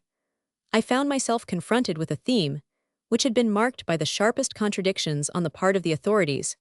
After our elaboration of the dream problems, we found room for most of these contradictions. We have been forced, however, to take decided exception to two of the views pronounced, viz., that the dream is a senseless, and that it is a somatic process. Apart from these cases, we have had to accept all the contradictory views in one place or another of the complicated argument, and we have been able to demonstrate that they had discovered something that was correct, that the dream continues the impulses and interests of the waking state has been quite generally confirmed through the discovery of the latent thoughts of the dream. These thoughts concern themselves only with things that seem important and of momentous interest to us. The dream never occupies itself with trifles, but we have also concurred with the contrary view, viz., that the dream gathers up the indifferent remnants from the day, and that not until it has in some measure withdrawn itself from the waking activity can an important event of the day be taken up by the dream. We found this holding true for the dream content, which gives the dream thought its changed expression by means of disfigurement. We have said that from the nature of the association mechanism, the dream process more easily takes possession of recent or indifferent material, which has not yet been seized by the waking mental activity, and by reason of the censor, it transfers the psychic intensity from the important, but also disagreeable, to the indifferent material. The hypermnesia of the dream and the resort to infantile material have become main supports in our theory. In our theory of the dream, we have attributed to the wish originating from the infantile the part of an indispensable motor for the formation of the dream. We naturally could not think of doubting the experimentally demonstrated significance of the objective sensory stimuli during sleep, but we have brought this material into the same relation to the dream wish as the thought remnants from the waking activity. There was no need of disputing the fact that the dream interprets the objective sensory stimuli after the manner of an illusion, but we have supplied the motive 466 for this interpretation, which has been left undecided by the authorities. The interpretation follows in such a manner that the perceived object is rendered harmless as a sleep disturber, and becomes available for the wish fulfillment, though we do not admit as special sources of the dream the subjective state of excitement of the sensory organs during sleep, which seems to have been demonstrated by Trumbull Ladd. We are nevertheless able to explain this excitement through the regressive revival of active memories behind the dream. A modest part in our conception has also been assigned to the inner organic sensations, which are wont to be taken as the cardinal point in the explanation of the dream. The sensation of falling, flying, or inhibition stand as an ever-ready material to be used by the dreamwork to express the dream thought as often as need arises. That the dream process is a rapid and momentary one seems to be true for the perception through consciousness of the already prepared dream content. The preceding parts of the dream process probably take a slow, fluctuating course. We have solved the riddle of the superabundant dream content, compressed within the briefest moment, by explaining that this is due to the appropriation of almost fully formed structures from the psychic life. That the dream is disfigured and distorted by memory we found to be correct but not troublesome, as this is only the last manifest operation in the work of disfigurement, which has been active from the beginning of the dream work, in the bitter and seemingly irreconcilable controversy as to whether the psychic life sleeps at night, or can make the same use of all its capabilities as during the day. We have been able to agree with both sides, though not fully with either. We have found proof that the dream thoughts represent a most complicated intellectual activity, employing almost every means furnished by the psychic apparatus. Still, it cannot be denied that these dream thoughts have originated during the day, and it is indispensable to assume that there is a sleeping state of the psychic life, Thus even the theory of partial sleep has come into play, but the characteristics of the sleeping state have been found not in the dilapidation of the psychic connections, but in the cessation of the psychic system dominating the day arising from its 467 desire to sleep. The withdrawal from the outer world retains its significance also for our conception, though not the only factor. It nevertheless helps the regression to make possible representation of the dream. That we should reject the voluntary guidance of the presentation course is uncontestable, but the psychic life does not thereby become aimless, for we have seen that after the abandonment of the desired in presentation, undesired ones gain the mastery. The loose associative connection in the dream we have not only recognized, but we have placed under its control a far greater territory than could have been supposed. We have however found it merely the feigned substitute for another correct and senseful one. To be sure, we too have called the dream absurd, but we have been able to learn from examples how wise the dream really is. When it simulates absurdity, we do not deny any of the functions that have been attributed to the dream, that the dream relieves the mind like a valve, and that according to Robert's assertion, all kinds of harmful material are rendered harmless through representation in the dream, not only exactly coincides with our theory of the twofold wish fulfillment in the dream, but in his own wording becomes even more comprehensible for us than for Robert himself. The free indulgence of the psychic in the play of its faculties finds expression with us in the non-interference with the dream on the part of the foreconscious activity, the return to the embryonal state of psychic life in the dream, and the observation of Havelock Ellis, an archaic world of vast emotions and imperfect thoughts, appear to us as happy anticipations of our deductions to the effect that primitive modes of work suppressed during the day participate in the formation of the dream, and with us as with Delitzsch the suppressed material becomes the mainspring of the dreaming. We have fully recognized the role which Scherner ascribes to the dream fantasy, and even his interpretation, but we have been obliged, so to speak, to conduct them to another department in the problem. It is not the dream that produces the fantasy, but the unconscious fantasy that takes the greatest part in the formation of the dream thoughts. We are indebted to Scherner for his clue to the source of the dream thoughts, but almost everything that he ascribes to the dreamwork 468 is attributable to the activity of the unconscious which is at work during the day, and which supplies incitements not only for dreams, but for neurotic symptoms as well. We have had to separate the dreamwork from this activity as being something entirely different and far more restricted. Finally, we have by no means abandoned the relation of the dream to mental disturbances, but on the contrary, we have given it a more solid foundation on new ground. Thus held together by the new material of our theory, as by a superior unity, we find the most varied and most contradictory conclusions of the authorities fitting into our structure. Some of them are differently disposed, only a few of them are entirely rejected, but our own structure is still unfinished for disregarding the many obscurities which we have necessarily encountered in our advance into the darkness of psychology. We are now apparently embarrassed by a new contradiction. On the one hand, we have allowed the dream thoughts to proceed from perfectly normal mental operations, while on the other hand we have found among the dream thoughts a number of entirely abnormal mental processes, which extend likewise to the dream contents. These consequently, we have repeated in the interpretation of the dream. All that we have termed the dreamwork seems so remote from the psychic processes recognized by us as correct that the severest judgments of the authors as to the low psychic activity of dreaming seem to us well-founded. Perhaps only through still further advance can enlightenment and improvement be brought about. I shall pick out one of the constellations leading to the formation of dreams.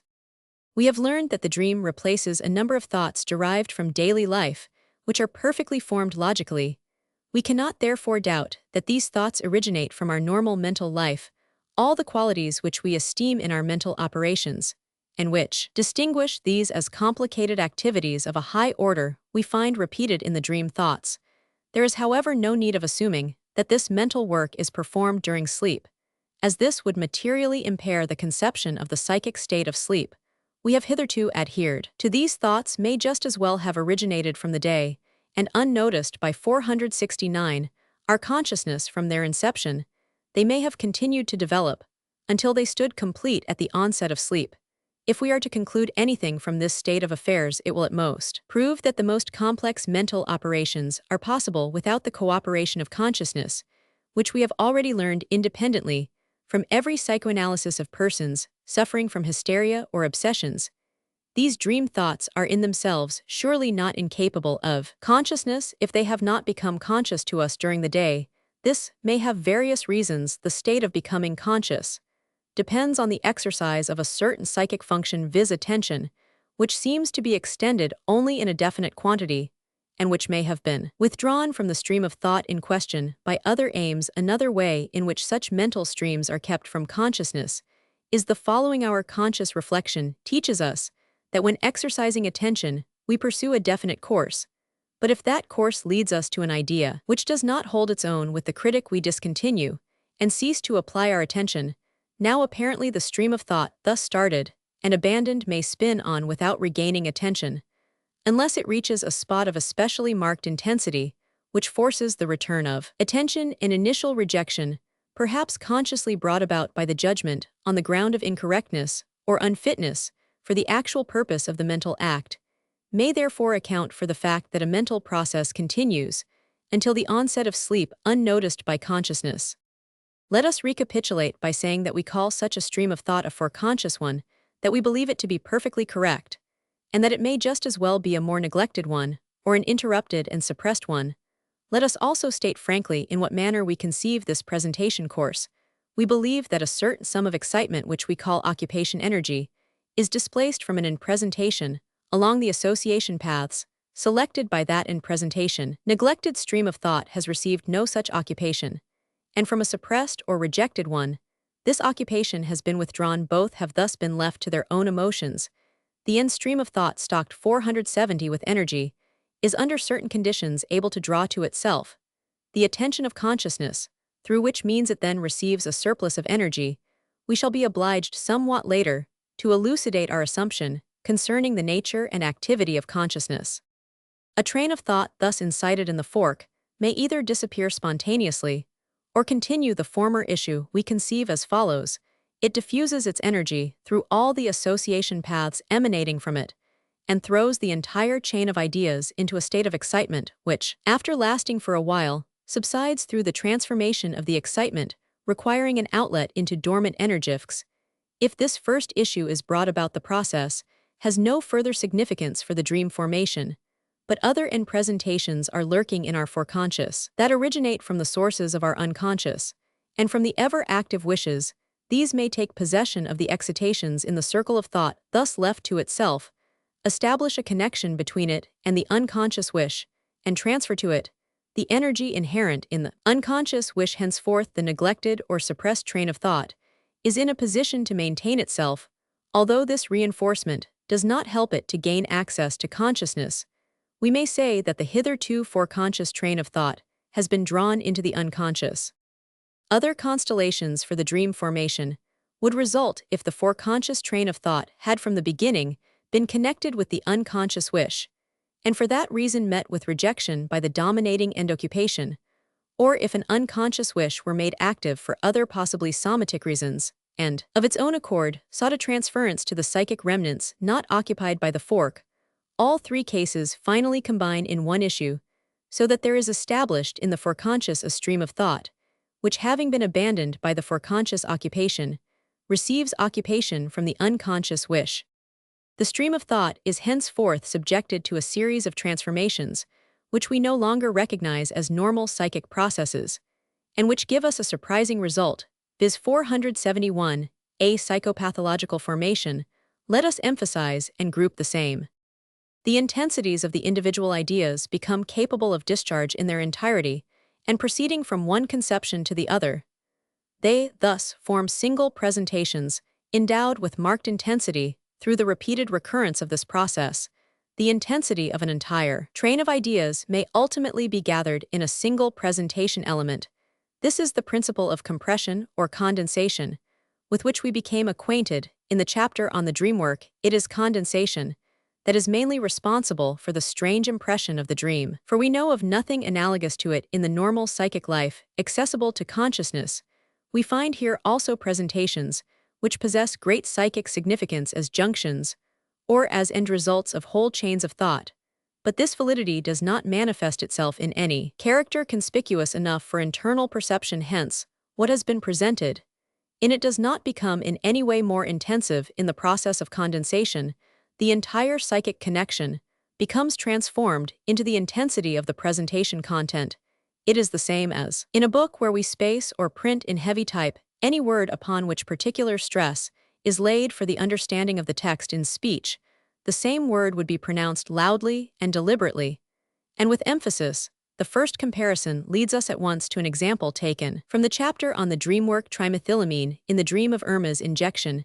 Historians of art call our attention to the fact that the most ancient historical sculptures follow a similar principle in expressing the rank of the persons represented by the size of the statue. The king is made 2 or 3 times as large as his retinue, or the vanquished enemy. A piece of art, however, from the Roman period, makes use of more subtle means to accomplish the same purpose. The figure of the emperor is placed in the center, in a firmly erect posture. Special care is bestowed on the proper modeling of his figure. His enemies are seen cowering at his feet.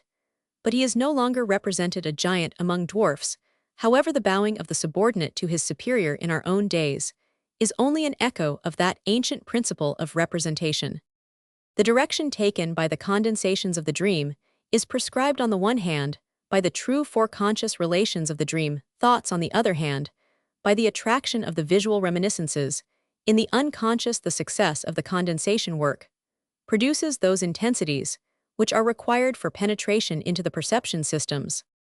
Through this free transferability of the intensities, moreover, and in the service of condensation, intermediary presentations compromises, as it were, formed cf. the numerous examples. This likewise is something unheard of in the normal presentation course, where it is above all a question of selection and retention of the proper presentation element. On the other hand, composite and compromise formations occur with extraordinary frequency when we are trying to find the linguistic expression for foreconscious thoughts.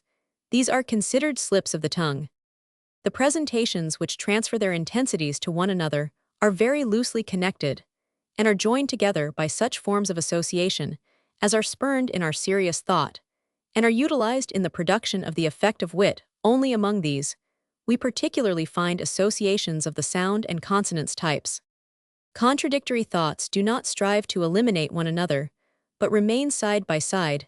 They often unite to produce condensation, as if no contradiction existed, or they form compromises, for which we should never forgive our thoughts, but which we frequently approve of in our actions.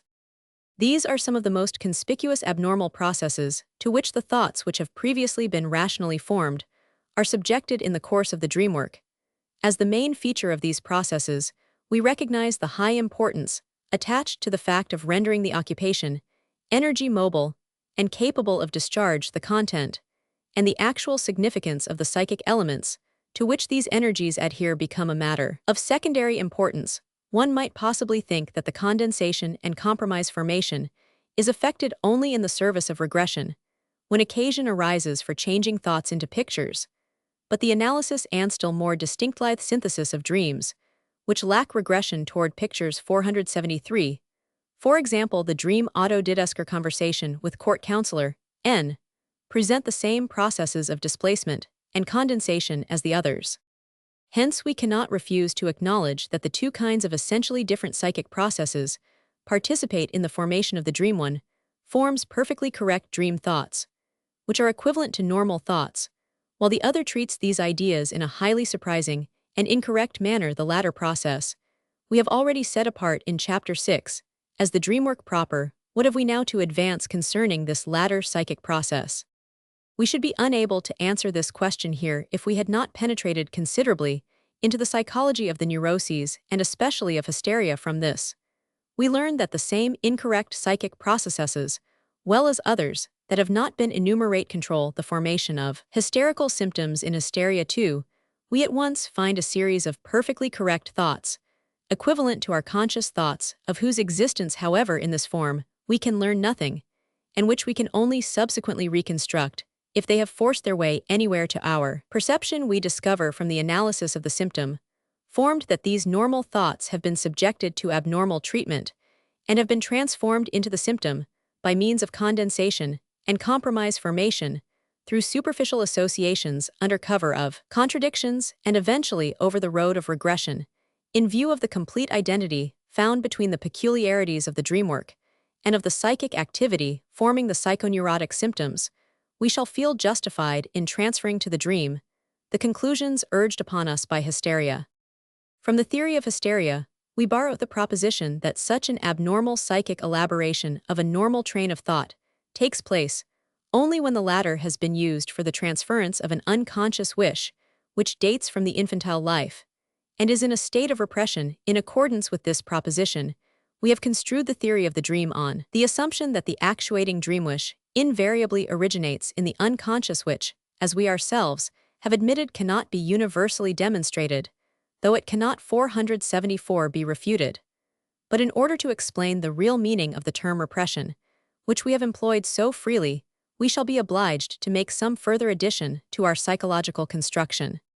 We have above elaborated the fiction of a primitive psychic apparatus, whose work is regulated by the efforts to avoid accumulation of excitement, and as far as possible to maintain itself free from excitement. For this reason, it was constructed after the plan of a reflex apparatus. The motility, originally the path for the inner bodily chain, formed a discharging path standing at its disposal. We subsequently discussed the psychic results of a feeling of gratification, and we might at the same time have introduced the second assumption, viz., that accumulation of excitement following certain modalities that do not concern uses perceived as pain, and sets the apparatus in motion in order to reproduce a feeling of gratification in which the diminution of the excitement is perceived as pleasure.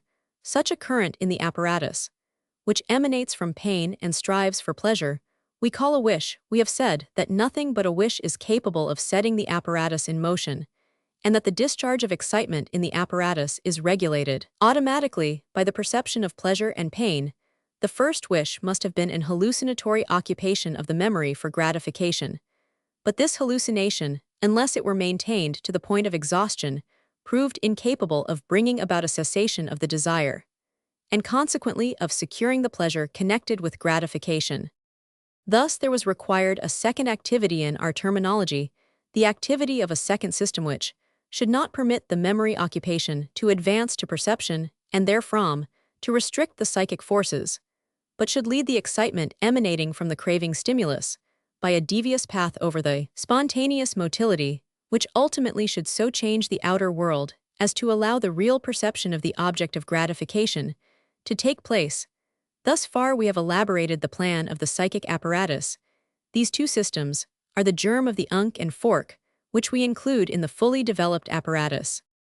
In order to be in a position successfully to change the outer 475 world through the motility, there is required the accumulation of a large sum of experiences in the memory systems, as well as a manifold fixation of the relations, which are evoked in this memory material by different presentations. We now proceed further with our assumption. The manifold activity of the second system, tentatively sending forth and retracting energy, must on the one hand have full command over all memory material, but on the other hand, it would be a superfluous expenditure for it to send to the individual mental paths large quantities of energy, which would thus flow off to no purpose, diminishing the quantity available for the transformation of the outer world in the interests of expediency. I therefore postulate that the second system succeeds in maintaining the greater part of the occupation energy in a dormant state, and in using but a small portion for the purposes of displacement. The mechanism of these processes is entirely unknown to me. Anyone who wishes to follow up these ideas must try to find the physical analogies and prepare the way for a demonstration of the process of motion. In the stimulation of the neuron, I merely hold to the idea that the activity of the first system is directed to the free outflow of the quantities of excitement, and that the second system brings about an inhibition of this outflow. Through the energies emanating from it, Roman 1e, it produces a transformation into dormant energy, probably by raising the level. I therefore assume that under the control of the second system, as compared with the first, the course of the excitement is bound to entirely different mechanical conditions. After the second system has finished its tentative mental work, it removes the inhibition and congestion of the excitements, and allows these excitements to flow off to the motility. An interesting train of thought now presents itself if we consider the relations of this inhibition of discharge by the second system to the regulation through the principle of pain.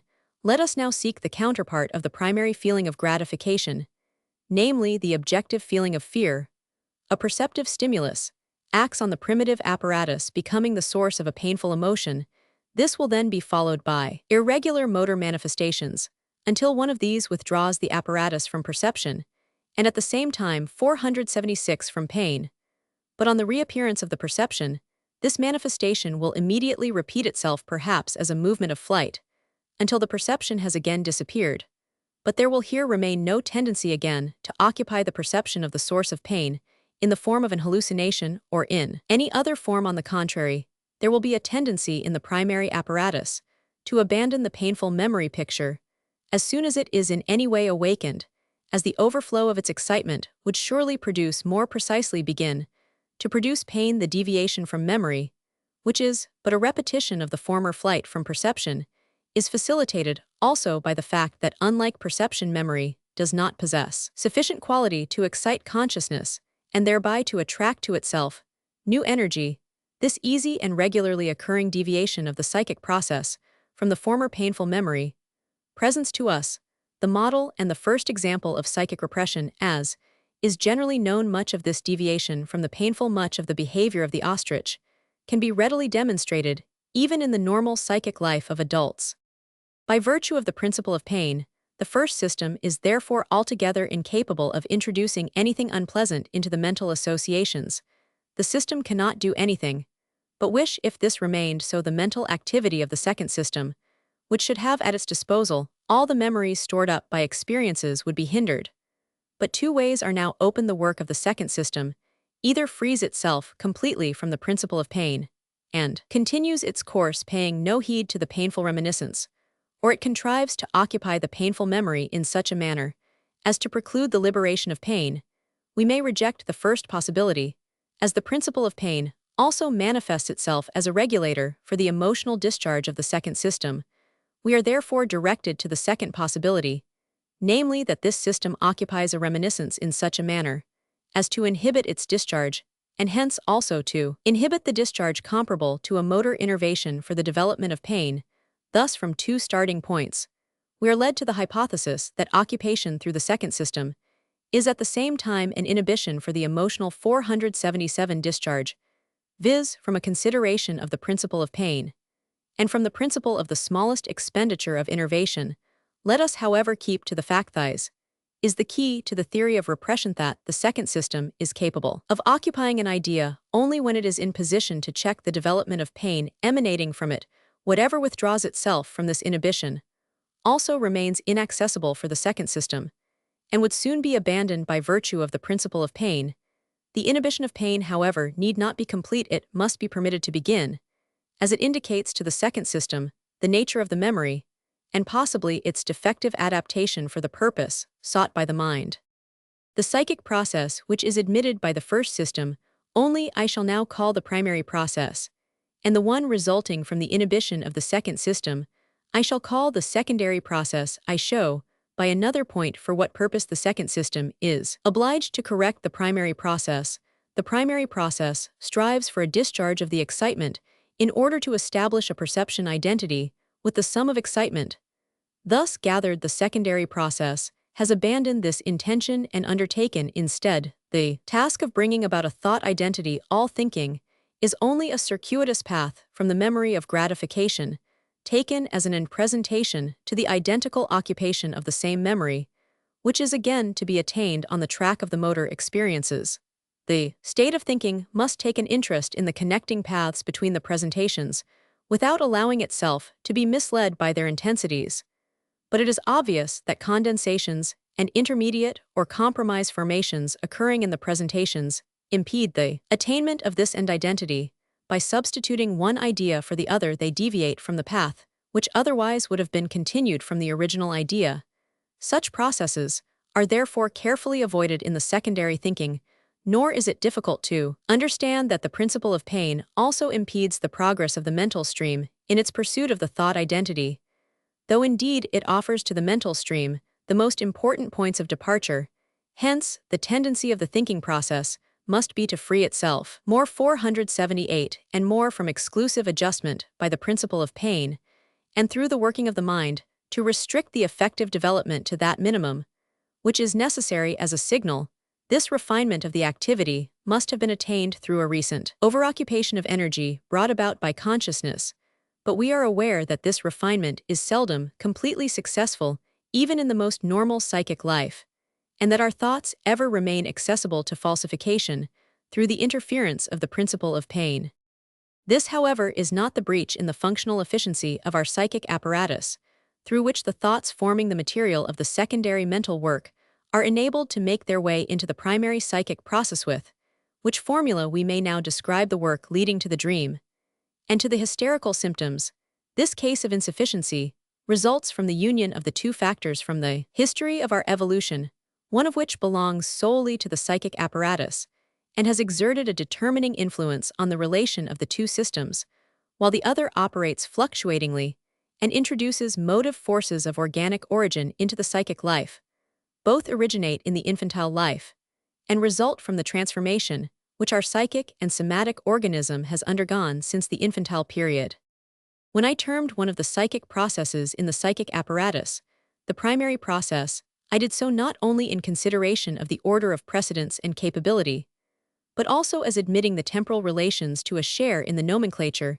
As far as our knowledge goes, there is no psychic apparatus possessing only the primary process, and in so far it is a theoretic fiction, but so much is based on fact that the primary processes are present in the apparatus from the beginning, while the secondary processes develop gradually in the course of life, inhibiting and covering the primary ones, and gaining complete mastery over them, perhaps only at the height of life. Owing to this retarded appearance of the secondary processes, the essence of our being, consisting in unconscious wish feelings, can neither be seized nor inhibited by the foreconscious, whose part is once for all restricted to the indication of the most suitable paths for the wish feelings originating in the unconscious. These unconscious wishes 479 establish for all subsequent psychic efforts a compulsion to which they have to submit, and which they must strive if possible to divert from its course and direct to higher aims. In consequence of this retardation of the foreconscious occupation, a large sphere of the memory material remains inaccessible. Among these indestructible and unencumbered wish feelings originating from the infantile life, there are also some the fulfillments of which have entered into a relation of contradiction to the end presentation of the secondary thinking. The fulfillment of these wishes would no longer produce an affect of pleasure, but one of pain, and it is just this transformation of affect that constitutes the nature of what we designate as repression, in which we recognize the infantile first step of passing adverse sentence, or of rejecting through reason to investigate in what way, and through what motive forces such a transformation can be produced, constitutes the problem of repression, which we need here only skim over. It will suffice to remark that such a transformation of affect occurs in the course of development. One may think of the appearance in infantile life of disgust, which was originally absent, and that it is connected with the activity of the secondary system.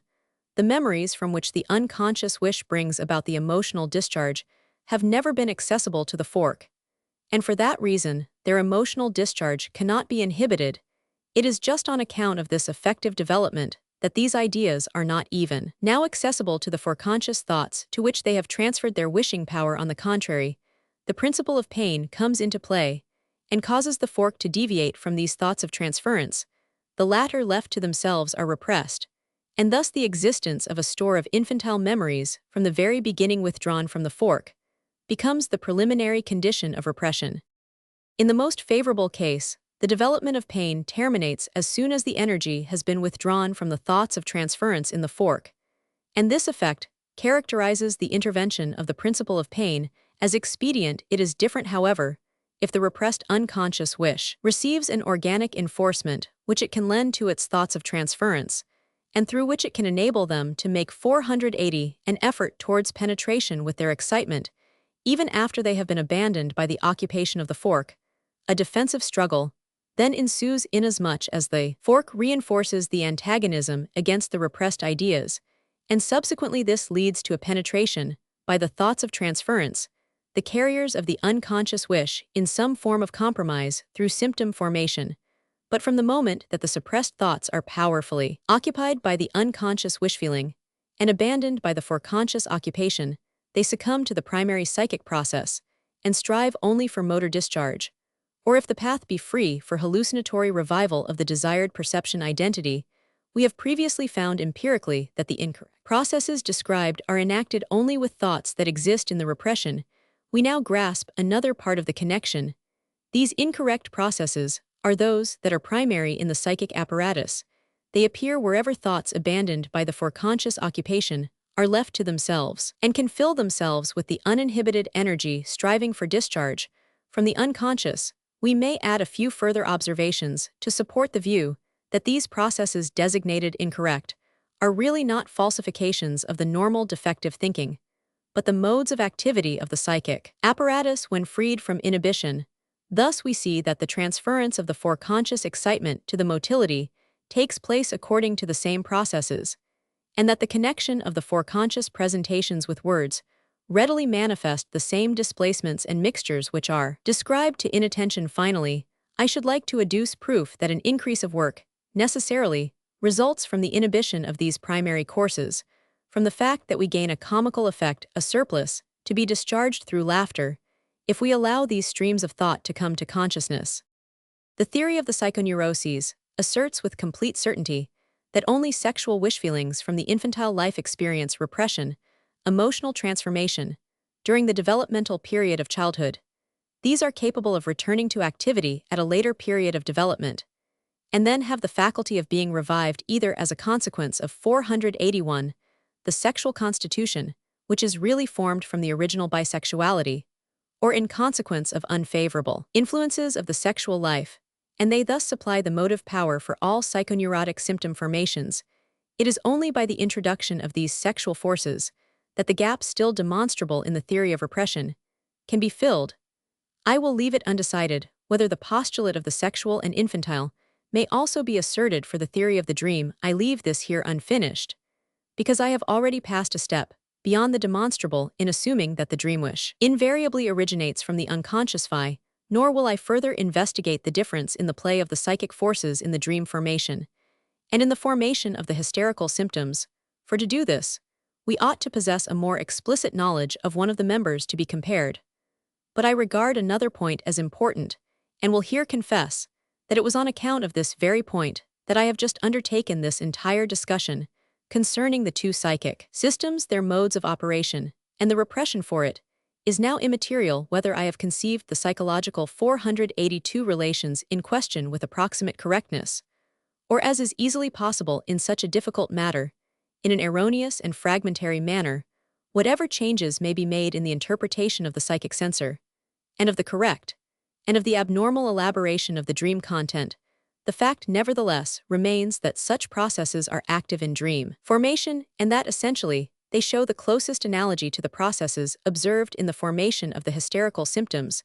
The dream is not a pathological phenomenon, and it does not leave behind an enfeeblement of the mental faculties. The objection that no deduction can be drawn regarding the dreams of healthy persons from my own dreams, and from those of neurotic patients, may be rejected without comment. Hence, when we draw conclusions from the phenomena as to their motive forces, we recognize that the psychic mechanism made use of by the neuroses is not created by a morbid disturbance of the psychic life, but is found ready in the normal structure of the psychic apparatus.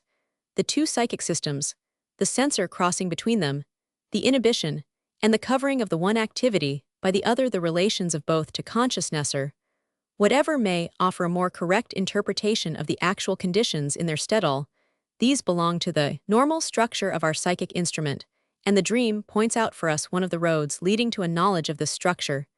If in addition to our knowledge, we wish to be contented with a minimum perfectly established, we shall say that the dream gives us proof that the suppressed material continues to exist even in the normal person, and remains capable of psychic activity. The dream itself is one of the manifestations of this suppressed material. Theoretically, this is true in all cases according to substantial experience.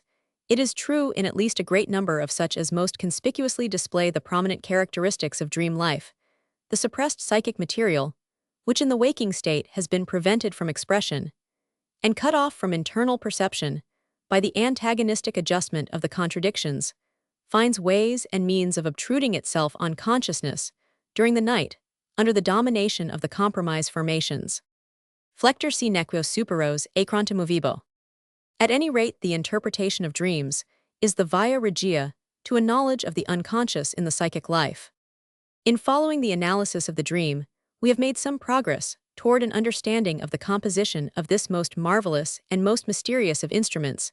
To be sure, we have not gone very far, but enough of a beginning has been made to allow us to advance from other so-called pathological formations further into the analysis of the unconscious decease, at least that which is justly termed functionales, not due to the destruction of this apparatus and the establishment of new splittings in its interior. It is rather to be explained dynamically through the strengthening and weakening of the components in the play of forces, by which so many activities are concealed during the normal function. We have been able to show in another place how the composition of the apparatus from the two systems permits a subtilization even of the normal activity, which would be impossible for a single systems.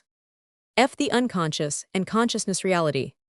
On closer inspection, we find that it is not the existence of two systems near the motor end of the apparatus, but of two kinds of processes or modes of emotional discharge, the assumption of which was explained in the psychological discussions of the previous chapter. This can make no difference for us, for we must always be ready to drop our auxiliary ideas whenever we deem ourselves in position to replace them by something else approaching more closely to the unknown reality. Let us now try to correct some views which might be erroneously formed as long as we regarded the two systems in the crudest and most obvious sense as two localities within the psychic apparatus, views which have left their traces in 480 for the terms repression and penetration. Thus, when we say that an unconscious idea strives for transference into the foreconscious, in order later to penetrate consciousness, we do not mean that a second idea is to be formed situated in a new locality like an interlineation, near which the original continues to remain. Also, when we speak of penetration into consciousness, we wish carefully to avoid any idea of change of locality. When we say that a foreconscious idea is repressed and subsequently taken up by the unconscious, we might be tempted by these figures borrowed from the idea of a struggle over a territory to assume that an arrangement is really broken up in one psychic locality and replaced by a new one in the other locality. For these comparisons, we substitute what would seem to correspond better with the real state of affairs by saying that an energy occupation is displaced to or withdrawn from a certain arrangement, so that the psychic formation falls under the domination of a system or is withdrawn from the same. Here again, we replace a topical mode of presentation by a dynamic. It is not the psychic formation that appears to us as the moving factor, but the innervation of the same. I deem it appropriate and justifiable, however, to apply ourselves still further to the illustrative conception of the two systems. We shall avoid any misapplication of this manner of representation if we remember that presentations, thoughts, and psychic formations should generally not be localized in the organic elements of the nervous system, but so to speak between them, where resistances and paths form the correlate corresponding to them. Everything that can become an object of our internal perception is virtual, like the image in the telescope produced by the passage of the rays of light.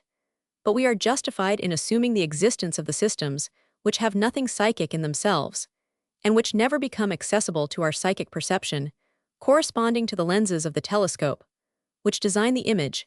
If we continue this comparison, we may say that the sensor between two systems corresponds to the refraction of rays during their passage into a new medium. Thus far, we have made psychology on our own responsibility. It is now time to examine the theoretical opinions 485 governing present-day psychology, and to test their relation to our theories. The question of the unconscious in psychology is, according to the authoritative words of Lipska, less a psychological question than the question of psychology, as long as psychology settled this question with the verbal explanation that the psychic is the conscious, and that unconscious psychic occurrences are an obvious contradiction. A psychological estimate of the observations gained by the physician from abnormal mental states was precluded. The physician and the philosopher agree only when both acknowledge that unconscious psychic processes are the appropriate and well-justified expression for an established fact.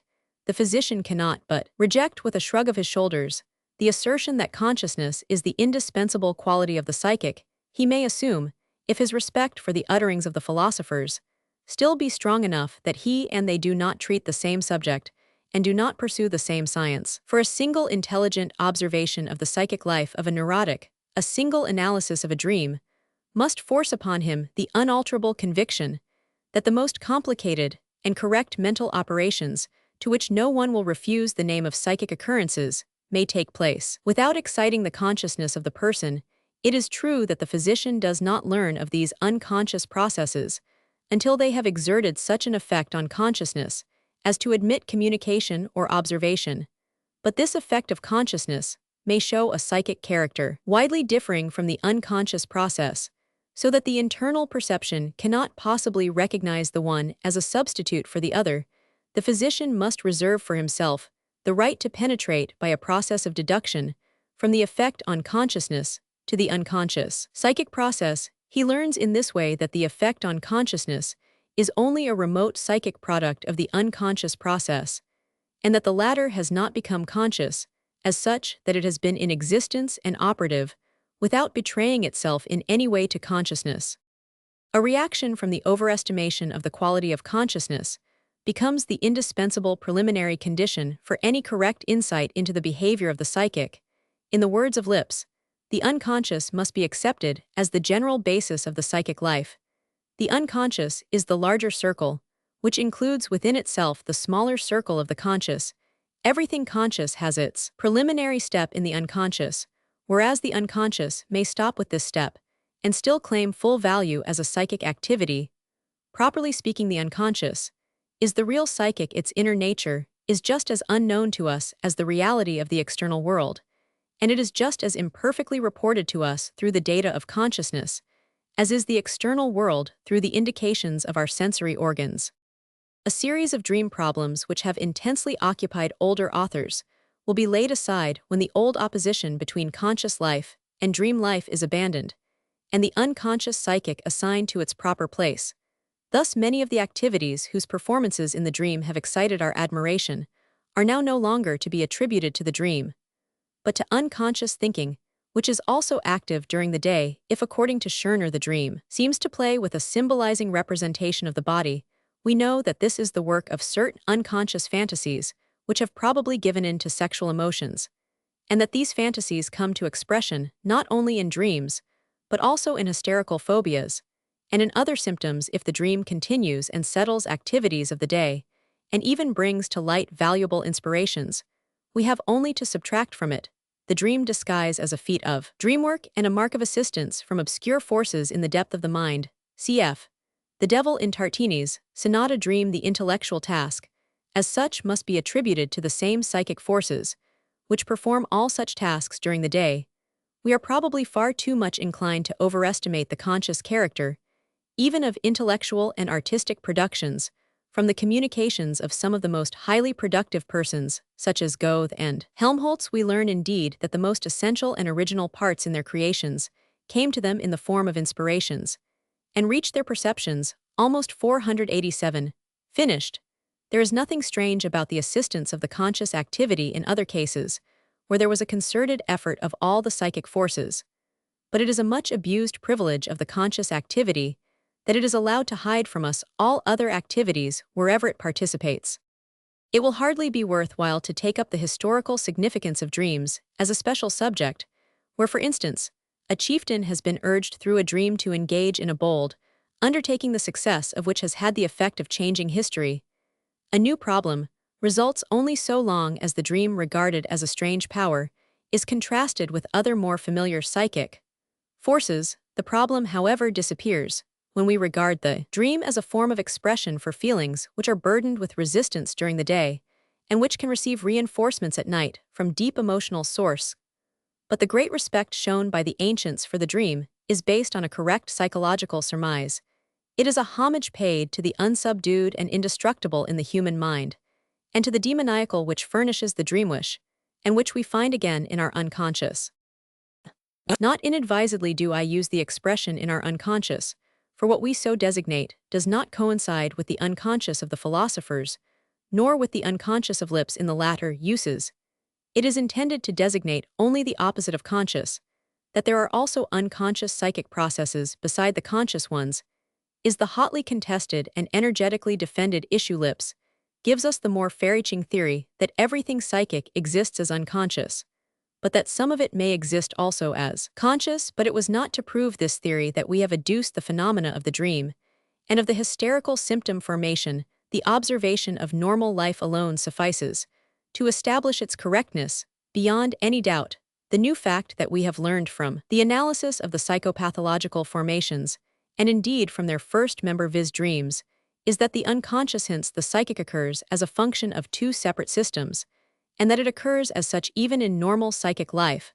Consequently, 488 there are two kinds of unconscious, which we do not as yet find distinguished by the psychologists. Both are unconscious in the psychological sense, but in our sense, the first, which we call unc, is likewise incapable of consciousness, whereas the second we term fork because its emotions after the observance of certain rules can reach consciousness perhaps, not before they have again undergone censorship, but still regardless of the unc system, the fact that in order to attain consciousness, the emotions must traverse an unalterable series of events or succession of instances, as is betrayed through their alteration by the censor, has helped us to draw a comparison from spatiality.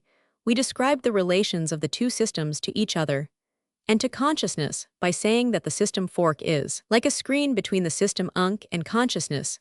The system fork not only bars access to consciousness, but also controls the entrance to voluntary motility and is capable of sending out a sum of mobile energy, a portion of which is familiar to us as attention.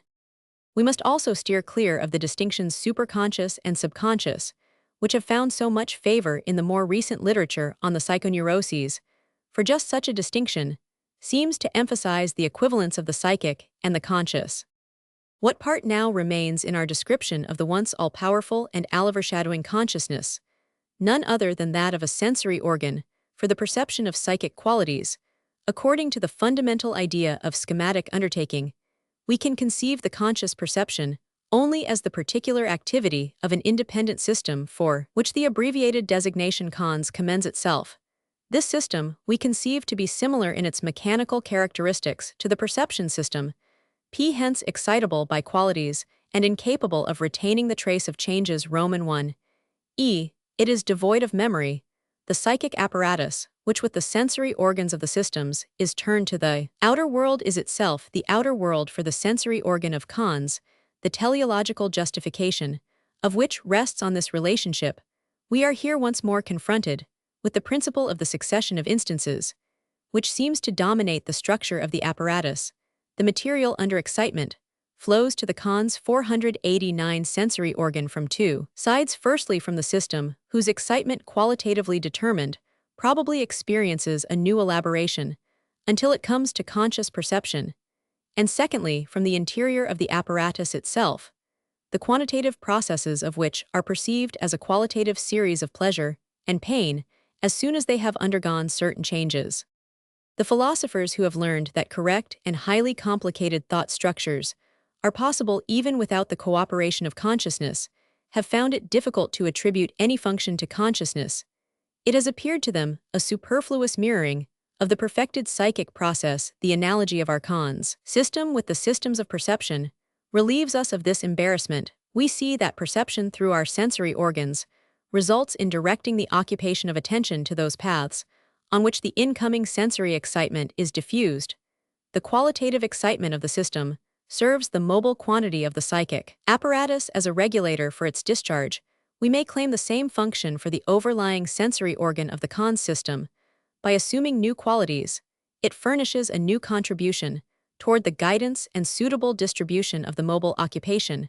Quantities, by means of the perceptions of pleasure and pain, it influences the course of the occupations within the psychic apparatus, which normally operates unconsciously, and through the displacement of quantities, it is probable that the principle of pain first regulates the displacements of occupation automatically, but it is quite possible that the consciousness of these qualities adds a second and more subtle regulation, which may even oppose the first and perfect the working capacity of the apparatus, by placing it in a position contrary to its original design for occupying and developing even that which is connected with the liberation of pain. We learn from neuropsychology that an important part in the functional activity of the apparatus is attributed to such regulations through the qualitative excitation of the sensory organs, the automatic control of the primary principle of pain, and the restriction of mental capacity connected with it, are broken by the sensible regulations, which in their turn are again automatisms. We learn that 490 The repression which though originally expedient terminates nevertheless in a harmful rejection of inhibition and of psychic domination, is so much more easily accomplished with reminiscences than with perceptions, because in the former, there is no increase in occupation through the excitement of the psychic sensory organs when an idea to be rejected has once failed to become conscious. Because it has succumbed to repression, it can be repressed on other occasions, only because it has been withdrawn from conscious perception on other grounds. These are hints employed by therapy in order to bring about a retrogression of accomplished repressions. The value of the overoccupation, which is produced by the regulating influence of the consensory organ on the mobile quantity, is demonstrated in the teleological connection by nothing more clearly than by the creation of a new series of qualities, and consequently a new regulation, which constitutes the precedence of man over the animals, for the mental processes are in themselves devoid of quality, except for the excitements of pleasure and pain accompanying them, which as we know are to be held in check, as possible disturbances of thought in order to endow them with a quality. They are associated in man with verbal memories, the qualitative remnants of which suffice to draw upon them, the attention of consciousness which in turn endows thought with a new mobile energy. The manifold problems of consciousness in their entirety can be examined only through an analysis of the hysterical mental process. From this analysis, we receive the impression that the transition from the foreconscious to the occupation of consciousness is also connected with a censorship, similar to the one between the unk and the fork. This censorship, too, begins to act only with the reaching of a certain quantitative degree so that few intense thought formations escape it. Every possible case of detention from consciousness, as well as of penetration to consciousness under restriction, is found included within the picture of the psychoneurotic phenomena. Every case points to the intimate and twofold connection between the censor and consciousness. I shall conclude these psychological discussions with the report of two such occurrences. On the occasion of a consultation, a few years ago, the subject was an intelligent and innocent-looking girl. Her attire was strange, whereas a woman's garb is usually groomed to the last fold. She had one of her stockings hanging down, and two of her waist buttons opened. She complained of pains in one of her legs and exposed her leg. Unrequested, her chief complaint, however, was in her own words, as follows: she had a feeling in her body, as if something was stuck into it, which moved to and fro and made her tremble through, and through this sometimes made her whole body stiff on. Hearing this, my colleague in consultation looked at me. The complaint was quite plain to him, to both of us. It seemed peculiar that the patient's mother thought nothing of the matter. Of course, she herself must have been repeatedly in the situation described by her child. As for the girl, she had no idea of the import of her words, or she would never have allowed them to pass her lips. Here the censor had been deceived so successfully that under the mask of an innocent complaint, a fantasy was admitted to consciousness, which otherwise would have remained in the foreconscious. Another example, I began the psychoanalytic treatment of a boy of 14 years, who was suffering from tic-convulsive hysterical vomiting headache Roman 100, by assuring him that after closing his eyes, he would see pictures, or have ideas which I requested him to communicate to me. He answered by describing pictures. The last impression he had received before coming to me was visually revived in his memory. He had played a game of checkers with his uncle, and now saw the checkerboard before him. He commented on various positions that were favorable or unfavorable, on moves that were not safe to make. He then saw a dagger lying on the checkerboard, an object belonging to his father, but transferred to the checkerboard by his fantasy. Then a sickle was lying on the board, next a scythe was added, and finally he beheld the likeness of an old peasant mowing the grass in front of the boy's distant parental home. A few days later, I discovered the meaning of this series of pictures. Disagreeable family relations had made the boy nervous. It was the case of a strict and crabbed father who lived unhappily with mother 492, and whose educational methods consisted in threats of the separation of his father from his tender and delicate mother, and the remarrying of his father, who one day brought home a young woman as his new mama. The illness of the 14-year-old boy broke out a few days later. It was the suppressed anger against his father that had composed these pictures into intelligible illusions. The material was furnished by a reminiscence from mythology. The sickle was the one with which Zeus castrated his father, the scythe, and the likeness of the peasant represented Kronos, the violent old man who eats his children, and upon whom Zeus wreaks vengeance in so unfilial a manner The marriage of the father gave the boy an opportunity to return the reproaches and threats of his father which had previously been made because the child played. With his genitals, the checkerboard, the prohibitive moves the dagger with which a person may be killed. We have here long repressed memories, and their unconscious remnants, which under the guise of senseless pictures have slipped into consciousness by devious paths left open to them.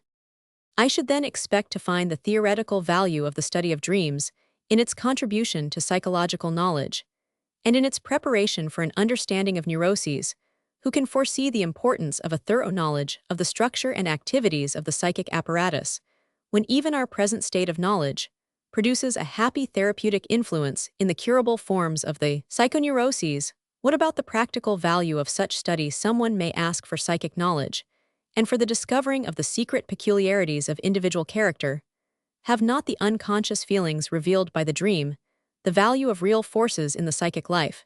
Should we take lightly the ethical significance of the suppressed wishes, which as they now create dreams, may some day create other things? I do not feel justified in answering these questions. I have not thought further upon this side of the dream problem. I believe, however, that at all events the Roman emperor was in the wrong, who ordered one of his subjects executed. Because the latter dreamt that he had killed the emperor, he should first have endeavored to discover the significance of the dream. Most probably, it was not what it seemed to be. And 493, even if a dream of different content had the significance of this offense against majesty, it would still have been in place to remember the words of Plato, that the virtuous man contents himself with dreaming that which the wicked man does in actual life.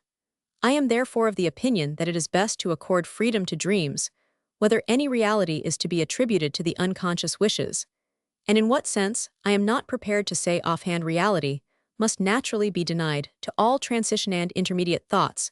If we had before us the unconscious wishes brought to their last and truest expression, we should still do well to remember that more than one single form of existence must be ascribed to the psychic reality action, and the conscious expression of thought mostly suffice for the practical need of judging a man's character action, above all merits to be placed in the first rank, for many of the impulses penetrating consciousness are neutralized by real forces of the psychic life before they are converted into action. Indeed, the reason why they frequently do not encounter any psychic obstacle on their way is because the unconscious is certain of their meeting with resistances later in any case. It is instructive to become familiar with the much raked-up soil from which our virtues proudly arise, for the complication of human character, moving dynamically in all directions, very rarely accommodates itself to adjustment through a simple alternative, as our antiquated moral philosophy would have it. And how about the value of the dream for a knowledge of the future that, of course, we cannot consider? One feels inclined to substitute for a knowledge of the past, for the dream originates from the past. In every sense, to be sure, the ancient belief that the dream reveals the future is not entirely devoid of truth. By representing to us a wish as fulfilled, the dream certainly leads us into the future. But this future taken by the dreamer as present has been formed into the likeness of that past by the indestructible wish.